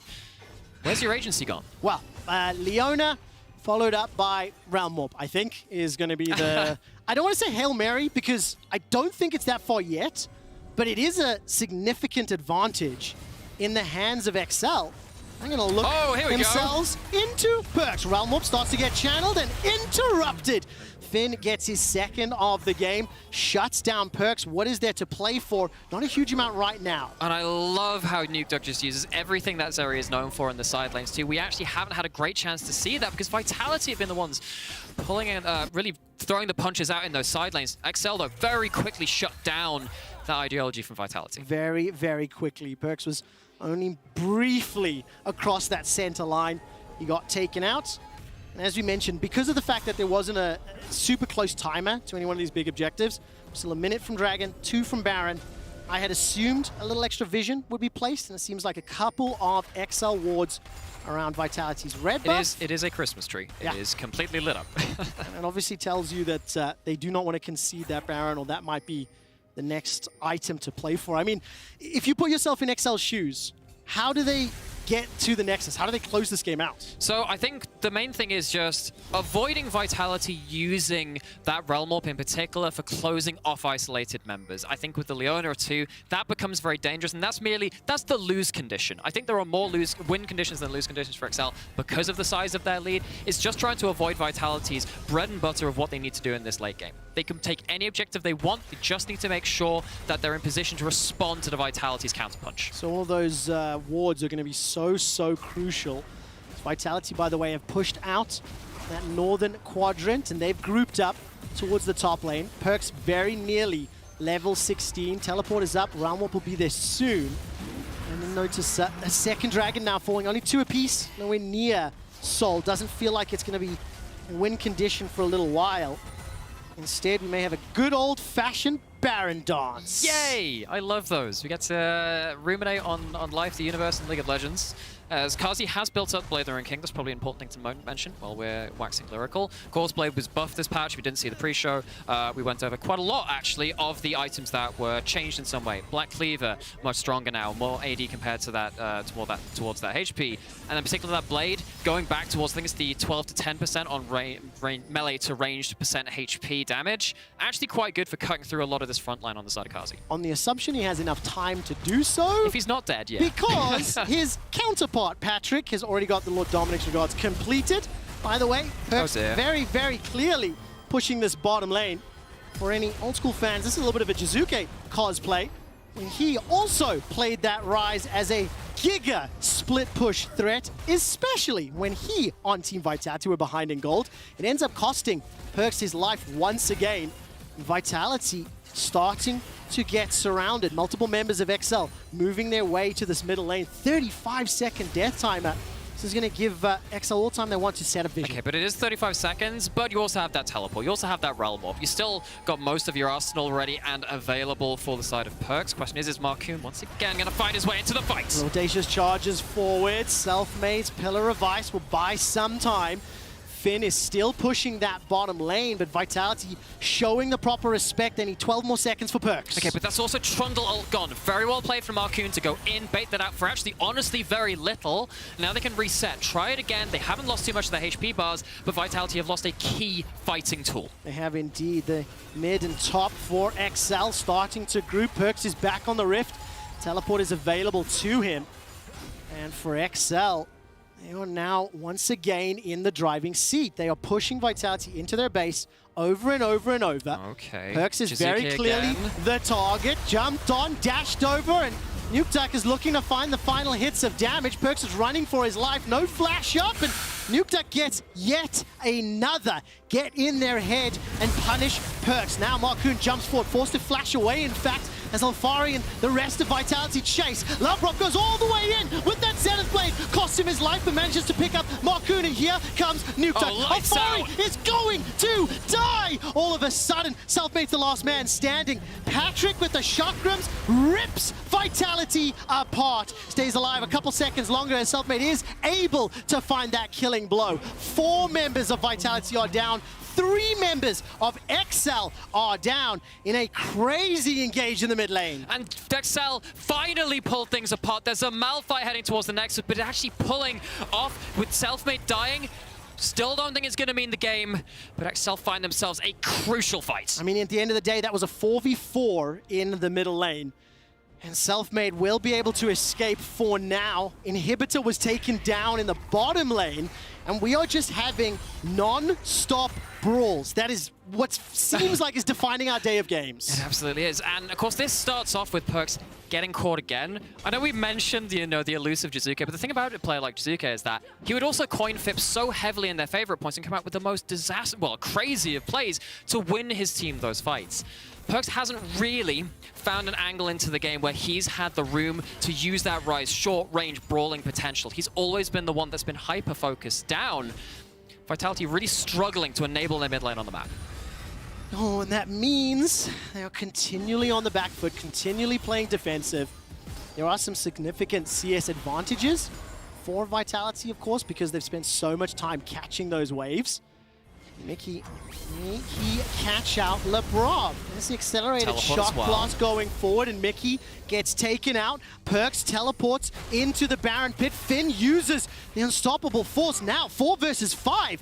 This is an opportunity for Vitality. Okay. Do they fancy a shot at Baron? Well, they do have the Vayne at 3 items, large Baron DPS. You still got to be worried of Marcoon. Still got to be worried of the Zeri running rampant. Moonlight Vigil is available to Patrick. He's got both the blue and purple guns. Realm Warp wins all of Vitality backwards, but the AoE damage from XL is massive. They find the first kill onto LeBron. Kazi's running for his life as Nuke is firing over the wall. Everybody goes golden from the GA, the stopwatches, the hourglasses. Marcoon is down. Kazi stays alive long enough to take down XL's jungler. They find 2 kills at the cost of 2. I mean, at the start of that, you're going into a 5-man Aphelios ultimate. Looked like an absolute horror story. They managed to come back around, but Vitality, are they out of the woods yet? Finn's still got his ultimate. It's actually just become available. Perkz and Selfmade running for their lives. The zap tags Perkz, slows him down. Finn, does he find the target? Holds on to it for now. Seismic shot for the movement speed. While that's going on, Patrick is picking up the dragon in the bottom lane. Another Q comes out. Nuke stepping forward. Finn's holding on, gets the knock-up, and the final spark secures the kill. 20 kills to XL. 45-second death timer for Selfmade. Screw it, let's go Baron. I mean, but then they see that there's not enough time to really go towards it before Vitality are there with fighting functionality yet again. Yes, you killed the Smite, but I'm not sure at this point you really want to be taking broken fights against the Vayne. It was okay early when you could shut down people fairly easily, but we can see what happens here. It was, again, creative use of the roll warp, seeing that a lot today. It's 5 people into Mega Infernum Bomb, the Infernum Moonlight Vigil. But it's not Kazi that dies. Kazi is the one that gets to zone out Zeri. Suddenly one of the damage dealers, although they don't die, is out of the fight. And Kazi, who spent a long time being under the boot of XL for most of this game, gets to really kick that off and kick him back. I mean, unbelievable. Vitality were 100% on the same page. They end up getting punished for it. And after the fight concludes, it is a Dragon and a Baron to XL. They are now 1 away from that Mountain Soul. They've got another couple of minutes to siege. There's even super minions down in that bottom lane for another minute and 10 odd seconds. So XL, once again, they're in the driving seat. They have the tools available to them. Okay, they are, but again, if they start to push in, you need to look for their lane assignment. Where are they spacing? Remember what happened in that last game? Very nearly did we see some comeback fights off of separated carries from their teams. Finn being the one separated now. Solar Flare into the Pillar of Ice, into the Realm Warp. Finn stays alive long enough because of the stopwatch. He manages to use the ultimate to dash away to safety. Patrick and Marcoon open up the base, and again, they take the inhibitor turret in the top lane. Get the knock up there onto Selfmade, and where is the rest of Engage now for Vitality? They chucked it all at a rock, and now they are face palming as XL get away. They're stuck between, turns out, a clock and a hard place. Double stopwatch. Finn buys so much time. The ult comes through, of course, unstoppable at that point. And yes, it's the right instincts from Vitality. Shut down the isolated member. You actually have a lot of hard seed to keep them locked in place, but I mean, that's just dirty tech right there, using the double stasis.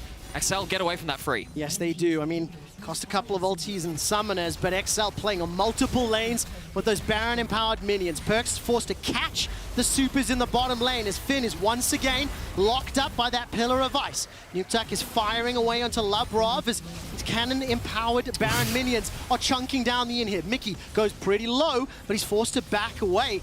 No Realm Warp, no teleport there used, and Vitality, another inhibitor lost. They are falling further and further behind. Okay, but they have managed to survive the bot inhibitors cooldown, so it has come back up, a new lifespan on that bot inhibitor. Vitality don't lose any Nexus turrets. They lose a lot of jungle farm throughout this too. That's one of the big follow-on plays that that collateral to big plays. They're losing out in a lot of small regards. Question is that going to stop them setting up for the next objective? I absolutely love when we have new kids on the show and they go, they didn't lose a Nexus turret. That is the silver lining of silver linings. I think that XL played that multiple lane push cleaner than we have seen on the previous Baron. And if Vitality don't pick a better target, there's no way they can come back. They are down 8,500 gold. There's a minute until the Mountain Soul. And it just feels like XL have got the tools and the answers to whatever Vitality are throwing at them. They do, and they're doing it by the book now. Taking the jungle camps. No, you're not going to get that gold back. Vitality, again, being denied the resources in a very formulaic fashion. Vitality lack themselves the gold really to fight on even footing. They need to find something special, but all they're finding is poke right now. Well, can Vitality hold the line? Mickey's going fishing, looking for a light binding. Not going to find the target just yet. Finn, flash will be available in just a few seconds' time.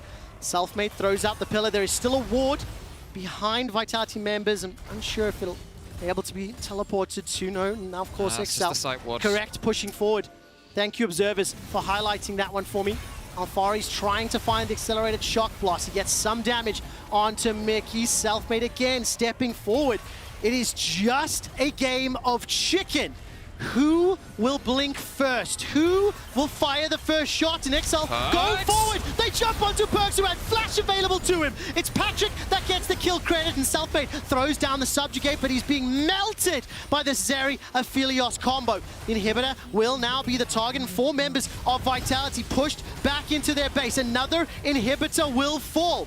No solar flare available, and Kazi does have the GA. Does he go into the final hour and try get some damage down? Nukeduck is shooting away. Kazi tumbles forward. Labrov finds a stun, but it's onto Finn. It's the damage dealers. They cannot get through the front line. Second Nexus turret now starts to fall. Marcoon jumps forward onto Kazi, flashes away defensively, and Kazi stays alive just long enough to get to his tower before the GA is now popped. 4 members of XL trying to find Kazi as he flashes off to safety. Gets taken down on the turrets, and XL defeat Vitality. Brings them to 5-5. XL level with Vitality. Not sure I would have been saying that today. I didn't believe it myself, but we've had a day of upsets. I am flabbergasted. That's a word. And at a loss for words over the last 2 results. And the thing that I really, really want to highlight and appreciate is the fact that the teams that won did it proactively. They did. They caused fights. They were in the faces of their opponents, and ultimately that's what led to the victory. And have to again kind of throw back to the very start of the game. Vitality with the Hex Flash jungle pathing. Loved what they did. But it wasn't the only... They weren't the only dancer in this routine. And XL picked up the steps, and they picked it up so well. Took them on a whirlwind. Unbelievable. Kia Player of the Game nominees at LEC on Twitter. Marcoon, Patrick, and Mickey. I think for Vitality, their approach after that Hex Flash to moving around the map, interesting. A little bit. And may not have worked as they had expected. It's the day of upsets as XL take down Vitality to tie them in the standings. After the break, we'll hear from Nukeduck on his Zeri mid and this hugely important win. Whoop, whoop.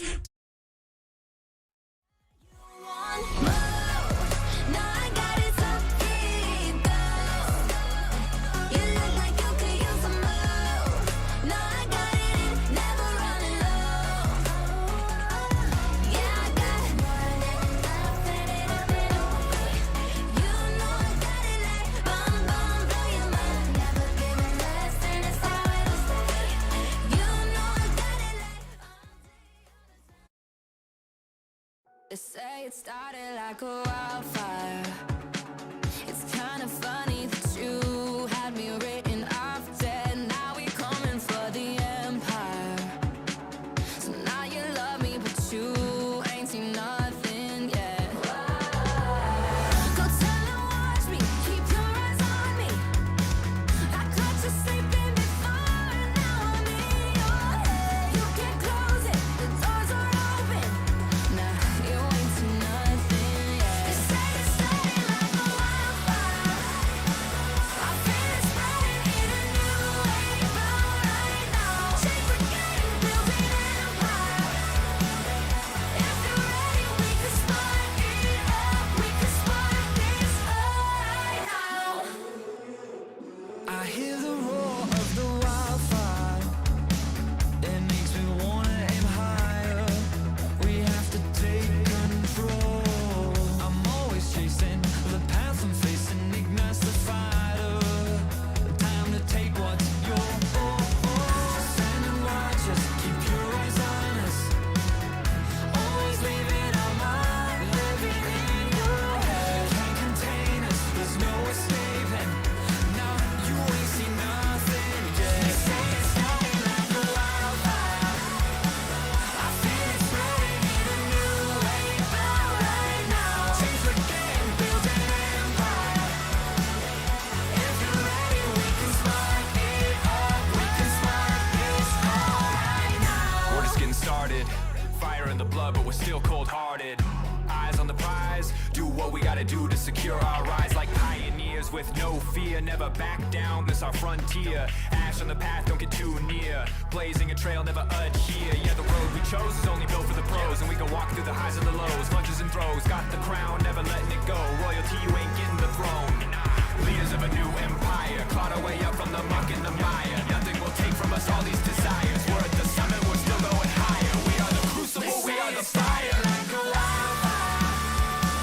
I feel it spreading in a new wave right now. Chains are getting built an empire. If you're ready, we can spark it up. We can spark. They say it's starting like a wildfire. I feel it spreading in a new wave right now. Chains are getting built an empire. If you're ready, we can spark it up. We can spark this right now.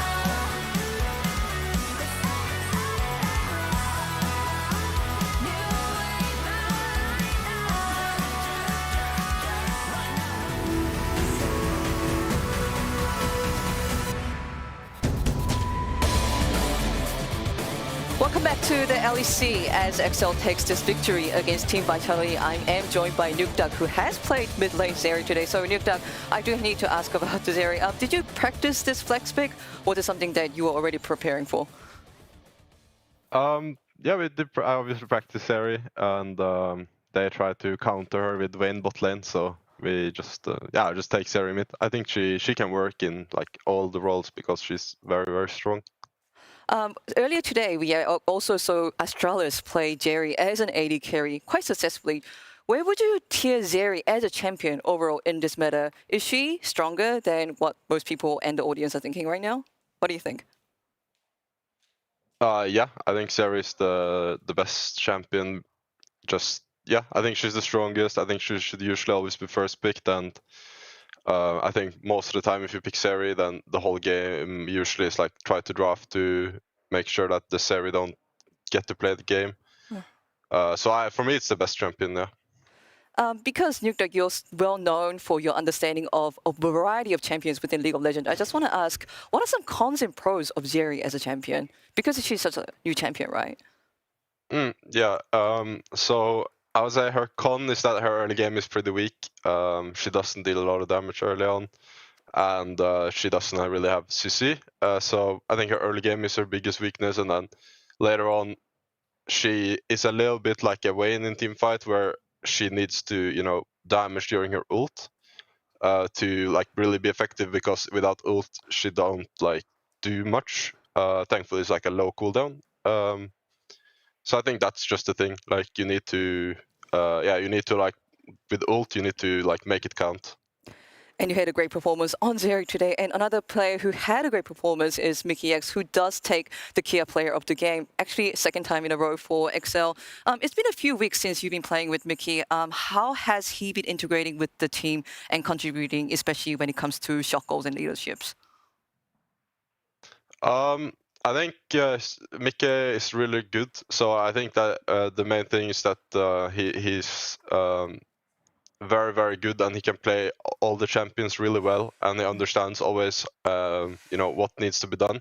So he is like also part of our shot calling, but we mostly all call. I would say just the difference that he's just like very, very good, as you can see. Just like he is super good with any champ. Like he just pick looks and kind of carried with looks. So yeah. And we are definitely seeing improvements from this XL. One more question. So XL has actually been taking some of the more powerhouse teams. Like last week, you took down Fnatic. This time, this was Team Vitality. Can you tell me more about the development that XL has been seeing in the last couple of weeks and what we can expect from this team in the upcoming weeks of the LEC? I think we can play pretty well, and I think we can beat most of the top teams. I think in the start we just had to because we had a roster swap, we had to start a little bit from scratch again, just build up synergy. But it didn't go that. It went pretty quickly. So I think I don't know. We're just gonna keep improving, and I think we can definitely do well. I think so. Yeah. Yeah, I will look forward to the future trajectory of XL. Thank you so much for this interview. Appreciate it. And now I'll toss it back to Dracos and Kadriel for more breakdown of this XL victory. Thank you so much, Ashley Nuktuk. Always interesting to hear about the mid lane Zeri, and we were certainly caught a little bit off guard by it in the pick and ban phase, as I think were Vitality. So we take a look at these picks and bans now. We'll get a chance to run you through some of the thought process that occurred here in the draft. Yeah, I know Nuktuk's been playing a lot of AD carries in mid lane in solo queue. I played against his Varus. He's been playing Vayne, Kai'Sa, Zeri. So I'm not surprised that if anyone's going to do it, it's going to be XL. But just looking at the draft, the interesting thing is Vitality just instantly lock in both their solo lanes. Jace Ryze, 1-3-1, let's play for sides. And knowing Youngbuck, his response to a Jace pick, he's going to go for a Malphite insta-lock. The draft kind of developed this point where Vayne's on 4. They're trying to negate this Malphite pick so much that they just draft such a hard losing bot lane just because of the flex.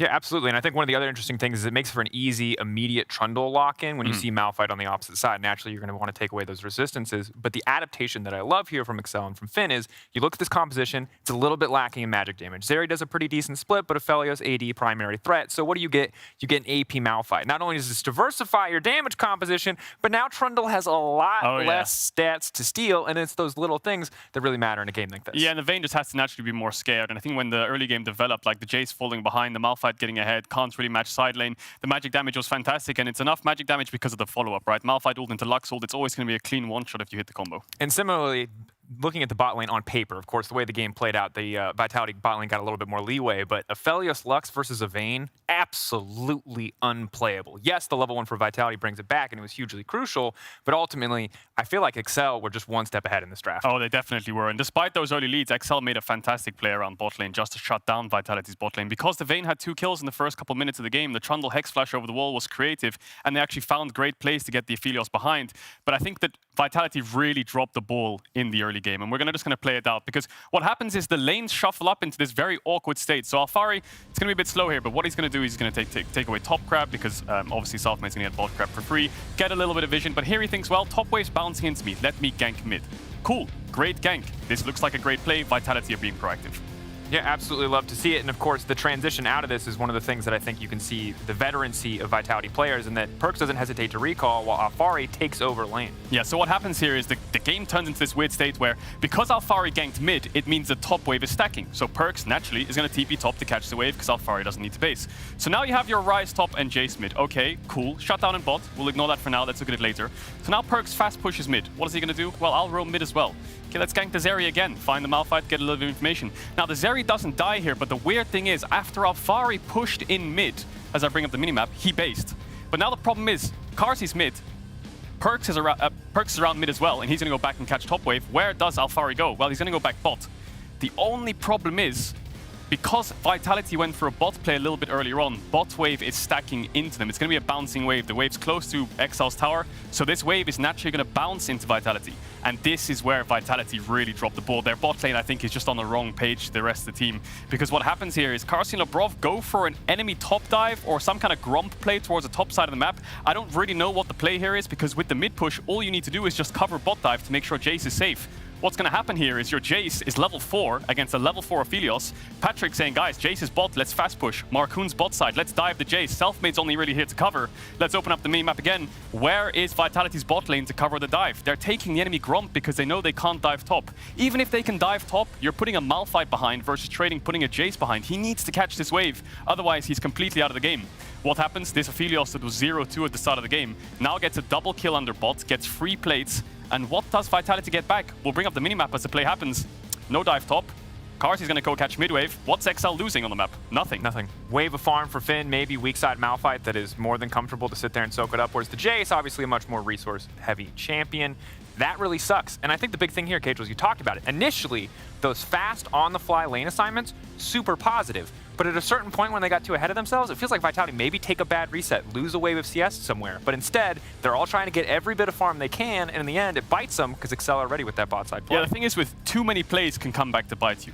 And when they go for this mid gank, great, it works. But the lanes are just shuffled into such a bad state where your mid laner's top, your bot lane's mid, and your top laner's bot.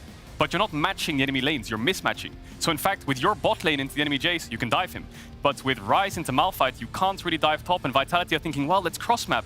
But you're trying to make too many plays here. Let's slow it down. Let's defend some plays for once and actually stabilize the game. Yeah, and I think it's just a difficult situation to be in. Certainly feels like Excel outpaced a little bit in some of those moments, and now Excel tied with Vitality, but 2-0 in the head-to-head. And this is massive because this race, especially for the bottom side of playoffs, you look at G2, you look at Fnatic, you look at Rogue, feels easy to say they're making it there, but everyone else, all the way down to BDS, you're wondering, is there a chance? How close is this race going to be? And Vitality really needed to beat Excel to stay ahead in this race. Yeah, just a little thought experiment. Let's imagine G2 beat Mad Lions today, for argument's sake. Now you've got 3 teams tied for that last spot in playoffs, right? You've got the top 4, 2 out of 3 of them will make it. Mad, Vitality, XL have the head-to-head. It's Armageddon for that 6th spot. Absolute bloodbath. And frankly, I love it. I think we love it here in the LEC, but definitely not a loss it feels like Vitality afforded to have. And Excel on the rise, excited to see what they can do, though.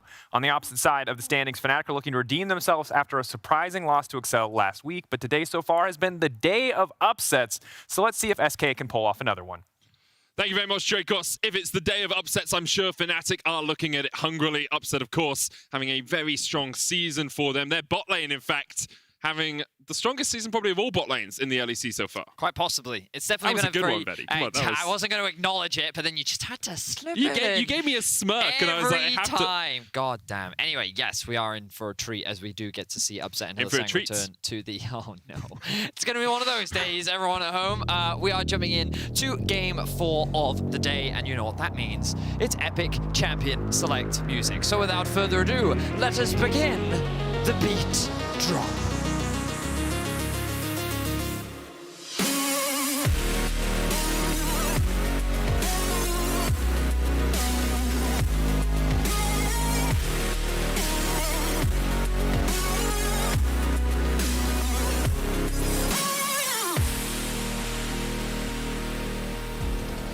For those that don't know, I'm with Medic. I'm Bedius. It's a pleasure. We've been doing this for 3.5 years. 4 years, in fact, now. Yeah, you know, but we still have to do this. People don't know who we are. 2 Brits talking about video games. Yeah, so we're going to be jumping into draft. We are, of course, still on patch 12.3. The meta hasn't been too crazy today from what we've seen. So let's see if anything shapes up in this draft between Fnatic and SK. I'm interested to still see this Twisted Fate ban quite high priority. We've seen it on red side, we've seen it on blue side now. Obviously in solo queue, he went down the ranks nowhere. He's like 45% win rate or something. The nerf to his E just makes it incredibly hard for you to both apply pressure and also clear out your waves early game because you have so much less attack speed, means you can't rattle out those cards and kill off the minions. Nautilus and Jarvan banned away by Fnatic though. SK looking at their 2nd ban on red side. So things like Jinx, Caitlyn, these are still probably two of the strongest ADs, at least based on what we've been seeing so far today. Even after the nerfs to Caitlyn, many teams still value her a lot. Aphelios also still sitting in that vicinity. You can see the Thresh ban coming out very directed towards Hylissang, the Victor ban being removed. We've been seeing a lot less Corki priority ever since the changes to the package. It does seem that at least teams so far in the LEC are not prioritizing it as much. But let's see what this final ban will be. Will it be another jungler potentially removed? Something like the Xin Zhao could also be taken away. No, it is going to be that Zeri. We already heard Nuke Duck talking about it in the interview. He believes that it is first pick worthy, can be played in multiple different roles. That flexibility is always valuable in professional play. And of course, we are going to see the immediate answer from Fnatic. No stranger, no surprise. We know that Upset is a very big Aphelios player, and he's very happy to play it with many other supports as well.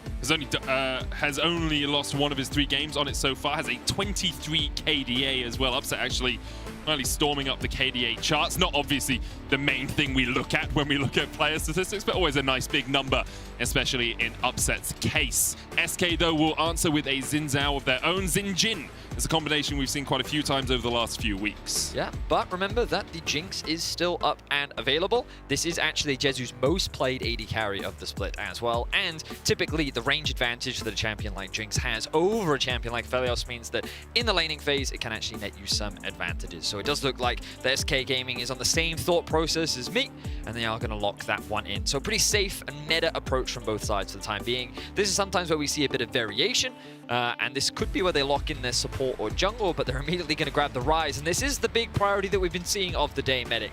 A lot of teams saying that they want to grab that Rise early because of your ability to push and roam the sidelines. And a big thing, as we've already mentioned, is Twisted Fate and Corki both got a bit of a nerf coming into 12.3. Rise was kind of sitting at the edge, just about catching up with those two, and now that he hasn't been touched and the other two have, he really rises up in priority with the Jace locked in as well for Fnatic. It's that meta cycle that we always see, right? It's Corki, Azia is usually one of those two at the top, and then when they get nerfed slightly, Rise. It's a meta tricycle actually for them. Exactly, it's the tricycle. Stop it. Yeah. Now the Malphite is going to be used as an answer, our second Malphite of the day, being a common response to the Jace. Rough early laning phase, but as the game progresses, once Malphite starts stacking up a lot more armor, he can really match and handle this Jace on a side lane and be a real nuisance, especially when it comes to team fights. You can see the SK's comp very straightforward. You have a scaling long-range AD carry in the form of Jinx. You have a lot of engage in the form of Malphite and Xin Zhao. Now they're just looking to round things out with maybe a little bit more damage. They maybe want to add a little bit more utility. Perhaps they want a little bit more protection. They could go for something like the Lulu on treats if they wanted to offer a little bit more appeal. They have a lot of options with their draft in terms of what they've gone for so far. Treats has predominantly played engaged supports. He is often the initiator for SK. We saw it last year, or both when he was support and when he was playing in the jungle, and we've seen it again this year as well. Rakan will be the final ban by SK, taking away one of Hylissang's power picks. You know, Rakan, Thresh, the two respect bans towards the Professor in the bottom lane, and now Fnatic have their final ban to think about. The Lulu ban going to be taken off the board. Yeah, so Fnatic on the same wavelength as we were just discussing, Medic. I think it would have been a really powerful companion to Jinx down in the bot lane, just because it synergizes so well with all of the initial engage that you do offer already with things like the Malphite and the Xin Zhao. SK could wait and save their support counter pick, and I think this makes a lot of sense. By going for the LeBlanc, you get yourself a very strong mid-jungle 2v2 in the mid lane as well that can challenge some of this prio that Rise loves to try and fight for in the early laning phase, and it does suggest that perhaps Certus and Gilius will be looking to attack Humanoid in the mid lane. But as we know, Fnatic love to play through this mid lane right now, and I wouldn't be surprised to see a lot of scrapping and fighting in the mid lane in the early game. And something like a Volibear just facilitates that so much for Fnatic. A strong skirmisher, strong in the 2v2 alongside that Rise. You have a lot of CC, and then also obviously the tower dive potential later on that the Stormbringer can bring. Razork has been predominantly utility for Fnatic, not really the main carry of the team, but has done well at setting up his laners for success. Fnatic now looking towards that Leona. Gives you a bit of engage that you don't really have with this comp. Means that you have someone going in alongside the Volibear and can also, of course, set people up to be mowed down by the Rise and Aphelios. Ooh, and I love this Braum hover. I think it would be a really strong pick because we already talked about your support. You don't need more engage. You kind of just want to offer maybe a little bit more utility, some more peel for this Jinx on the backline, and I think Braum fits that perfectly. You have things like the Volibear and the Leona that will want to try and dive in, get onto the front line, or like create chaos in the team fights, and Braum is going to do a lot to mitigate that. And overall, I like a lot of what SK have drafted for themselves. They have very solid team fighting later on into the game. They have very good engage. They have a lot of range at their disposal as well. Whereas for Fnatic, they've gone for a little bit more of an early game focus by going for things like the Rise and the Jace. It is a lot more about getting your solo laners ahead, leveraging that prio, and then trying to play through sides, either playing through 1-4 or 1-3-1, forcing the enemy team comp, which is very much about team fighting, to actually spread apart and going for these smaller skirmishes and picks instead. A very Fnatic style that I think they are very adept at executing. The question is which one will ultimately come out on top, because we know right now the meta is very much about scaling and team fighting. Has worked out for our underdogs so far today. Fnatic and SK now fighting on the Rift to see if SK can start their winning ways in the second round robin. Currently sitting at the bottom of the standings alongside Astralis, 2-7, and usually it's about 9 wins you need to make it into the playoffs here in the LEC. Fnatic well on their way at a 6-3, but they're looking for that #1 spot, especially since Rogue have proven to be fallible today. Fnatic and SK will clash in our next game. I'm so looking forward to it, Betty. I know you are too. Yeah, we're going to be jumping onto the Rift in just a bit. The comps are exciting. I can't wait to see both these teams. So let's have a go as we jump.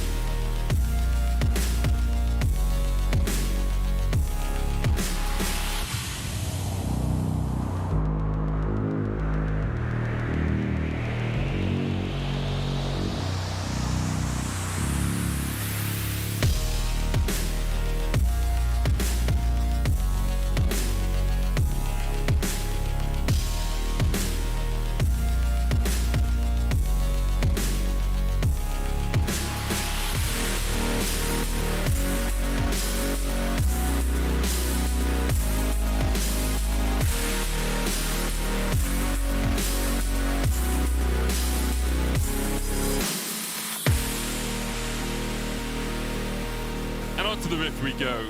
With the slight shake that we have on some of the graphics, I almost thought we were in LA for a second there. With the amount of earthquake tweets they always put out when it happens, it's like, that's what your mind went to. Yeah. Okay, I mean, fair That's enough. the LCS studios, you know? Okay, I mean, that's fair. I've been there many times, never experienced an earthquake. Never once. I hope.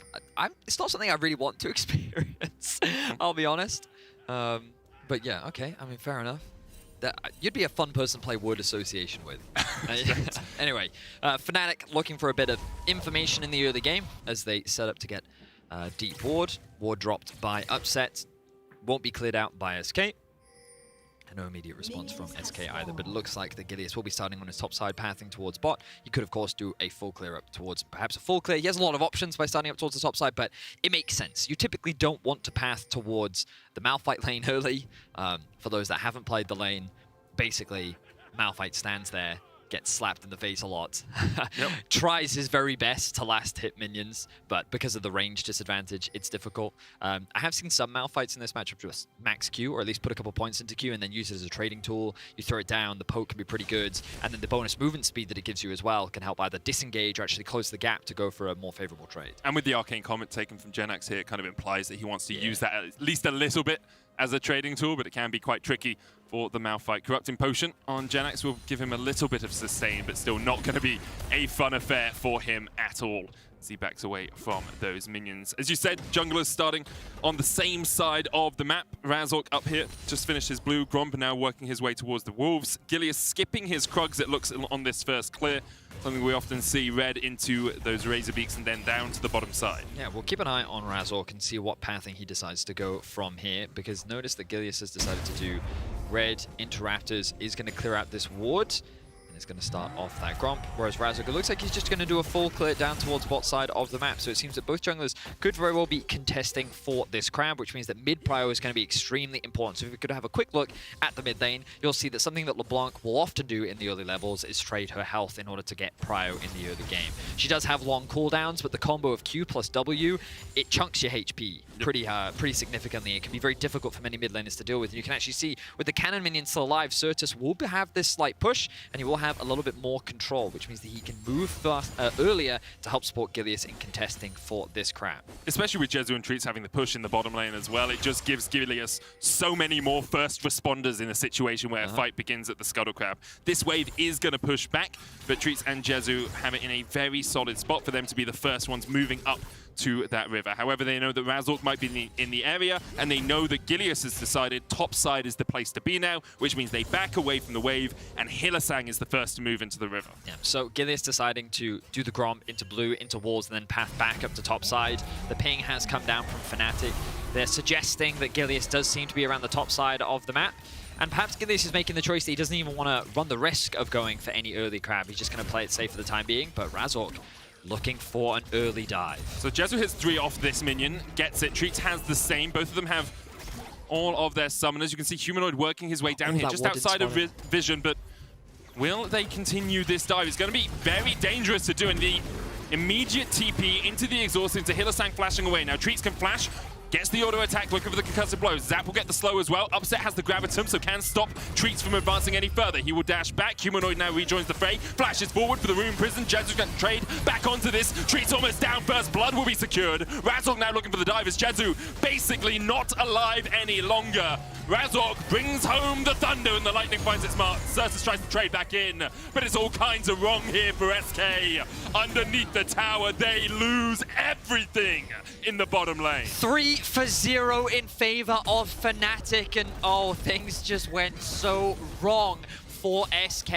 The TP from Certus was a good one. It was there to stop the dive from happening, but the re-engage from SK is where things fell apart. The overcommitment from Treats meant that Fnatic saw a window to punish, and they do just that. So let's have a look back. They have that stacking wave that you highlighted earlier, Medic. They had Humanoid get that push in mid and roam down towards bot, and this is after Treats chose to flash in after Hylissang to try and make that commitment play happen. And then Humanoid, with great awareness, recognized, hey, that Braum doesn't have any summoners now. I'm just going to flash in, commit, and we can definitely turn this around. We still have a big enough wave that we can actually set up the dive, and they very cleanly get themselves a 3-0. So big mistake there from SK that is very aptly punished by Fnatic. And a 2,000 gold lead for Fnatic only 5 minutes into the game. Indicative of how their early games have been so far here in the LEC in Spring. Constantly getting early leads, getting first tower a lot of the time as well, Vedi. And a lot of it not actually off the back of too many of these early fights. They have been more content just to get a couple of kills and then start scaling up towards the mid game. Yeah, I mean, Fnatic's early game was a big topic of debate during the early seasons, but this is a great example of them still being proactive, and often you'll see them making a lot of plays around the mid lane, around Humanoid, Hylissang, and Razork, consistently moving towards that part of the map, as you see an all-in top. Yeah, Janus is 6 a little bit before Wonder here. Wonder's going to knock him back, but Janus with the flash chase. Counter flash from Razork. This should be a 1-for-1 trade on the top side. Janax, though, or not. The seismic shard movement speed was enough to get him back under the safety of his tower. And a solo kill goes in favor of Janax. So we talked about that matchup during the draft. This is the reason why it's considered a counter, that Janax somehow got level 6 first and was able to use that level advantage to get an all-in onto Wonder, and we got to see the all-in power of Malphite in this 1-versus-1. So very well played by him. Unfortunately, SK still find themselves 2,000 gold down, and Upset is the benefactor of these early game plates. 320 gold, I believe, went into his back pocket. And the gold lead continues to build for Fnatic. You can see he's already 800 gold ahead in that bot lane matchup. Mid lane as well as 600 gold lead for Humanoid over Certus, and it just becomes very difficult for SK to play on this bottom half of Summoner's Rift. Treats and Jezu just ticking over to level 5 now. Upset's been there for a little bit of time himself already, and with Razork securing the Dragon, with Upset and Hylissang having the push in the bottom lane, you have to think a lot of this comes down to how SK decide to play the top side of the map from now on. Now, unfortunately for SK, the second half of the split does not start off super well. when we think about who they're going up against, it's important to recognize that they only have very difficult opponents laying ahead of them. But one of the big things is if they can get a big win, it could be very big as the dive happens. Stormbringer disables the tower. Jezu retreats, just demolished underneath it. Even their own structures are against them. Upset with another plate, gives the gold to the rest of his team. Thank you very much for Fnatic as they get their 4th and 5th kill of the game. We try to look for a small window to talk about the opportunity for SK and Fnatic saying, no, no, no, we've got a bot dive to make happen. You know, we talk a lot about how Fnatic is a very mid-focused team this split, how Hylissang has been roaming mid at like level 3, level 4, level 5, but this game it's all about attacking this bot lane, and Fnatic, they're doing a great job of it. Usually you'll see them try and play through the Jace, maybe try and shut down the Malphite early, stack up a wave, and then look to dive, but no, they want to get rid of this late game damage dealing threat in Jezu, and they've done a fantastic job of it. He is only level 5, upset a whole level over him, Humanoid level 7, and every time he gets to roam, he's making something happen. 2-0-3 on this rise. Fnatic off to a fantastic early game. You can just see from the kill participation where Fnatic's focus has been in the early game. Humanoid coming down towards the bottom side. Both he and Upset have participated in every single kill so far. And the game just accelerates from here. Aphelios moves into the mid lane at the 8-minute mark because his Herald has spawned. You can see Wonder answering Certus down towards that bottom side. He's got TP, so if a fight does begin, he can now come to the Rift Herald as well. But SK can't even fight it. They're doing that move of the AD carry and support down towards bot. See if they can get some vision in this jungle, but it's so early on that Treats doesn't even have his upgraded warding item yet, so he can't get any vision in the jungle either. Fnatic leveraging their early game advantage beautifully. They recognize that after securing the Drake, they want to make a play up towards the Herald. The timing is great. Humanoid pushes that initial wave in mid, then roams up towards the river, catches that top wave. They send Wonder down bot, and just these lane assignments are exactly where they need to be in now. Guess what? They get to funnel more money into Humanoid. There was that option of giving more money into Upset, but they're saying, you know what? Making sure that we have this side lane threat is more important as an engage happens on the Hylissang. It's smart from SK. They just pull the trigger and they get a kill onto Jezu. Hylissang perhaps thinking he was a little safer than he was, knowing that his jungler in mid were topside, getting that tower. But Genax with a good movement down catches out Hylissang a little bit unawares there from the Fnatic support. I mean, you just have to look at the minimap and you can see that there's very clearly a lot of vision in the river. They have the top push-up as well, so it makes sense that Hylissang assumes that he's safe, but he just was not expecting Genax to just come in with the ult over the wall. The follow-up CC from the rest of SK means that he does end up falling. Fnatic, though, they're pretty content with just losing that off the back of that play. They secured the first tower of the game. They get all those plates into the back pocket of Humanoids. And SK, it's just kind of a play where it's an opportunistic one. You know, they have to be looking for these picks, have to be looking for these plays to slow the game down as much as possible in order to be able to find a way back in. Because in terms of early game, SK was looking to try and attack mid. They wanted to leverage this LeBlanc and Xin Zhao combo that they had, you know? They had an opportunity to find picks and opportunities, especially when Malphite hit level 6. Maybe they could look for a play up top, but Fnatic attacked even earlier than that, mitigating any potential early game options. And now SK's forced into a position where they have to do everything they can to try and stall and rely on a late game miracle fight to turn the game around. Yeah, an issue for SK as well throughout the split has been their early games. They are 10th in gold difference at 40 minutes. They are 10th or tied 9th in first towers, 10th in major leads, 10th in major deficits. They spend the majority of their early games and the majority of their games behind. And once again, it's begun this way for them here. We have to see if they can fight back in the mid game. But right now, Fnatic are just not giving them a moment to breathe. Gilius stops breathing. He's back to the fountain. Humanoid now chasing Treats and Genax down in a 2v1. He continues to advance. Everfrost already complete on the Fnatic mid lane. Great use of the Realm Warp from Humanoid there as well. Fnatic realized that, hey, we have control of the mid and the bot side of the river, but with Genax having push in the top lane, you think the Humanoid can't collapse, but hey, Realm Warp gets to break some of those rules and they find another pick onto Gilius. Fnatic, just a masterclass so far, and I think that it was a day of surprises, I feel. We saw a lot of upsets happen so far in the day, and I was like, could this be another one? Could SK find an opportunity to kind of shake up the second half of the split? Fnatic saying, nope, we have not been super happy with our first half of the split. We think there were games that we could have played better, and they wanted to make sure that they came in clean, they came in crisp, and that their execution was good. And so far, that's exactly what we've been seeing. I will say, though, there's one upset that's really showing off this game and throughout the course of Spring. It's the Fnatic bot lane, Eddie. 18.8 KDA leads the league. Of course, we don't hang our hats on KDA. It's not the defining scoreline for an AD carry, but still impressive nonetheless. That's CSD, though, first in the league. And a lot of that, as much as Upset is an incredible player and is playing very well, you have to give it to the bot lane as a duo. Hylissang supporting his AD carry very well. Well, also, it's just, you have to remember that Upset, as a player, he doesn't always get his support to play with him, right? But he is a very reliable laner. He is very consistent, and he is very, very good in his role. And while he is playing well, this game very much feels like the Humanoid show. His roams have been very impactful towards the bot side of the map. Both him and Upset kind of lead and farm. They're very powerful on the map. 5k is the gold lead as we approach the 13-minute mark.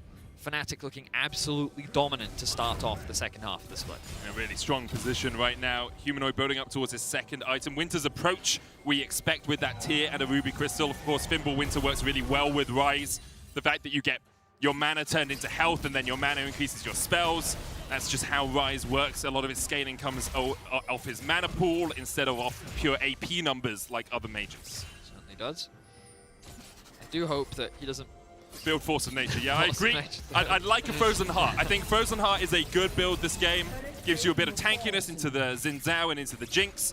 And also, you get more mana, you get more damage.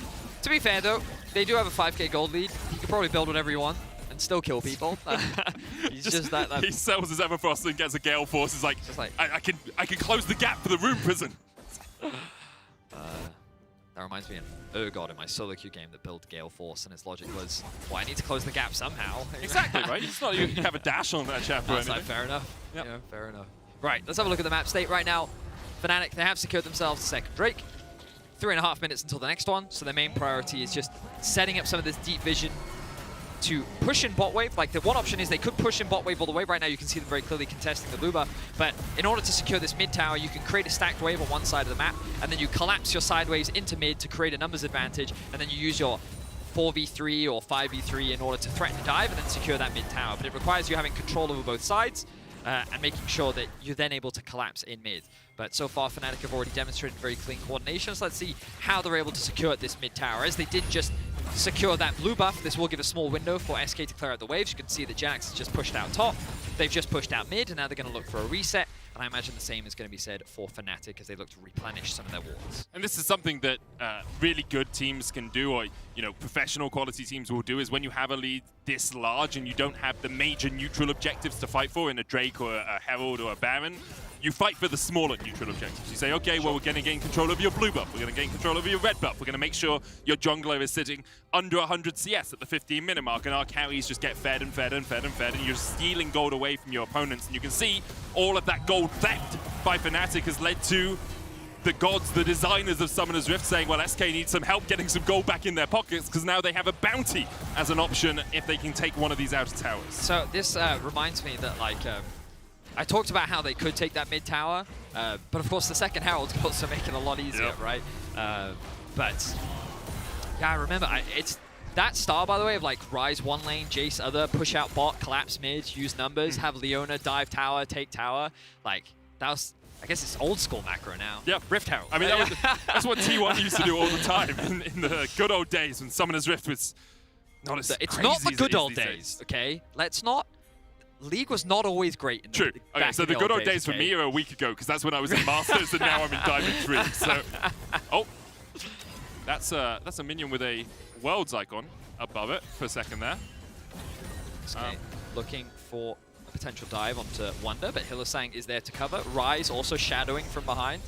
Fnatic doing a good job of reading the play, mitigating any potential picks, and you can see that SK is just doing what they can. They need to make something happen. They need to try and make a play, find a pick, slow the game down as much as possible. If they can get a tower, that is a bounty that they can pick themselves up. But Fnatic using their vision very well and mitigating. You can see right now they're playing more of like a 1-4 style as they kind of move in between the jungle, make it very difficult for SK to rotate. They have to go the long way round in order to move towards this tower, which means that Fnatic can then drop the Herald down, they can rotate back to mid, they can then start threatening that tower. Just overall, very clean, very smart play that we're seeing from Fnatic. Nothing too crazy. You can see like very straightforward, very simple macro, but when you have a lead, this is the type of performance that you want to be seeing, right? Just clean execution. And Certus almost cleanly executed there by Razzle, because he dived underneath the tower, will be forced away. For anyone who is as confused as I was by the little world's icon above a minion, that's the Sigil of Malice from the Championship LeBlanc skin. Oh yeah. It's not a skin I've seen too often as Genax, flashed away by Upset. There's some clean reaction times from the AD carry. Yes, it was. I thought you had more. I don't know. No? I'm trying to end things earlier. Okay. So I feel if I do more, then I take up your time, you know? Okay, well, here we go. Go again. Hillesack goes in. Gideus stunned. Solar Flare connects. Upset hits with the Calibrum. And Wonder hits with the final damage. Death befalls Gilius as Fnatic find themselves another pick. They will get themselves the mid-tier 1. They're working on the mid-tier 2, and it's just a one-sided affair. They're going for more kills. Razzle could lose his life. He's gonna lose his life here underneath the towers. Jezu will take him out. Gets excited, but the tower will still fall. And Treats and Jezu have to respect the fact that Fnatic are still a hefty sum of gold ahead. Yeah. I mean, when you're 18 minutes into the game and you are 8k gold behind, it's not a good look. It's Fnatic are definitely starting their second half of the split very, very strong. They're a little worried about doing this Drake, as they did just see the TP come in from Genax. They don't have their smite. And so, with Humanoid not in the vicinity, does have a TP advantage. He says, well, you know what? It's not worth it. We'll just give up this Drake. We don't need to overstay. If we give them shutdowns, that's a very easy way for SK to come back into the game.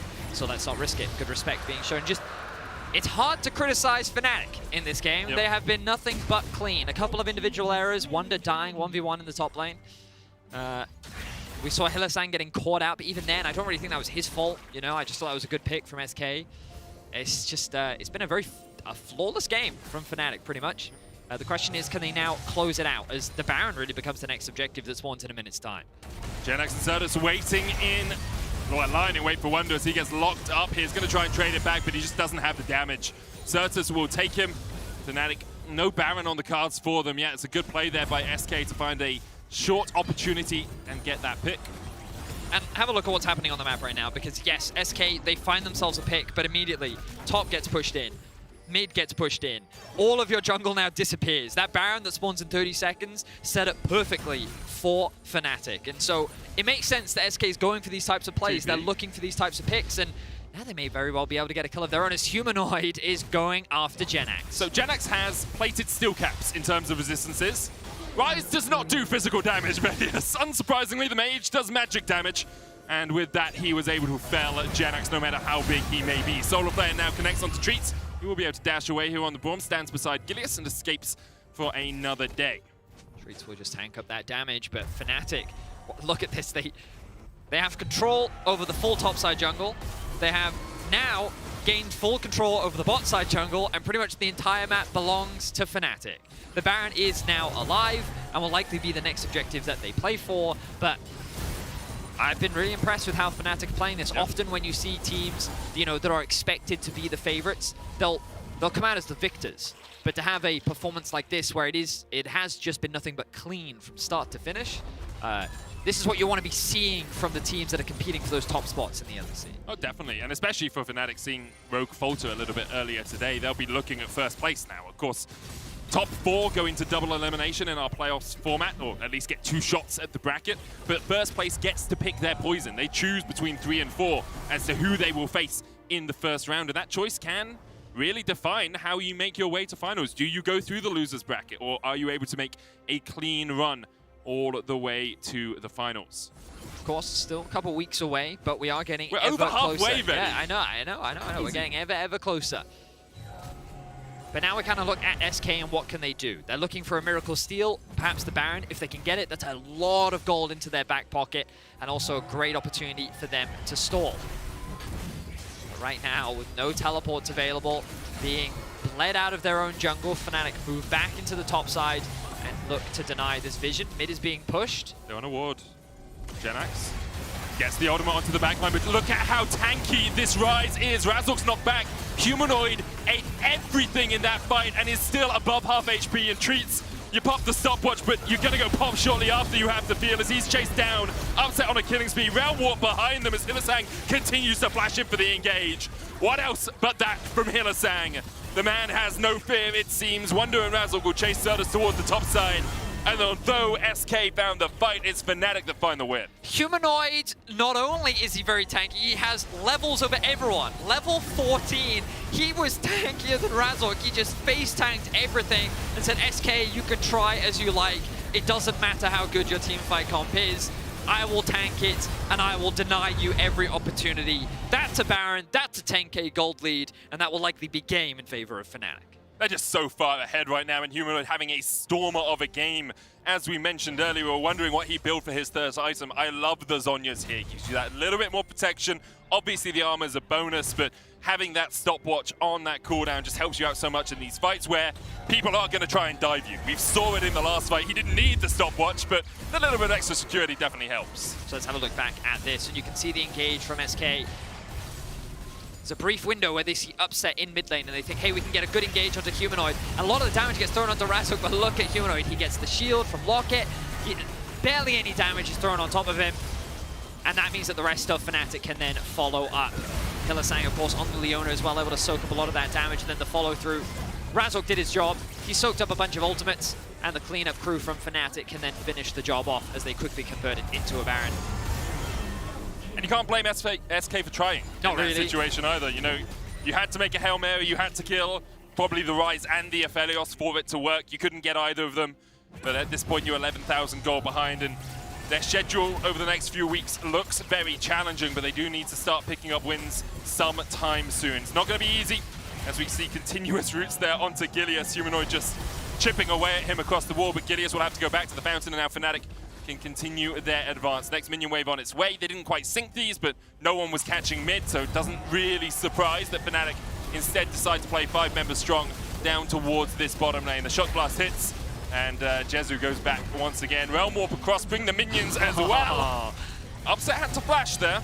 Maybe just being a little bit cautious, as he is still unkilled in this game alongside Humanoid. Double inhibs though for Fnatic, and SK going to try and make a play. You have to feel it's Hylissang that instead goes in. They just dive onto Jenax. That's the tank who dies first, and that's never a good sign if you're SK. Fnatic clean it up in the base, and they're looking for the win. 5 members still strong for Fnatic. A clean start into a clean finish. Razork will not drop. Wonder just barely stays alive, and that will be game for Fnatic. Clean as you like, Reddy. Fnatic made a few stumbles, a few misplays, but SK were never in a position to truly punish them. And Fnatic start off the second half of the split with winning ways once again. 7-3 now as they fight for first. Just a one-sided stomp, honestly. It was from beginning to end. The double back-to-back dives on bot lane, the roam timings on Humanoid. It's just clean. Yep. Very, very clean from Fnatic. If they can maintain this level of performance going forward, they are looking like a terrifying team. Of course, expectations were already high given this roster, given what we've seen, ending the first half of the split 6-3, but wow, what an incredible performance. Incredibly strong and good look for Fnatic. And yeah. Really good performance. All right, obviously SK on the other side of things now sitting at 2-8, sorry. Not the best of shapes, but we have seen that battle around the mid-table start to go, you know, 1-on-1. Teams picking up a win here, a loss there, actually helps SK in terms of getting back into that fight, because if the other teams aren't winning as much, then it's a lot easier for you to catch back up with them. Now, your key player of the game votes at LEC on Twitter are Razork, Humanoid, and Hylissang. All of them worthy targets you have to feel. After the break, we'll hear from the victorious Hylissang, but first, let's listen to the Warner Song of the Week, Frozen by Madonna vs. Psychic, which you can find on the official LEC playlist on Spotify.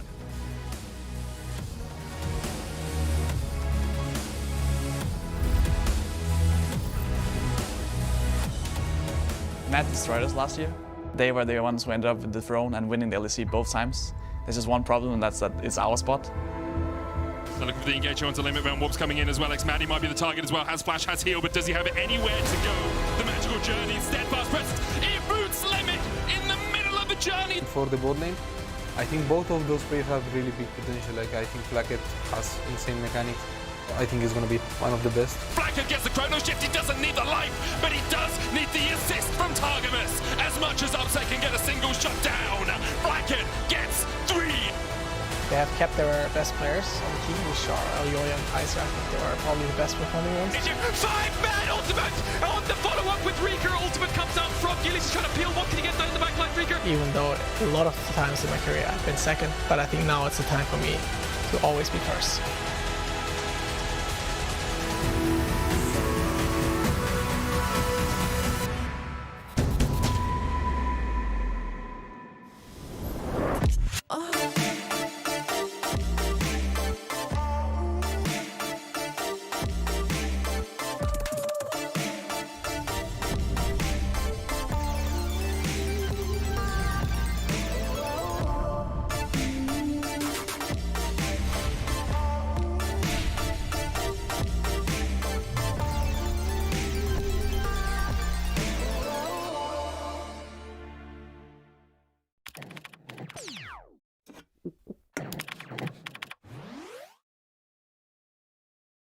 How can life be what you want it to be? You're frozen when your heart's not open.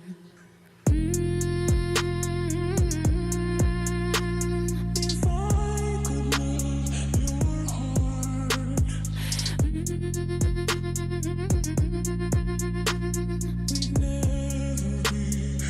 be apart.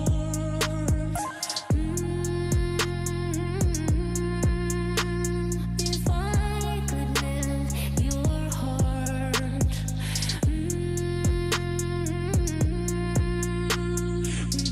never be apart.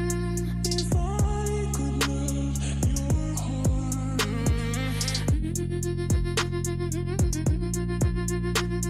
we'd never be apart.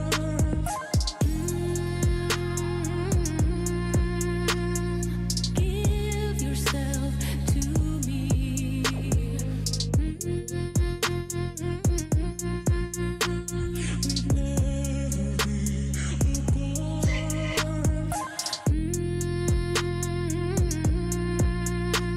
If I could melt your heart, we'd never be apart.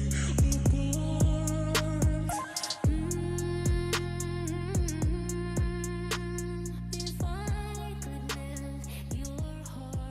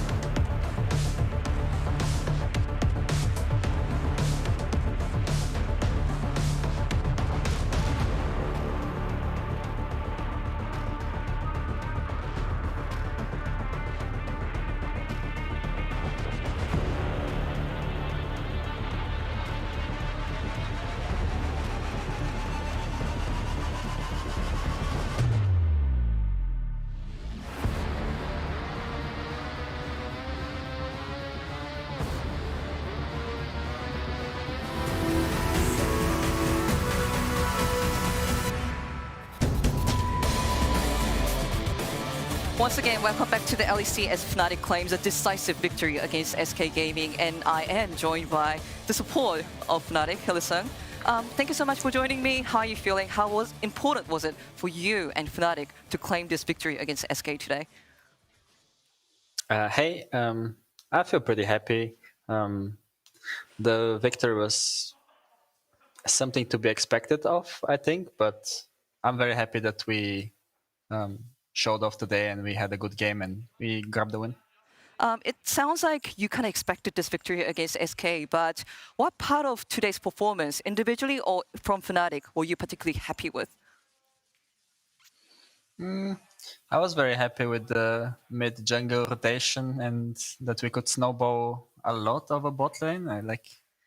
In 8 minutes, we took 4 plates and dove them twice or something like that. Took a dragon as well and Eric Trapp, I think, in the game. Also, we had a good Herald control. So all these things combined, I think, what I'm happy of. Speaking of the mid jungle and also about the mid game rotation, in a recent interview, you talked about Humanoid and how he's like a vocal shot caller for the rest of the Fnatic game. And I really wanted to learn more about Humanoid's role within the Fnatic team communication. Even though I've heard him speak about it, he's like quite shy. I think he's kind of the voice of Fnatic right now, even though there's a lot of pressure. When you say that, I really do believe that whenever Marek talks, everyone kind of listens, and we know that he knows how to make mid-game work, and we just follow and try to really learn from him and the way he sees the game. So, yeah. And speaking more of your own performance, you played Leona today against Braum, and both champions you know really well. Both are your signature champions.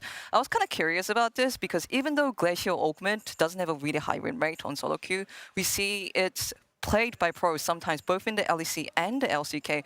Can you give me a bit of a breakdown on when a support should take Glacial Augment versus Aftershock?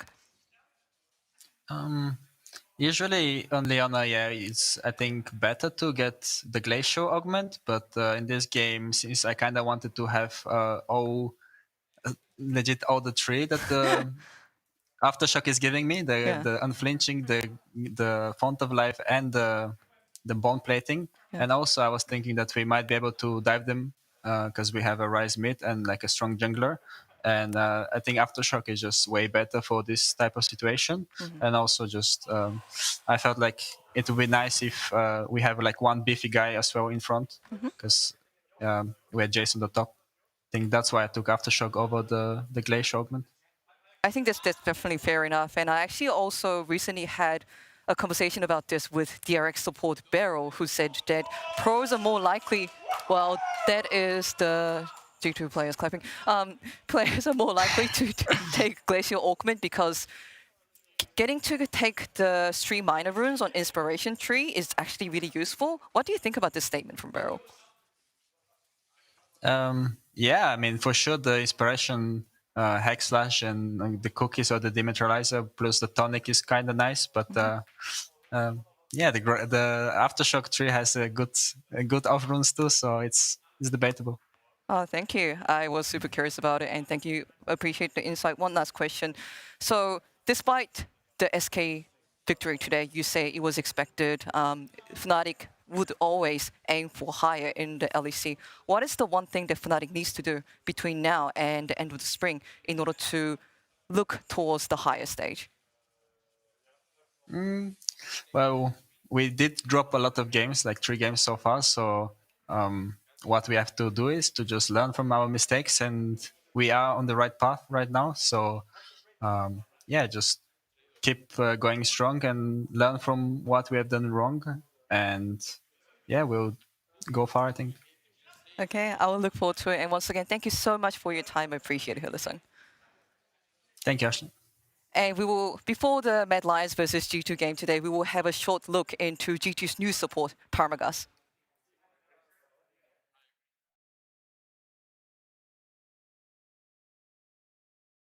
So my name is Parmagas, Raphael in real life. I'm 21 years old, come from Belgium, and I'm the new support for G2. I started playing League, I think back in season 1, was probably my first game. My brother introduced me to the game, and then I kind of kept playing ever since. I played one split in ICS with Giants in 2018, and now here back in LEC 4 years after with G2. My favorite champion is Spike by far. I think apart from Pike, I would say that my favorite champs are probably Sett and Bards. And I really like the playmaking ability they offer. I like to watch series and movies, of course, but I'm kind of a solo queue grinder, also WoW player. I have to kind of keep the dynasty of G2 to have a WoW player in the team.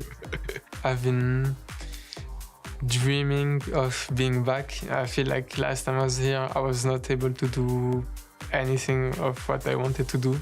I'm just really excited to face everyone and to maybe win LEC or play the Worlds, win the Worlds, who knows.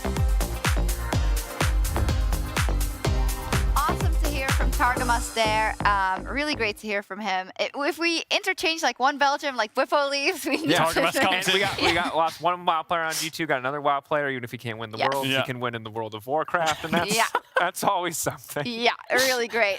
No, all jokes aside, really awesome to hear from Targamas, and I want to take this time to talk a little bit about the newcomers that we see in both these teams in the match we're about to see. G2 versus the Mad Lions. Really amazing, and the new faces are mostly in the bot lane. I think we can begin there. Of course, we have Flacket and Targamas, and I'd love to know what you guys have thought about that bot lane coming in so far in the LEC. I would say pleasantly surprised so far. A lot of people, I think, were skeptical of the Flacket signing from G2, expecting some kind of bigger name, a bit doubtful of his kind of career in the LVP and things like this. But ever since coming in, there's been high highs and low lows. I think actually a couple of games he's been having good defenses, right? When he got a Senna quadra kill defending against Misfits. But other than that, I think he has been a little bit quiet because, I mean, this team is just so stacked towards the top side. I think the issue G2 have is if you want to play for bot, you have Broken Blade top, and Broken Blade always picks carries. Jankos and Caps go towards top side. So Flacket's kind of been this weak side plug and play. Certainly, and I think it's just really hard to shine in that circumstance, especially when you have a flashy support like Targamas. I think Senna was a great fit for them so that he could kind of play a little bit more back, give Targamas more freedom to roam. I would love to see G2 get out of that, but honestly, their top side is so strong, I wouldn't expect to see it here.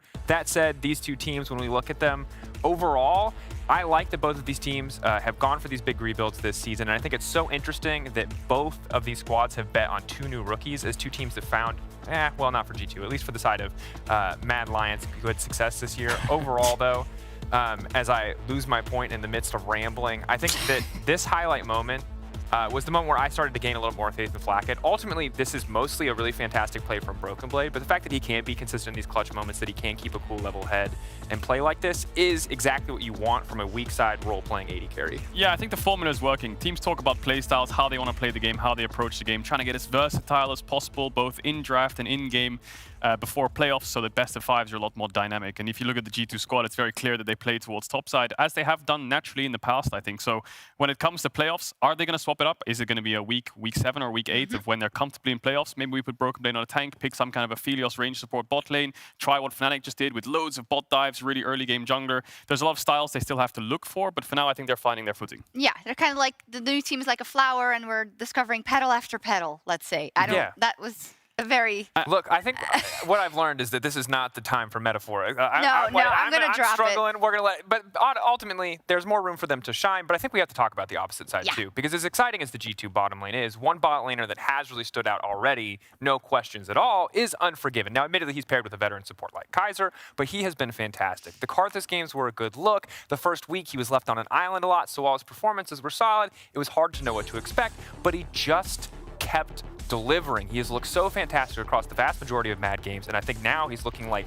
top 5 AD carry in the league in his rookie split, coming from nothing. Not even EU Masters experience. It's an incredible thing to see. Yeah, again, similar to G2, it's very surprising AD carry pickup. I think in the offseason, a lot of people expected different names to be on these rosters because of the previous, again, success in the ERL that these two players didn't actually find at all, but I think pleasantly surprised by Unforgiven once again. He's not the flashiest of players, but you don't really need to be flashy. He's consistent, he puts out the damage when you give him resources, and he plays fights pretty well, I think. I wouldn't say his champion pool is small at all, as Dracos just highlighted, things like the Karthus being picked up. I'm sure he's got a deep champion pool. But the interesting thing to me about this bot matchup is 3 out of 4 of them are now brand new to the LEC. But now they're also brand new to the LEC stage. So how are they going to shine? Yeah, final person then we have to talk about in that regard is Reeker in the mid lane. And I think where you can talk about superlatives for the bot lane, we're waiting a little bit to see these pop-off performances from Reeker, needing a little bit more time to adjust, which could have something to do with the pool in EU as well. Yeah, and I think Mad Lions are doing a similar thing to what G2 are doing. They're trying to figure out how they want to play the game. If you look at mid and you look at Reeker and you look at how he plays in the ERLs, he naturally picked champions like Ryze and Twisted Fate to roam around the map and get his team ahead. He was a very team-oriented player.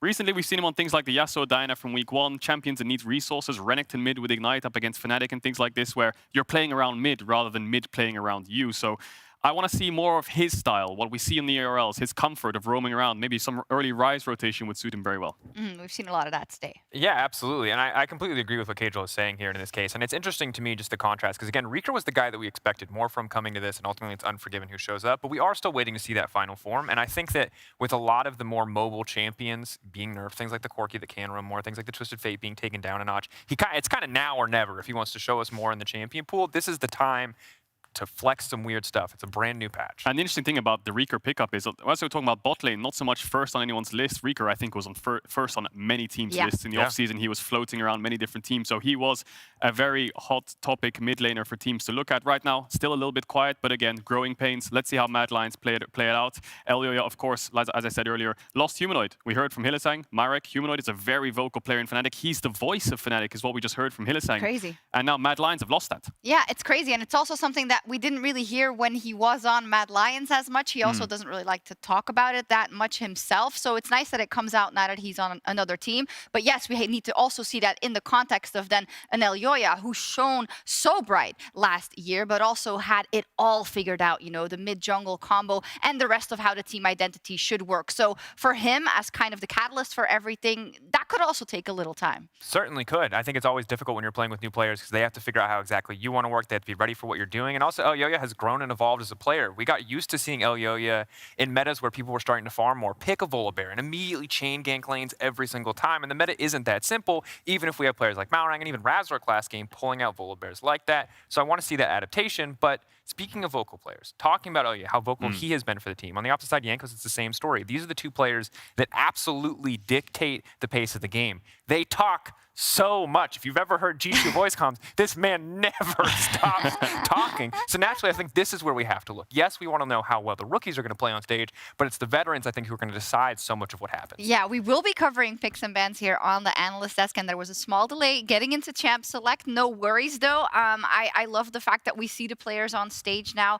since it is Game 5, and that note of, okay, for some of them, the first time they play on this stage, then I kind of look across to G2, and I have an inkling they may do better under these circumstances, maybe because of that Jankos screaming, or maybe that will work against them. Yeah, I think if you think of just vibes alone, Jankos is probably just single-handedly carrying all the vibes. We saw him shaking hands with Caps earlier on, and if you're a player like Targamas or Flackgate and you look to your right and you see Jankos and Caps, two of the most staple, best Western players Europe's ever seen, on a stage like this, you can probably feel a little bit more relaxed. And also, again, to cast back to what we just discussed earlier, G2 don't need them to do anything if they draft as they have, other than be a weak side. Whereas Rieker doesn't get that luxury as a mid laner. You don't get to be a weak side mid laner. That's not the thing. You have to perform on the stage, and I think that's a ton of pressure. Yeah, it is a ton of pressure, and I love how you set that up, because right now for G2, it's been the Broken Blade show, front and center. Unbelievable. Also, getting the resources, of course, where it's needed. Then last week, the crazy outplay, I don't want to call it an outplay versus Adam, we're just going to sweep that one under the rug.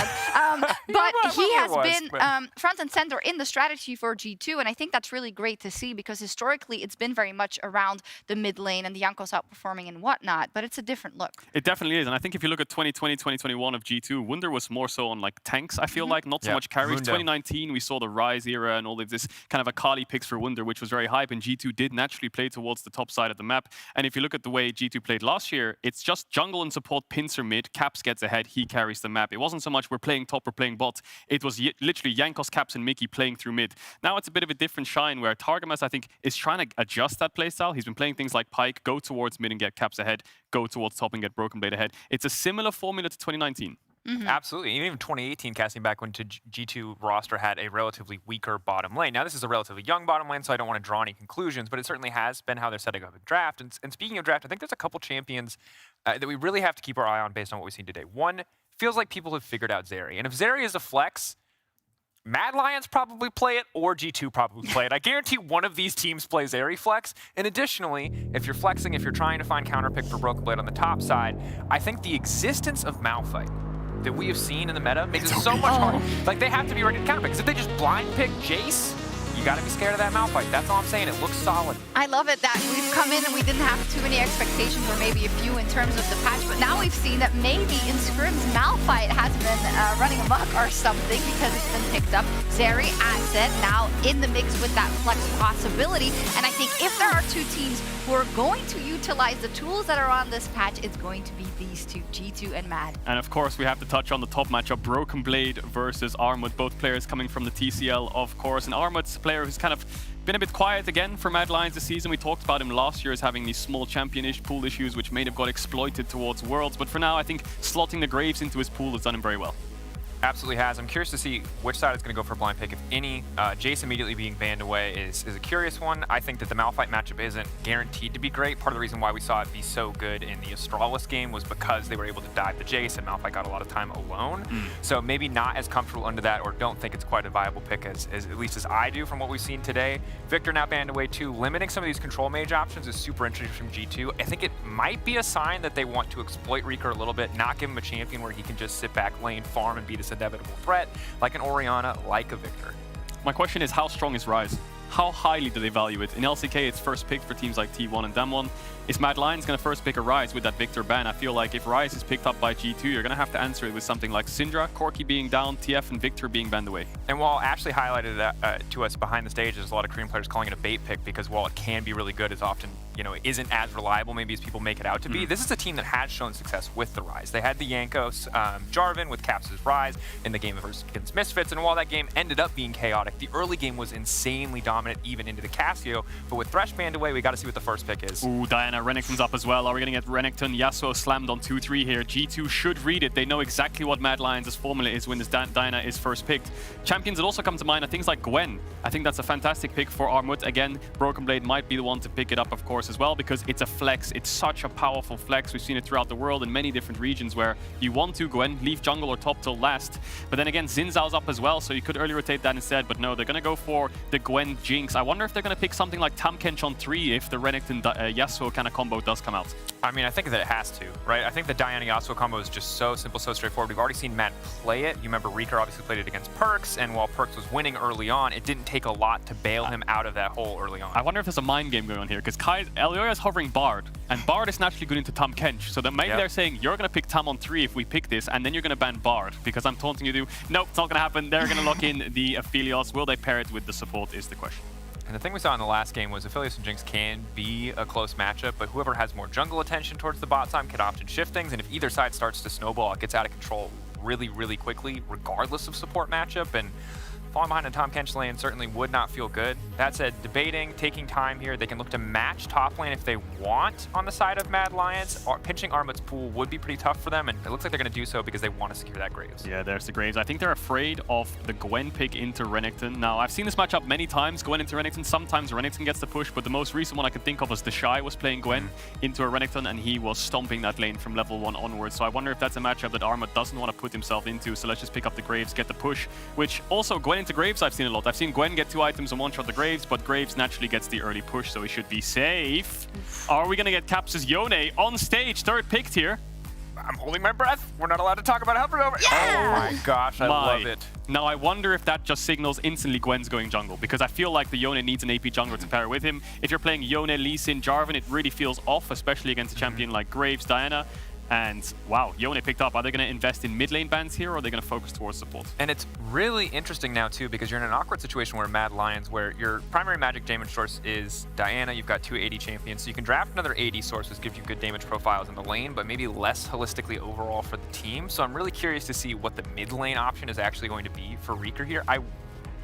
I'm just going to float this. Is Diana mid a thing? Like, do we have to ever have to care about Diana mid? Like, I do not know anything about this matchup. I just want to put it out there. I'm going to say X for doubt on that one. Okay, all right. I think the AD mids that I'm looking at here are probably Renekton mid with Diana, and Graves would be the first one that comes to mind, with Yasuo being down, Akshan's down, Yone's picked up. We have seen things like Lucian mid, but again, that doesn't really work as well. Zed, not the greatest. I think Zed, not very meta right now. Loses lane too hard, would need to pair with something like Karthus, and Diana needs something that can go in and follow up. And as much as we hype it up, you can still pair Diana with an AP jungler. You can still pick Orianna, Diana. You have enough AD damage coming from Graves Aphelios. There's the Renekton ban to deny the Renekton mid. So if they do have an AD mid, I'm curious what it'll be. Yeah, maybe have to pull something really, really spicy out here. I like the support bans. I like taking away the Lulu and some of the stronger lane pairings that can go through with that. Aphelios just starting with green-red is so ridiculous because it just makes his lane phase so easy. He's got both in sustain, he's got extra range, will really help him match the Jinx early on. Huh. The Ryze interesting. I wonder... is respect to a flex that I have. Oh, no, it's the Gwen jungle. Clever. I like it. I think that's a good then they're heads up. banning Ryze. Exactly. So if the Gwen goes jungle, maybe they think Ryze top is the answer to Graves, or they think the Yone is also a flex. The thing is, G2 have a double flex with that Yone, and I wonder if that Orianna hover is to taunt. No, it's not. So it's Yone top. We should have seen this coming with G2. We should have seen this coming with G2. And as I talked about AP mids with Diana, Orianna is the best. So not only have they denied the AP mid for Recur to pair with the Diana, they've also got a Yone top. Are you angry you didn't see it coming? You didn't call it? A little bit. With Broken Blade on your team and a Yone locked in, I should have known this flex was coming. We got so focused on Caps being the edgy boy, we forgot they added another edgy boy. Rock boy? Oh. I like... No? Okay, alright. Baited by the hover. Nautilus, fine pairing with the Aphelios, reliable setup. Obviously, Aphelios with the right guns can follow up as well. Diana makes that even easier. So simple, point and click, reliable CC and setup. But this last pick is going to tell us so much about what the hell is going on in this Mad Lions draft. They might pick an AD champ, but then if you pick an AD champ, you're going 1-3-1. They're going to have to dig deep in the pool. I'm not quite sure what they can go for. Azir is like the first champion that comes to mind if you're on scaling with Aphelios. Because it's tough. Irelia would be another good AD mid, but... I feel There's like a lot of dive. They've drafted themselves. It looks like a little bit in a hole, but I mean, we don't have the vision, so. Yeah, I mean, Irelia, of course, pairs well with Diana. Any AD mid that can go in suits her well. Irelia lane phase into Orianna. We'll see how it goes. We'll probably get pushed in early, but of course, Irelia will have always good kill pressure into range champs at level 6. All I'm saying is mid lane is, again, Armageddon. If supports can roam towards mid, this will impact the entire map. I love the set last pick coming in here. If they do lock it in, yeah, you can just flip the Irelia straight out of the fight. Or the Diana, whichever one dives in first. So we have got a Gwen jungle, Yone top into Graves, which I think is just going to be scaling. Graves probably going to get the early push, but side lane is the aim of the game for both these teams. If the Irelia's ahead and the Yone can't match the Irelia, I feel like Mad Lions are going to have full control of the game.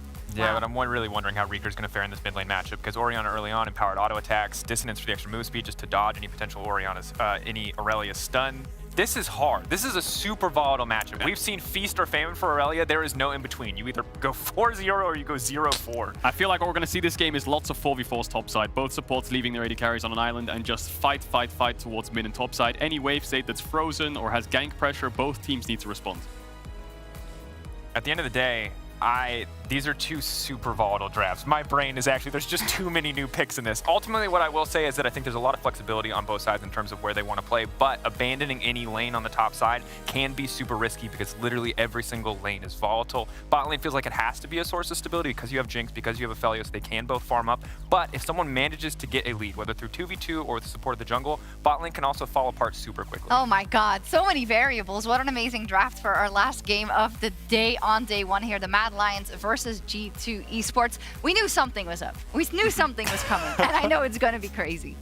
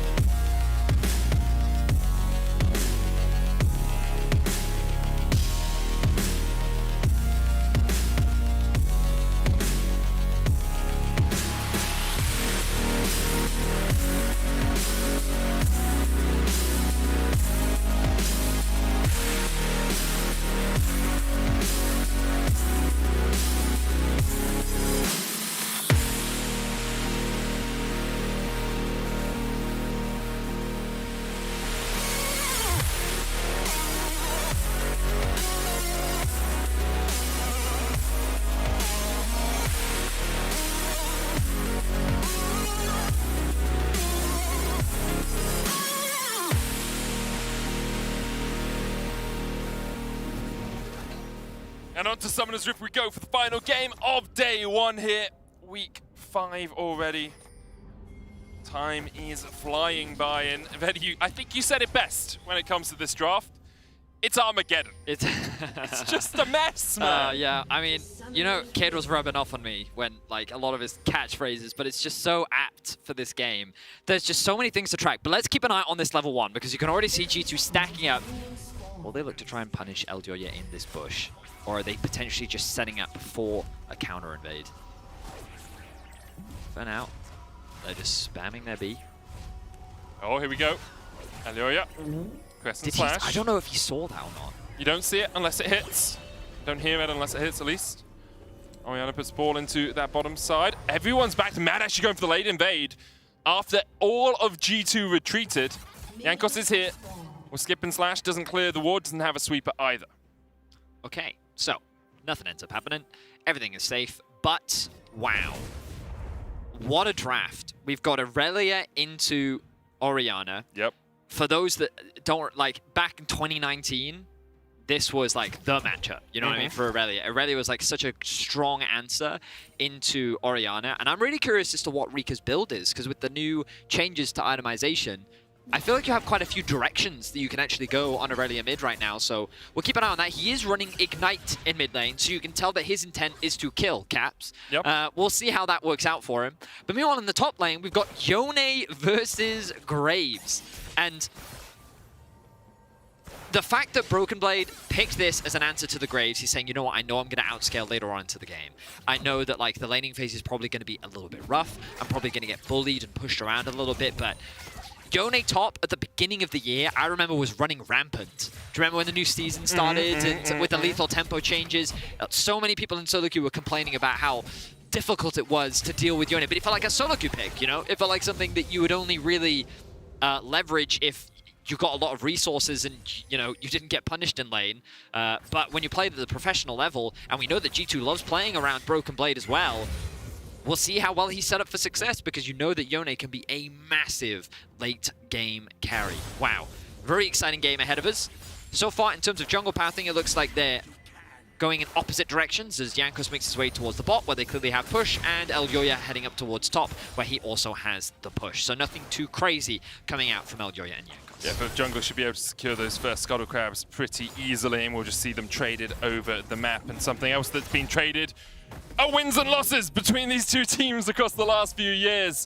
Obviously, G2 with a few more titles under their belt, but it's actually entirely even. Odds even between these two in the LEC so far, 15 and 15. A big rivalry building up because, of course, Mad Lions were the first domestic team to beat the Uber iteration that was G2. You know, the 2019 G2 that was beating everyone domestically. Mad Lions were the first team to beat them in a best of 5. Yeah, in 2020, that is what happened. And a lot of people were shocked, but that was the beginning really for Mad Lions in terms of their trajectory. But it's kind of been that budding rivalry that we've had here in Europe. Of course, you still have very iconic rivalries, but Mad have been that team that have been almost like the usurpers, you know, the team that has gotten underneath the kings of Europe and found ways to beat them.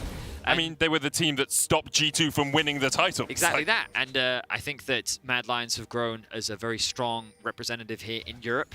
And I still think that they're working towards building an international legacy, something that is always very difficult to build. But with a new roster, we'll see how they do. With a 15-15 all-time head-to-head record, you know that both these teams are going to be looking to get the edge out on their opposition. So the early game hasn't been too crazy. You saw Rika there. He stacked up a wave, hard shoved, and then looked for a reset. By running Ignite, if anyone listened to the Euphoria podcast, we've got a lot of great insight from Perks talking about the advantages and risks of running Ignite in lane. You have to manage your wave very, very carefully because of the advantages that you do get by having that TP and default access, along with how the side lane plays later on. Kaiser now made his way up towards the mid lane, looking for a roam, along with Targamas. So everyone is hovering around the lane, but no action going to be spawned just yet. Yeah, pretty common roam from both these supports. The level 3 back immediately path towards the mid lane is something we see quite often. Both the supports did it. Both of them were spotted out as they went across, and nothing will happen in that mid lane for now. I did have a quick mosey at some of Rika's recent games on the Aurelia, by the way. Likes playing it into the Renekton. Blade of the Ruined King seems to be a key item of choice for him. Alongside that, sometimes he goes Gore Drinker, sometimes he goes Wit's End, depending on the enemy composition. So it's pretty typical. Yeah, with the blade buffs as well on 12.3, that little bit of extra percentage that it has on it. It went from 10 to 12%, right, on the melees. Can work out quite well for him. Kaiser and Targamas here trading on the bottom side. With Unforgiven having the Infernum and the Gravitum, it's hard for Targamas and Flacket to get any closer. Just a bit of a skirmish happening there in the bot side. Jankos is hovering, has hit level 5. Both junglers really power clearing. But as you rightly said, I'm curious as to what direction Rika will go. Will it be that standard blade start? Does have the longsword, of course. For anyone that has not played Diana jungle, her jungle clear is very fast. Funnily enough, very similar to that of Gwen. AP junglers, while they're not necessarily the strongest in the early game, their clear speeds typically can be very, very powerful, and that means that you have like very high CS numbers. And things like Baron become very scary. I've been a Diana at like level 13 with 2 items. I've duoed Baron with my AD carry before, especially a champion like Aphelios. So things to keep note of as we get later on into the game. For the time being, let's have a look at this Drake, because we can see that G2 having a push in the bot side of the map. Broken Blade started to move into his jungle, recognizes that Elyoya might be looking for something up top. Oh, but Elyoya spotting him out will be able to steal away those camps and not get spotted by Broken Blade, but this will result in the first Drake going in favor of G2. So just a bit of cross-map plays happening. And with Elyoya now hitting level 6, this could be an opportunity for them to punish Broken Blade as he heads back towards the lane. And the question is, do they manage to punish Broken Blade here? Because he has the fate sealed. He can jump away from this, and he'll do it, try and get underneath the tower. Elyoya stops him. Armor on the chase here as well. Soul unbound. Broken Blade's going to try and dash back, but as you say, he is dead. Armor got an assist with the smoke screen.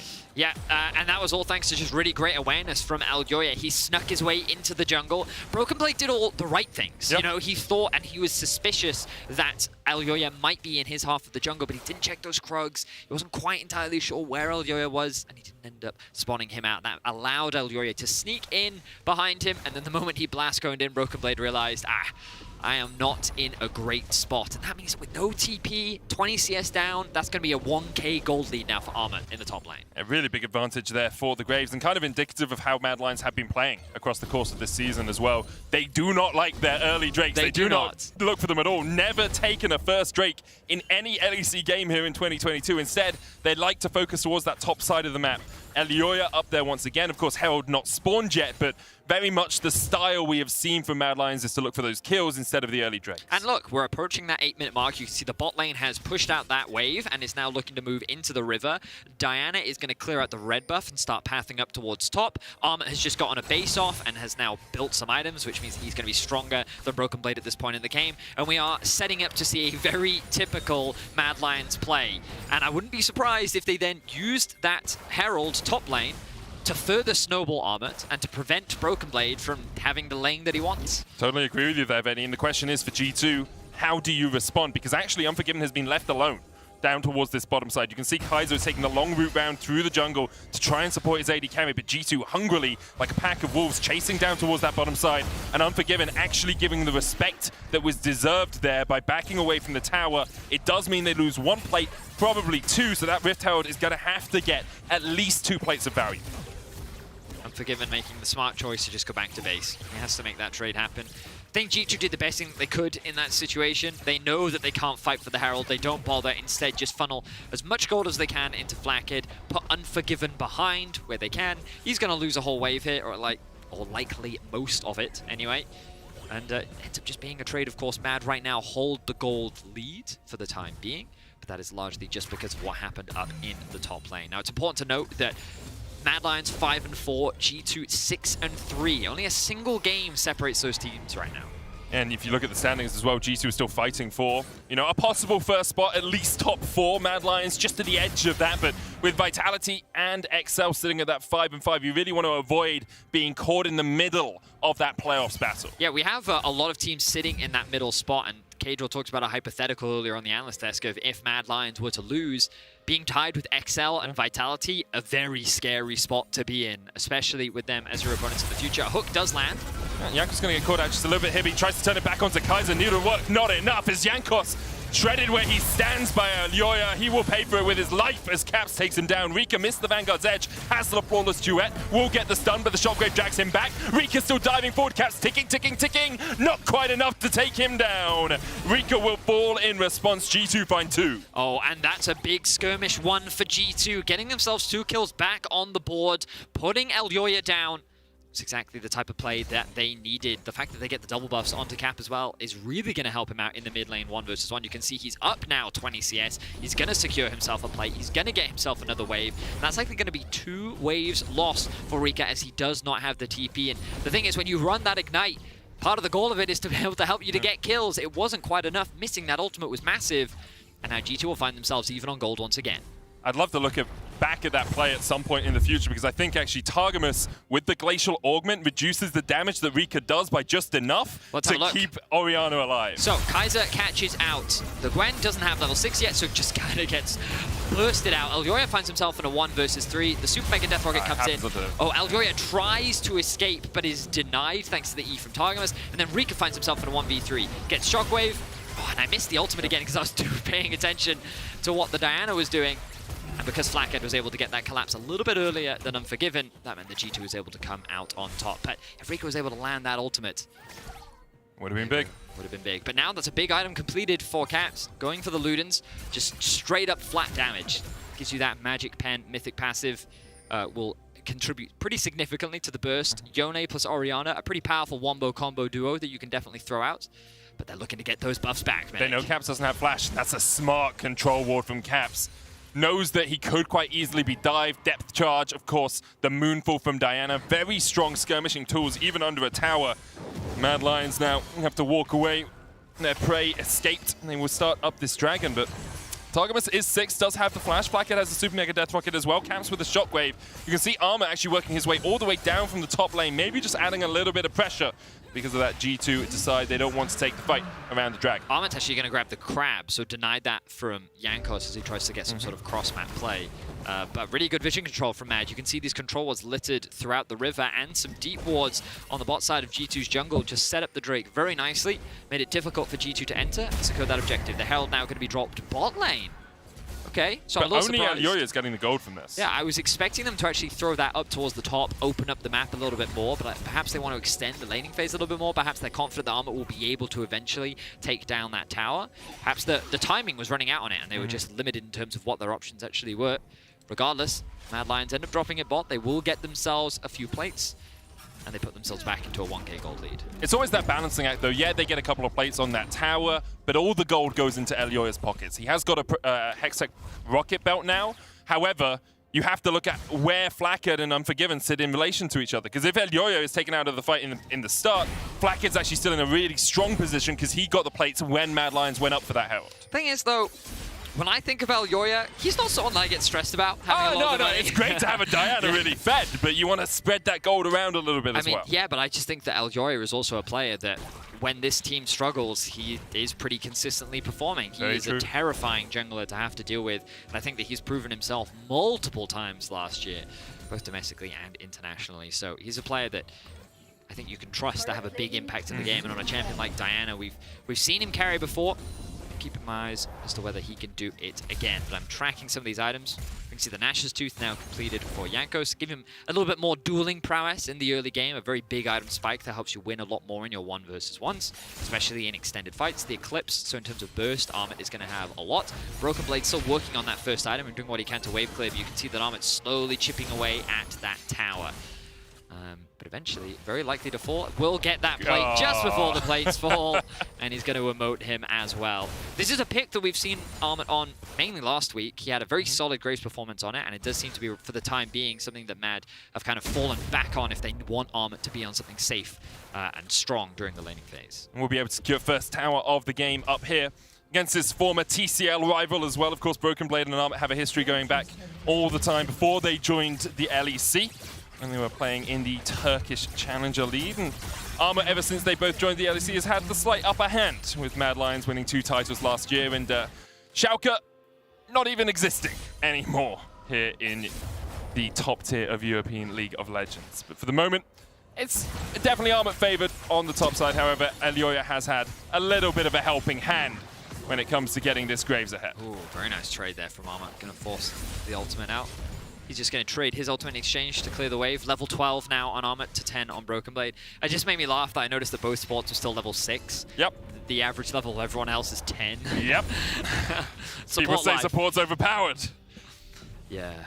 I mean, they are, let's be honest. I mean, the big thing for them is, it's like Yumi top or Janna top, right? You have all of your abilities, so you don't need anything else in the game. You don't need XP, you don't need gold. Do you have depth charge? Yes. Do you have the showstopper? Yes. Cool, you can do everything you need to do in a fight.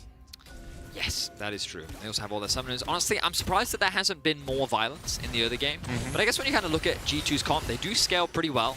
You have things like the Gwen, the Yone, the Jinx. Very powerful late game composition. I think one of the things about Irelia in the late game, she can be a pretty powerful duelist, but in teamfights, she can be quite difficult to play. Yep. CC can be one of the most difficult things that she has to deal with. The good news for her is there's not actually that much CC on the side of G2, but she also has to get into melee range, which can also be a problem against champions like Set, against Orianna, against Gwen. I think it's going to be a tough game for Rika, especially seeing as he's already found himself behind in the early laning phase. But again, for the most part, Mad find themselves with an early game goal lead. Both teams are right now contesting for vision around this Drake, and with the bot tower falling in favor of Unforgiven, Mad are set up pretty nicely. They're going to get a quick reset off. You can see that these wards are going to be restocked by Kaiser. Levels are being reached, items are being completed. Let's have a look and see if Unforgiven will get that item. He finishes his base. Yeah, Gale Force makes sense. There it is. So, now that they can make their way back out onto the map, G2 for the time being have control over the Drake, as you can see from their litter of red wards. And smart from Targamas, he actually goes back to base in that window as well, recognizing, hey, it's going to be a battle of wards in the next few minutes, so I'm going to have to make sure that my vision is replenished. I think it's an underutilized thing from supports. A lot of supports will often forget to go back to base before these big Drake fights, but vision is a very, very important and valuable thing at this point in the game. Here's Ocean Soul for us here with the Rift Herald going down in the mid lane. G2 have control over this bot side river, but Mad Lions seem to be willing just to give up the dragon in exchange for a tower of their own. 600 extra gold for them, 2,500 gold their lead. Jankos should be able to just smite this down. Didn't even need to use the smite. Still has that chilling effect if he so desires to go in, but as you say, action continues to elude us, even though both these teams tend to be very blood-hungry. And we talked a little bit about the scaling of G2 and talked about how Rika might struggle to have an effect in a team fight, but you can't look past Mad Lion's scaling either. You know, Irelia, if she does manage to have an impact in a fight, can absolutely melt the enemy AD carry. And Aphelios, a very strong scaler as well. And Graves does a huge amount of damage in the late game as well. It's just a little bit harder for Mad Lions to enact their composition compared to G2. Well, I would say typically Irelia can outscale many things on a side lane. I think that... Can you outscale a Yone? Well, that's the problem, see. I think that if... on the old build where she would go Gore Drinker, Death Stance, Sterax, that you'd probably be pretty good into a Yone. But that's not really as good anymore. And Broken Blade's going to get knocked up here. He's got 6,000 gold in his back pocket, 2,000 gold behind Alma, who's now going to be given over another killer. Yoya instead secures it. Now, of course, that matchup could very well change if you are just dead all the time. Because have a look at this gold. The Observer's highlighting it very nicely for us. Is Unforgiven in some danger. Unforgiven will flash early there, avoiding the needlework from Jankos. Just Mad Lions playing towards the top side well, once again getting that kill. Broken Blade miles behind in terms of the 1v1. But observers, if we can quickly go back to the gold, I really want to highlight just this jungle difference right now. Because it's not like Jankos hasn't been in the right place at the right time. It's just that he's not getting kills, whereas Elgoye is. He is 3-1 up right now, resulting in a 2k gold difference. The top tower has just been going in favor of Armored. Broken Blade dying early has actually been so significant in terms of the top matchup that while G2 would typically like to just sit back, scale, trade objectives all across the board, they've actually just been shut down to a single play. And we've just been seeing a lot of trade back and forth, high-level macro from both these teams. They exchange objectives, but it is Mad that has passively been coming out ahead little by little by little. And you kind of look at the control of the map right now. Mad, it's 3 towers to 1, and G2 has to fight so much harder just to get a little bit of control back on the map. And Yoyo actually already got his second item here in a very strong position. Zhonya's as well keeps him just that little bit more secure when it comes to teamfights. Jankos dives onto armor here, 2-level disadvantage. Jankos with the smite. Blue buff will be secured by El Yoyo, and Jankos just walks away. G2 will continue to survive for the moment. Caps actually might keep El Yoyo in armor at arm's length. Ball goes back to him as Flackhead starts to open up on the tower. Just made me laugh that that wolf was still following El Yoyo, and so he just walked up and he was like, yeah, okay, and let me just smite. Okay, back to my wall. So yeah. Always about efficiency. Got to make sure that you clear those camps. But, I mean, Armor's topside, Mad's topside in Armored. I mean, it's kind of Armored's topside right now. Yeah, it certainly is. Most CS in the game, 4 plates in the top lane, 2 items complete. And the thing is, typically in this matchup, yeah, you could argue like the Yone will eventually outscale the Graves, but hang on, look at Jankos here. He's going to get hooked. He's going to get knocked up with a depth charge, rooted in spot, and just look at the burst. Jankos somehow able to survive, though. Gets out with the needlework. Rika on the chase. Show stopped back. Targamas, though, low already. Rika trying to survive. This one, Moonlight Vigil. Just the edge of it, just the very tip didn't quite connect as Rika falls to Blackhead. Broken Blade is going to unseal his soul for the moment and then back away. Wow, I cannot believe that Jankos actually got away with his life there. Elyoya not quite enough damage to finish off the Gwen, which means that the rest of G2 can join the fray. Rika ends up overcommitting, burns the flash and the ignite, and once again does not get anything off the back of it. So G2 find themselves a kill. The good news for Mad is it's not a shutdown. The bad news for Mad is that they've used a lot of summoners just ahead of the Drake spawning in a minute's time. I'm sure this would have been a big Drake that they would love to fight at, but 2 items now finished on Flackhead. 2 items now finished on Caps. Level 14 on this Orianna. We've been talking a lot about Mad's top side, but G2's mid lane has been doing incredibly well. 231 CS at 21.5 minutes as well. It's a very tense game. And I think that Mad may very well look to threaten the Baron in exchange for giving up the Drake. They may enforce G2 into an unfavorable numbers advantage as their ultimates are now coming back up. Talked earlier about the possibility of a 2-man Baron with Elyoya on this Diana. Pretty fed. Usually you want Nash's second if you're playing Diana to do that, but they're going to start it. And as you say, perhaps the smite seen by G2. Get the sweepers out. Where are your wards? You got one. Puts it over the wall, and Kaiser and Elyoya had started it up alongside Unforgiven. Armored still down in the bottom lane here. Does have the teleport. G2 looking just to step in. Now, importantly, they have no wards left on Targamas' pauldrons. So he's not going to be able to put any wards in this pit. That control ward is there. The sweeper from Targamas doesn't spot anyone out. TP coming in from Armor. Jankos goes forward. Targamas dives into the pit. Pulls them back with the showstopper. Armor already in the middle of the pit. Jankos trying to take him out. Armor's going to have to flash away. The shockwave lands on 2. Unforgiven's already got 1 kill, but it's answered as Rika falls as well. And Jankos, the healing is absurd. The needle after needle from Jankos just heals him up, and Unforgiven, Moonlight Vigil will not even kill off Blackhead. Massive engage from Targamas as he uses his Hex Flash to get into the pit, and he locks up Elyoya. The jungler, the guy that's been given so many of the resources, he has so much gold, immediately gets taken out of the fight, and then the Wombo combo comes through. Broken Blade and Caps working together to turn the team fight into G2's favor will result in a Baron and control over the game. And just like that, it switches over to G2. Armor here has started up the Drake, but G2 do not want to let this one go quietly. Caps pops the plant and almost pops Armored as well, but the hook comes out. Armor's going to try and trade this one back. However, Targamas once again coming in just at the right time. Armor will secure the Drake, but Kaiser may have paid for it with his life. Pulled back into the waiting arms of Cap, who still has a shockwave but does not need it. The ball finds its mark as Caps goes 3-0-3. Ends up being a Drake in favor of Mads, so this will equalize the Drakes across the board, but Caps gets himself another kill as Sonya's has now been completed. A lot of damage in his back pocket, but keep your eyes on Targamas here. Uses his Hex Flash over the wall, and his eyes are dead set on Elyoya. Brings the jungler in, locks him up, and it's just basically 1v4ing the backline as Armor gets forced out of the fight. Then the double ultimates come through, and the fight at this point is basically won for G2. Just beautifully executed, and Mad put themselves in a position as Armor now gets collapsed on.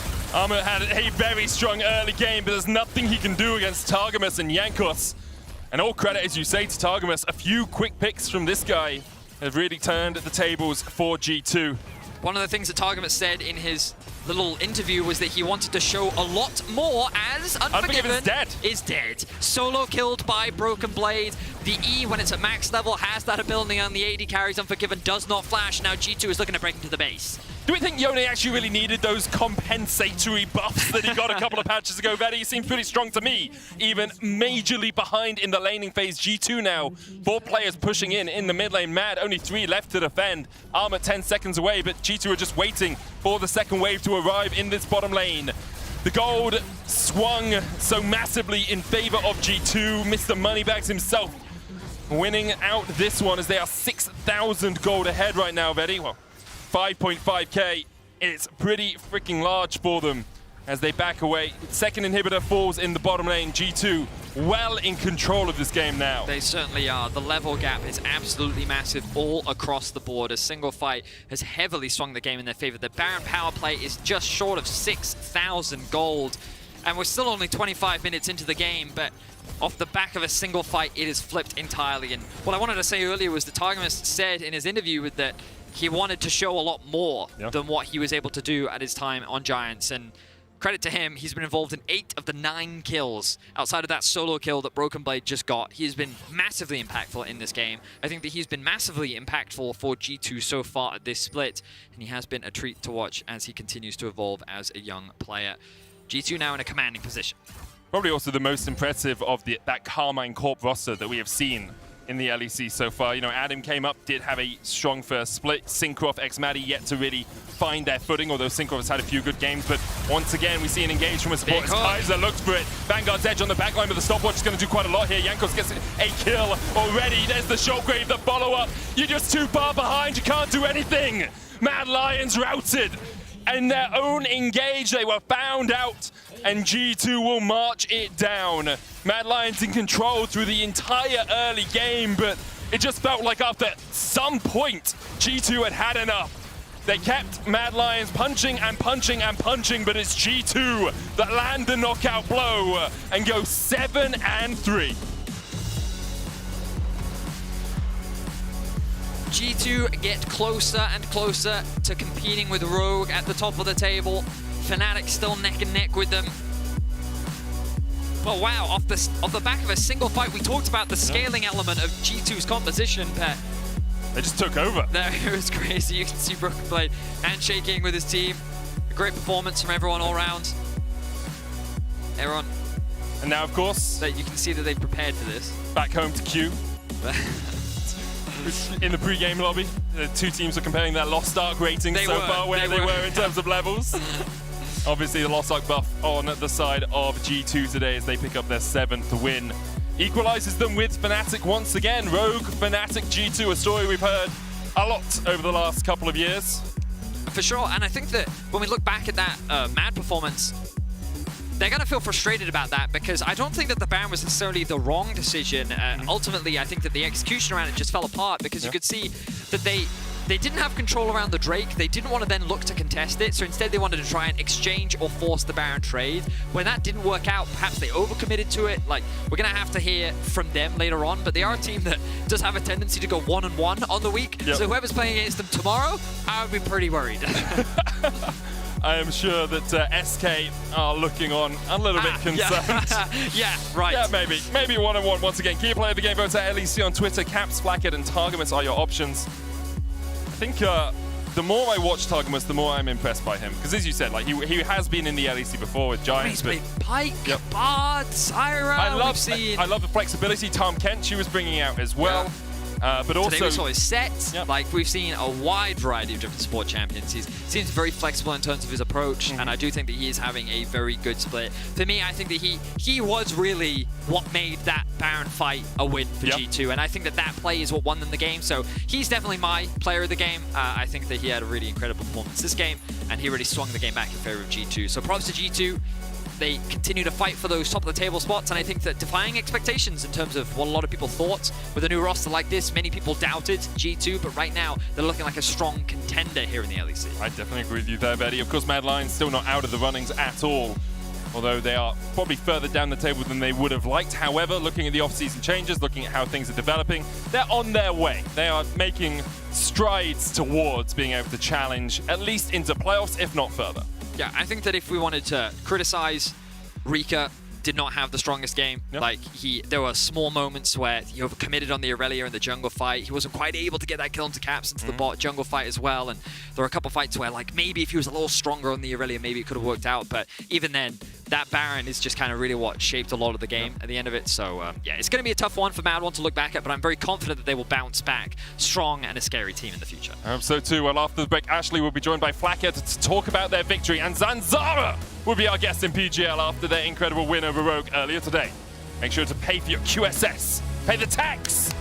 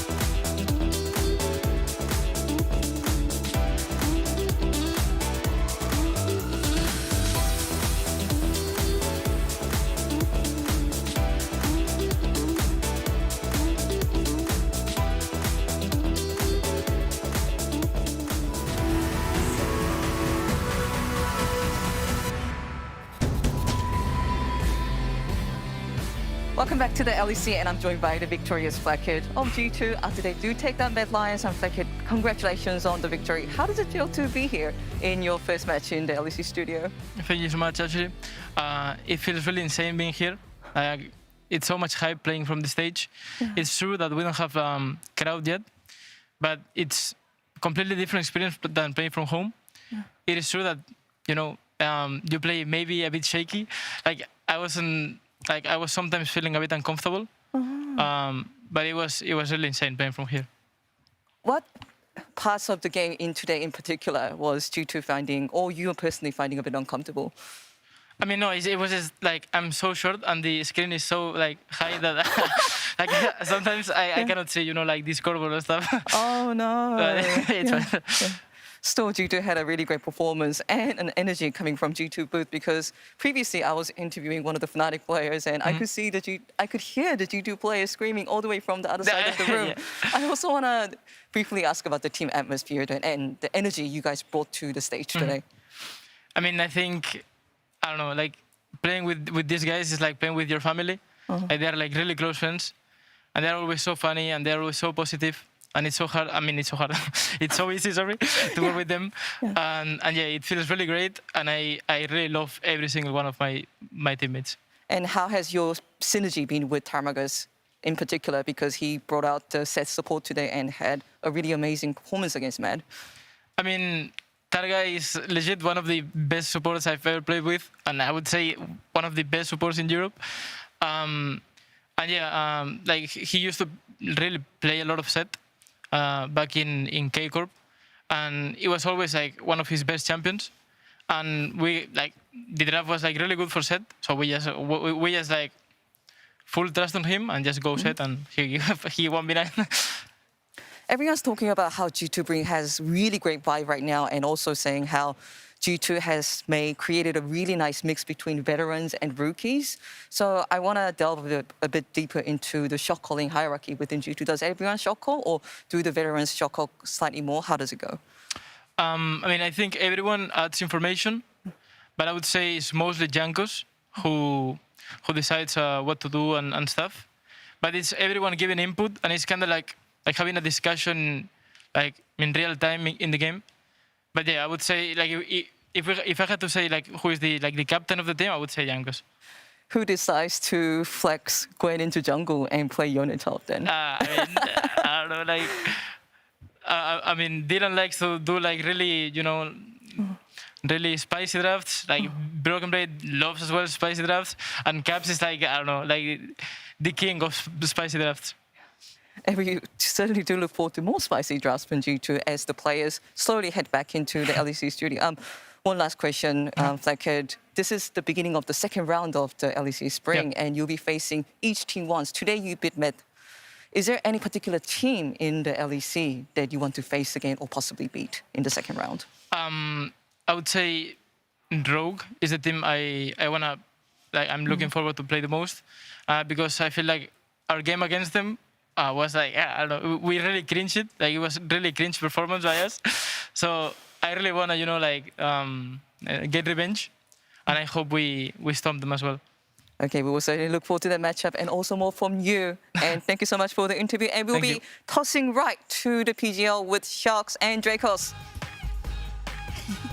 Thank you so much, Ashley. We got a little dance as well. Fantastic first day for you in the LEC studio. And what a fun interview with Flackhead. I would also like to welcome Zanzara to the post-game lobby. Hello, man.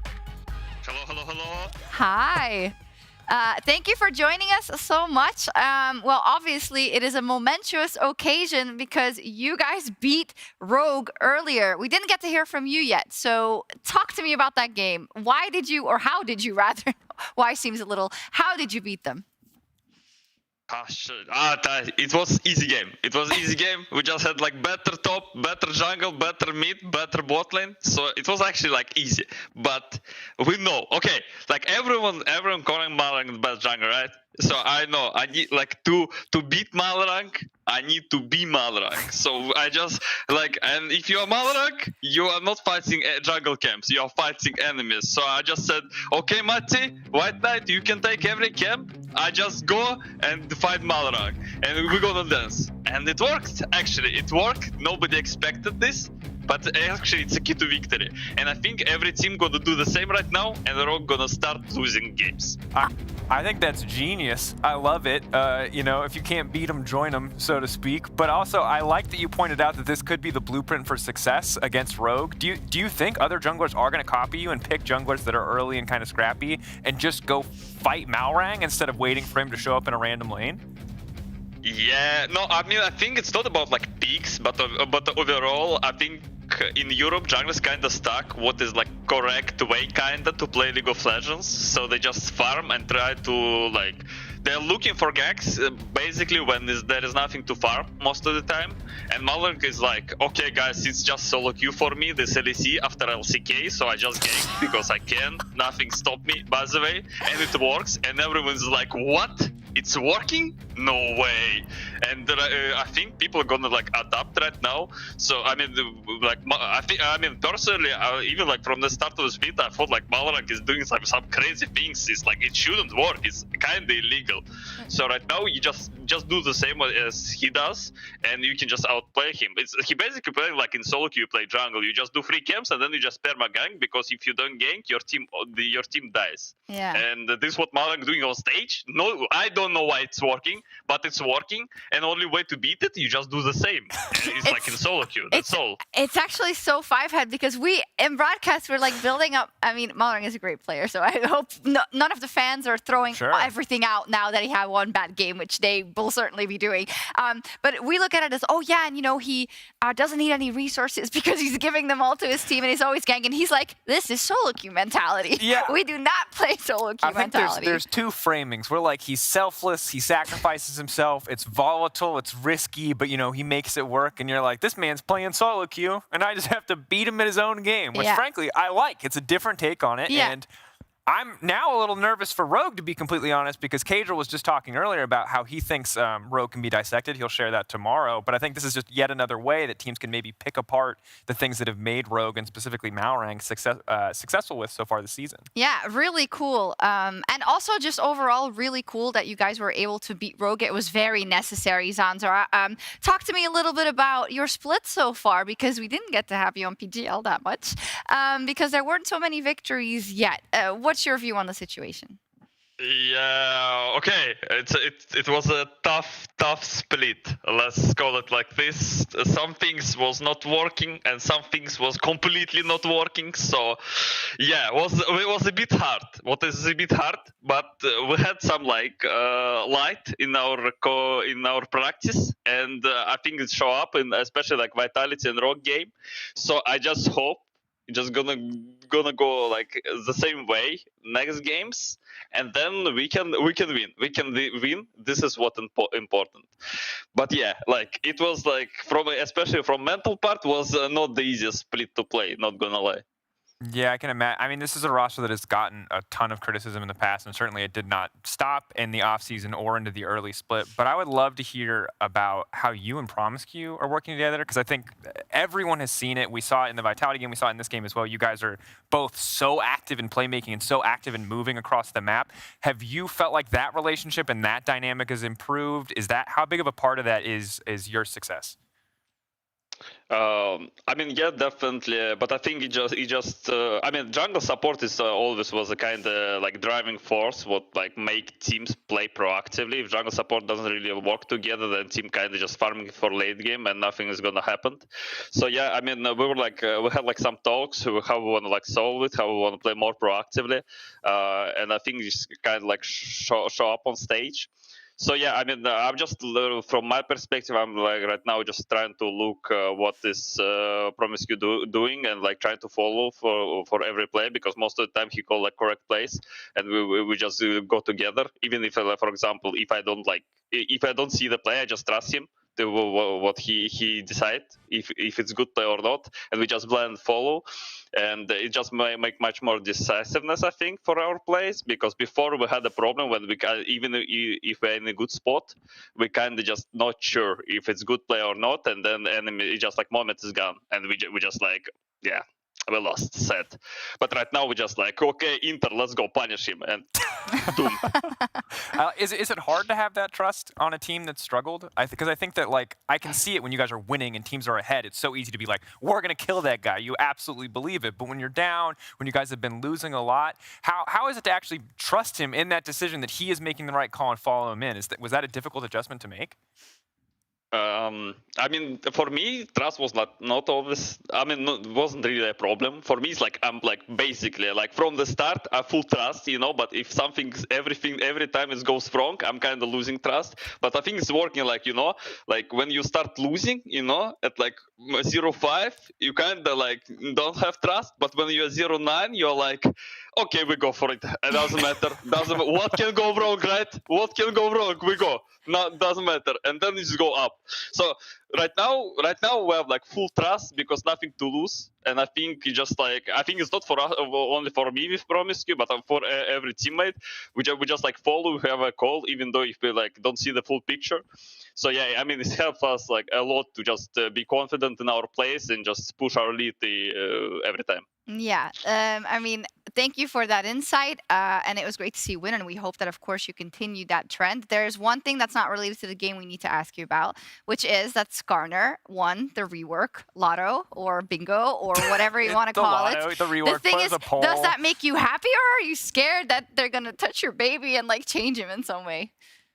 No, but okay, I know. I mean, Riot, really great company. Just want to say one thing. Really great company, my favorite company, by the way. And so, like, they're gonna keep Ultimate for sure, because Ultimate is the key mechanics, right? 100%, you're not changing Ultimate. Then it's like pointless, then just make another champion. I just hope they're gonna give him dash. So just give him like and teleport. Revive. Just give him.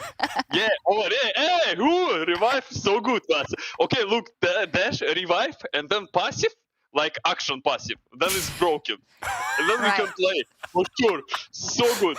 But of course, because if you rework Skarner, just make something like playable. But overall, as we see, like every rework what Riot did in the past, it just make like champion completely broken, like just stomping competitive scene like for 2 months after that. So I just hope it's the same gonna happen with Skarner, and it's huge. This time. I hope for your sake too, but all I will say is that Riot Games higher ups, and specifically the game team, if you made a podcast with who's ever doing the rework of Skarner, Zanzara, Captain Flowers, and whatever DGen has the most Skarner games on the ladder, that's top content. I'm giving that one for free. I'm just saying that greatest possible podcast. Yeah, and I think we can also all agree Skarner mains great people across the board. They're chill. Pretty good people from the sample sizes that we have, which have is two. Zanzara and Captain Flowers. Really great. So we'll see what happens with Skarner. We do need to move on and talk a little bit about the last match of the day, which was G2 beating the Mad Lions. The Kia player of the game was Targamas with 73% of the votes. A support running away with it again. Did you see the game? Did you think he deserved the MVP? Yeah, I think. I mean, it's hard to say who is the player of the game. I think G2 won as a team, but there was a traitor in Mad Lions. I think there was like one traitor in Mad Lions. Should I say? Okay. Let's put it like this. I think it's hard to play League of Legends when you don't have mid laner. This is what I think. It's a bit hard. I think it's for me strange when your mid laner is one trick pony Victor, but then if Victor is banned, he picked like melee champions, and then I'm not sure what is happening. It's like. I actually feel bad for Eloya, honestly. I feel bad for Eloya because I feel like Eloya right now the best jungler in the LEC, but actually he just completely get run down by his teammate. Actually, it's unbelievable. It's actually illegal. I feel like honestly, it's jungle life, bro. I'm with you. Said it. Yeah, hashtag guys spam Eloya. So Eloya stay strong. This is hashtag we spam. The motivational speech should have been. All I'm gonna say is, Zans, you came in hot, bro. There's like beating a dead horse. You're like playing a marimba on its freaking skeleton. You know, yeah, give him some time. But I mean, fair though. I mean, it was a really rough game. Yeah, it was a rough game. There was one play, obviously, where I think maybe things could have gone a little bit better. Reeker goes for the all-in. His Q actually gets interrupted on Aurelia. And I think if that doesn't happen, if he holds the Q, waits for the ult to hit him, he's probably fine. He can get 1 or 2 kills there. He gets a bit of redemption. But it was rough, and it has been rough. And I agree that seeing Aurelia and immediately after that, Renekton before that, and not arcing out, we definitely want to see more from Reeker. Zanzara, do you think Mad Lions are in danger of not making it to the playoffs? Ooh, spice. I mean, I think they're gonna make it just because I think like Eloy have like a lot of impact, and bottom teams he for sure can like just solo carry. I think Kaiser doesn't have like really good times, but there is still synergy from previous splits with Eloy, so they're like mid jungle support is working pretty well. But yeah, I'm just like worried about their drafts because it feels like if Victor is out, they go completely out of the meta drafts. So if they can like pick up like at least something like stabilizing drafts, I'm not sure because yeah, I mean they're playing like front to back or complete all in, and I feel like it's not really like working for them. And I think they I mean they have like a lot of times to figure it out, but I mean they should be in playoffs 100%. They should be indeed. Maybe Astralis knocks them out in some weird twist of fate or something. But Astralis already won the split. What we are talking, it's 3 already. Yeah. It's okay. Scenario is gonna be like 9-9. So Astralis and Rock gonna lose all the games. So it's gonna be the tiebreaker for spot with Rock, and then we're gonna win. Subscribe. Subscribe. Yeah, subscribe. That sounds really interesting. She believes. In any case, though, I do like your approach and the way you were like, okay, Rogue, this is the weakness we've identified. This is how we'll beat them. Matt, this is the weakness we've identified. This is how we'll beat them. I'm looking forward. This is going to become a series, hopefully, where you rack up a couple of wins and then tell us which insane strategy you came up with to beat them. Let's take a look at the standings, though, because you're going to need a lot of strategies, Zanzara. Unfortunately, only one win now. Still at the bottom of the table, but I mean, the other teams are actually not that far above you if you look at that, There's a 2-8 SK Gaming, there's a 3-17 BDS, so there is room to grow. Is that glass half full kind of girl? You are glass half full. I would say that I'm just going to ask you, Zanzar. You talked a lot about how playing with zero pressure has made it so much easier to be super decisive in games. How far do you see this going? It is one game today, and I don't want you to like overstate by any means, but how much of this is like the we're losing buff, and how much of that buff disappears now that you've won? Like what's the rise? Are you guys going to rocket to the top? Is it to the stars from this point on, or are we waiting? Is it still going to be a tough road? Yeah, I mean, for me, I feel like this wins kind of helped because it was kind of like last point for us when we just like tried everything, and if this is not gonna work, I'm not sure what is gonna happen. But right now, like people kind of like get confidence, I think, in what we are doing overall.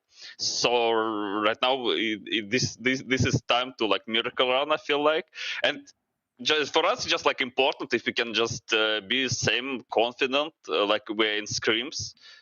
We can win like basically every team, I feel like. Of course, like Rock, for example, disrespect us a little bit on draft, right? But I think if we get like 50-50 drafts, we can always, I think, like win kind of any team. Loving it. Loving the confidence, rather.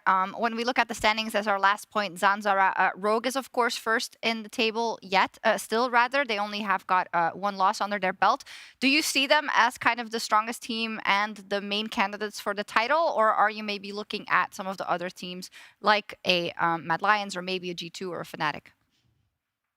Yeah, I mean, I think, the Rock is for sure still the favorite, I think, of the split. I think they have, like, much more stable lanes overall. They have a lot of drafts advantage, I think, they're getting. Because if, like, in other teams, you can, just see the clear weakness.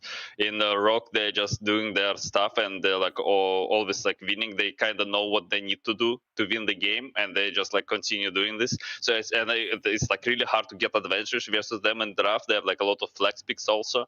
So yeah, I mean, for me, for now, I think Rock's for sure top one. But I think next like 2-3 weeks is gonna be important if teams gonna kind of adapt to them and what Rock gonna do, because right now, for example, Corki is kind of out of the meta with the nerf. So we'll see what Larsen can do. No Corki, and Ari is not working, bro. So we need one more champion. So Veigar is open, actually. Yeah. So yeah, I think if Rock can just keep doing this like mid game, late game team fights comp and keep like getting away with it, they can easily win the split. But as we see right now, teams mostly starting prioritizing Rise and just playing more for early game. So maybe teams like Fnatic can just punish Rock by just like dominating them in early game. Yeah. Or they lose every game from now on, and then they point back to this Astralis game, and they're like, this guy Zanzara, he exposed all our strats, and it's over. Sorry, my bad. Probably not going to happen. Let's take a look at the schedule for tomorrow, because Zanz, you're up versus G2 Esports. Is this another upset in the making? Oof. It depends. If I can say like this, if we're gonna play versus Yone on top lane, there is a good chance to win the game. This is what I can say. But so I mean, I think G2 have really good drafts, but sometimes they just outdraft themselves. So we just need to give them this chance to outdraft themselves, and then we can win. But I think we're like pretty confident overall. I think like G2, even though they're like won today versus Mad Lions, I think we saw they have like a lot of holes in early game. There is like a lot of room to punishment. They are not really like on the same page. I think jungle mid with the like the rest of the team. So of course, like if we're gonna play like today, I think we have a good chance to win. But we'll see. Yeah, we're looking forward to it. The match of the week is Game 5, DD Fnatic versus Vitality. Should be a banger. I mean, absolutely. I feel like the first game was a bit... Vitality were coming... Like, they won really hard early game, but Fnatic turned it back, and that was still a really exciting game, despite the fact that Vitality weren't in form. But I feel like this is the first taste of what I'm hoping we also get to see in Best of 5. That said, I did see a Zanzara fan in the game today playing Trundle with a little W max action. Now, last time you were on PGL, it might have been Euphoria, but I think it was PGL. You were like the priest of W max. You were like W max Trundle. It's all anyone should ever do. Do you want to double down? Is it W max all the way for all the Trundle enthusiasts out there? Yes. Okay. So right now I'm gonna tell the secret strategy, guys, how to play Trundle. You just max W first, no matter what, always, because it's just best skill in the game right now, and then you see, if you play for team fights and the enemy have a lot of range champions, you max pillar. But if enemy just have melee champions and you can just like bong them, just max Q. Simple as that. But if you max Q first, then you have to max E second if it's range comp, and then you W, you don't have W, and then you don't run. But if you max E for some reason first, you are crazy in your head because it's like 4% slow per level. Complete not gold efficient, by the way.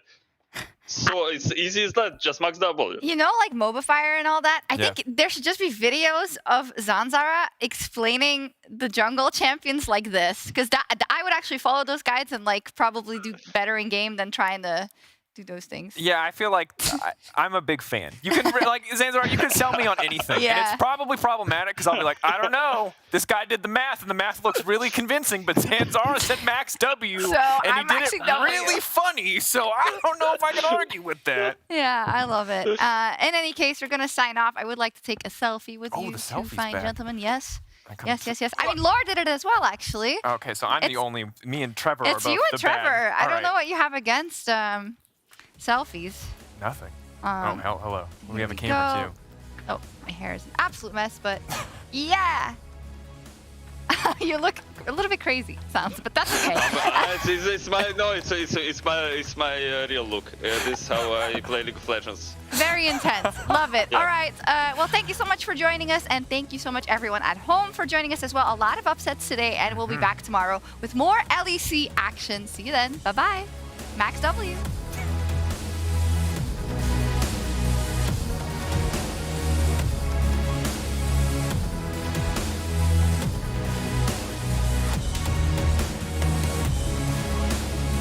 Welcome to Berlin, Germany, home of the LEC and week 5 of the 2022 spring season. Luckily, we found ourselves back to, I think, my favorite reality. Super happy to be back. You all have been doing an amazing job, and we're going to make it a banger. Waiting to get excited. They get out. The Realm Walk takes BDS to safety. That's a great pullback. Oh, the kick. They managed to pick up Shutdown on the back end, though. Here it is, jumped onto Limit. Neon gets excited, still alive, still full health, runs down Xmati, and as soon as Jinx gets excited, the arcane buff is activated, and Nuclear End, the last man standing, gets aced by Misfits.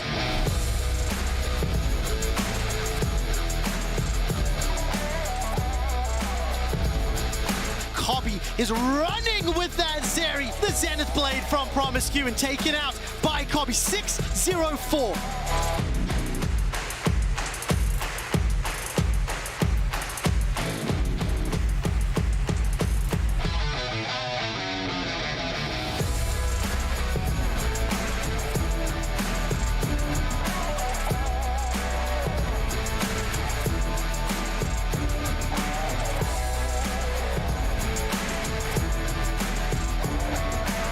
Fragments dives into the pit, pulls them back with the showstopper. Armor already in the middle of the pit. Yanko's trying to take him out. Armor's going to have to flash away. The shockwave lands onto 2. Unforgiven's already got 1 kill, but his answer is Rika falls as well. And Yankos, the healing is absurd.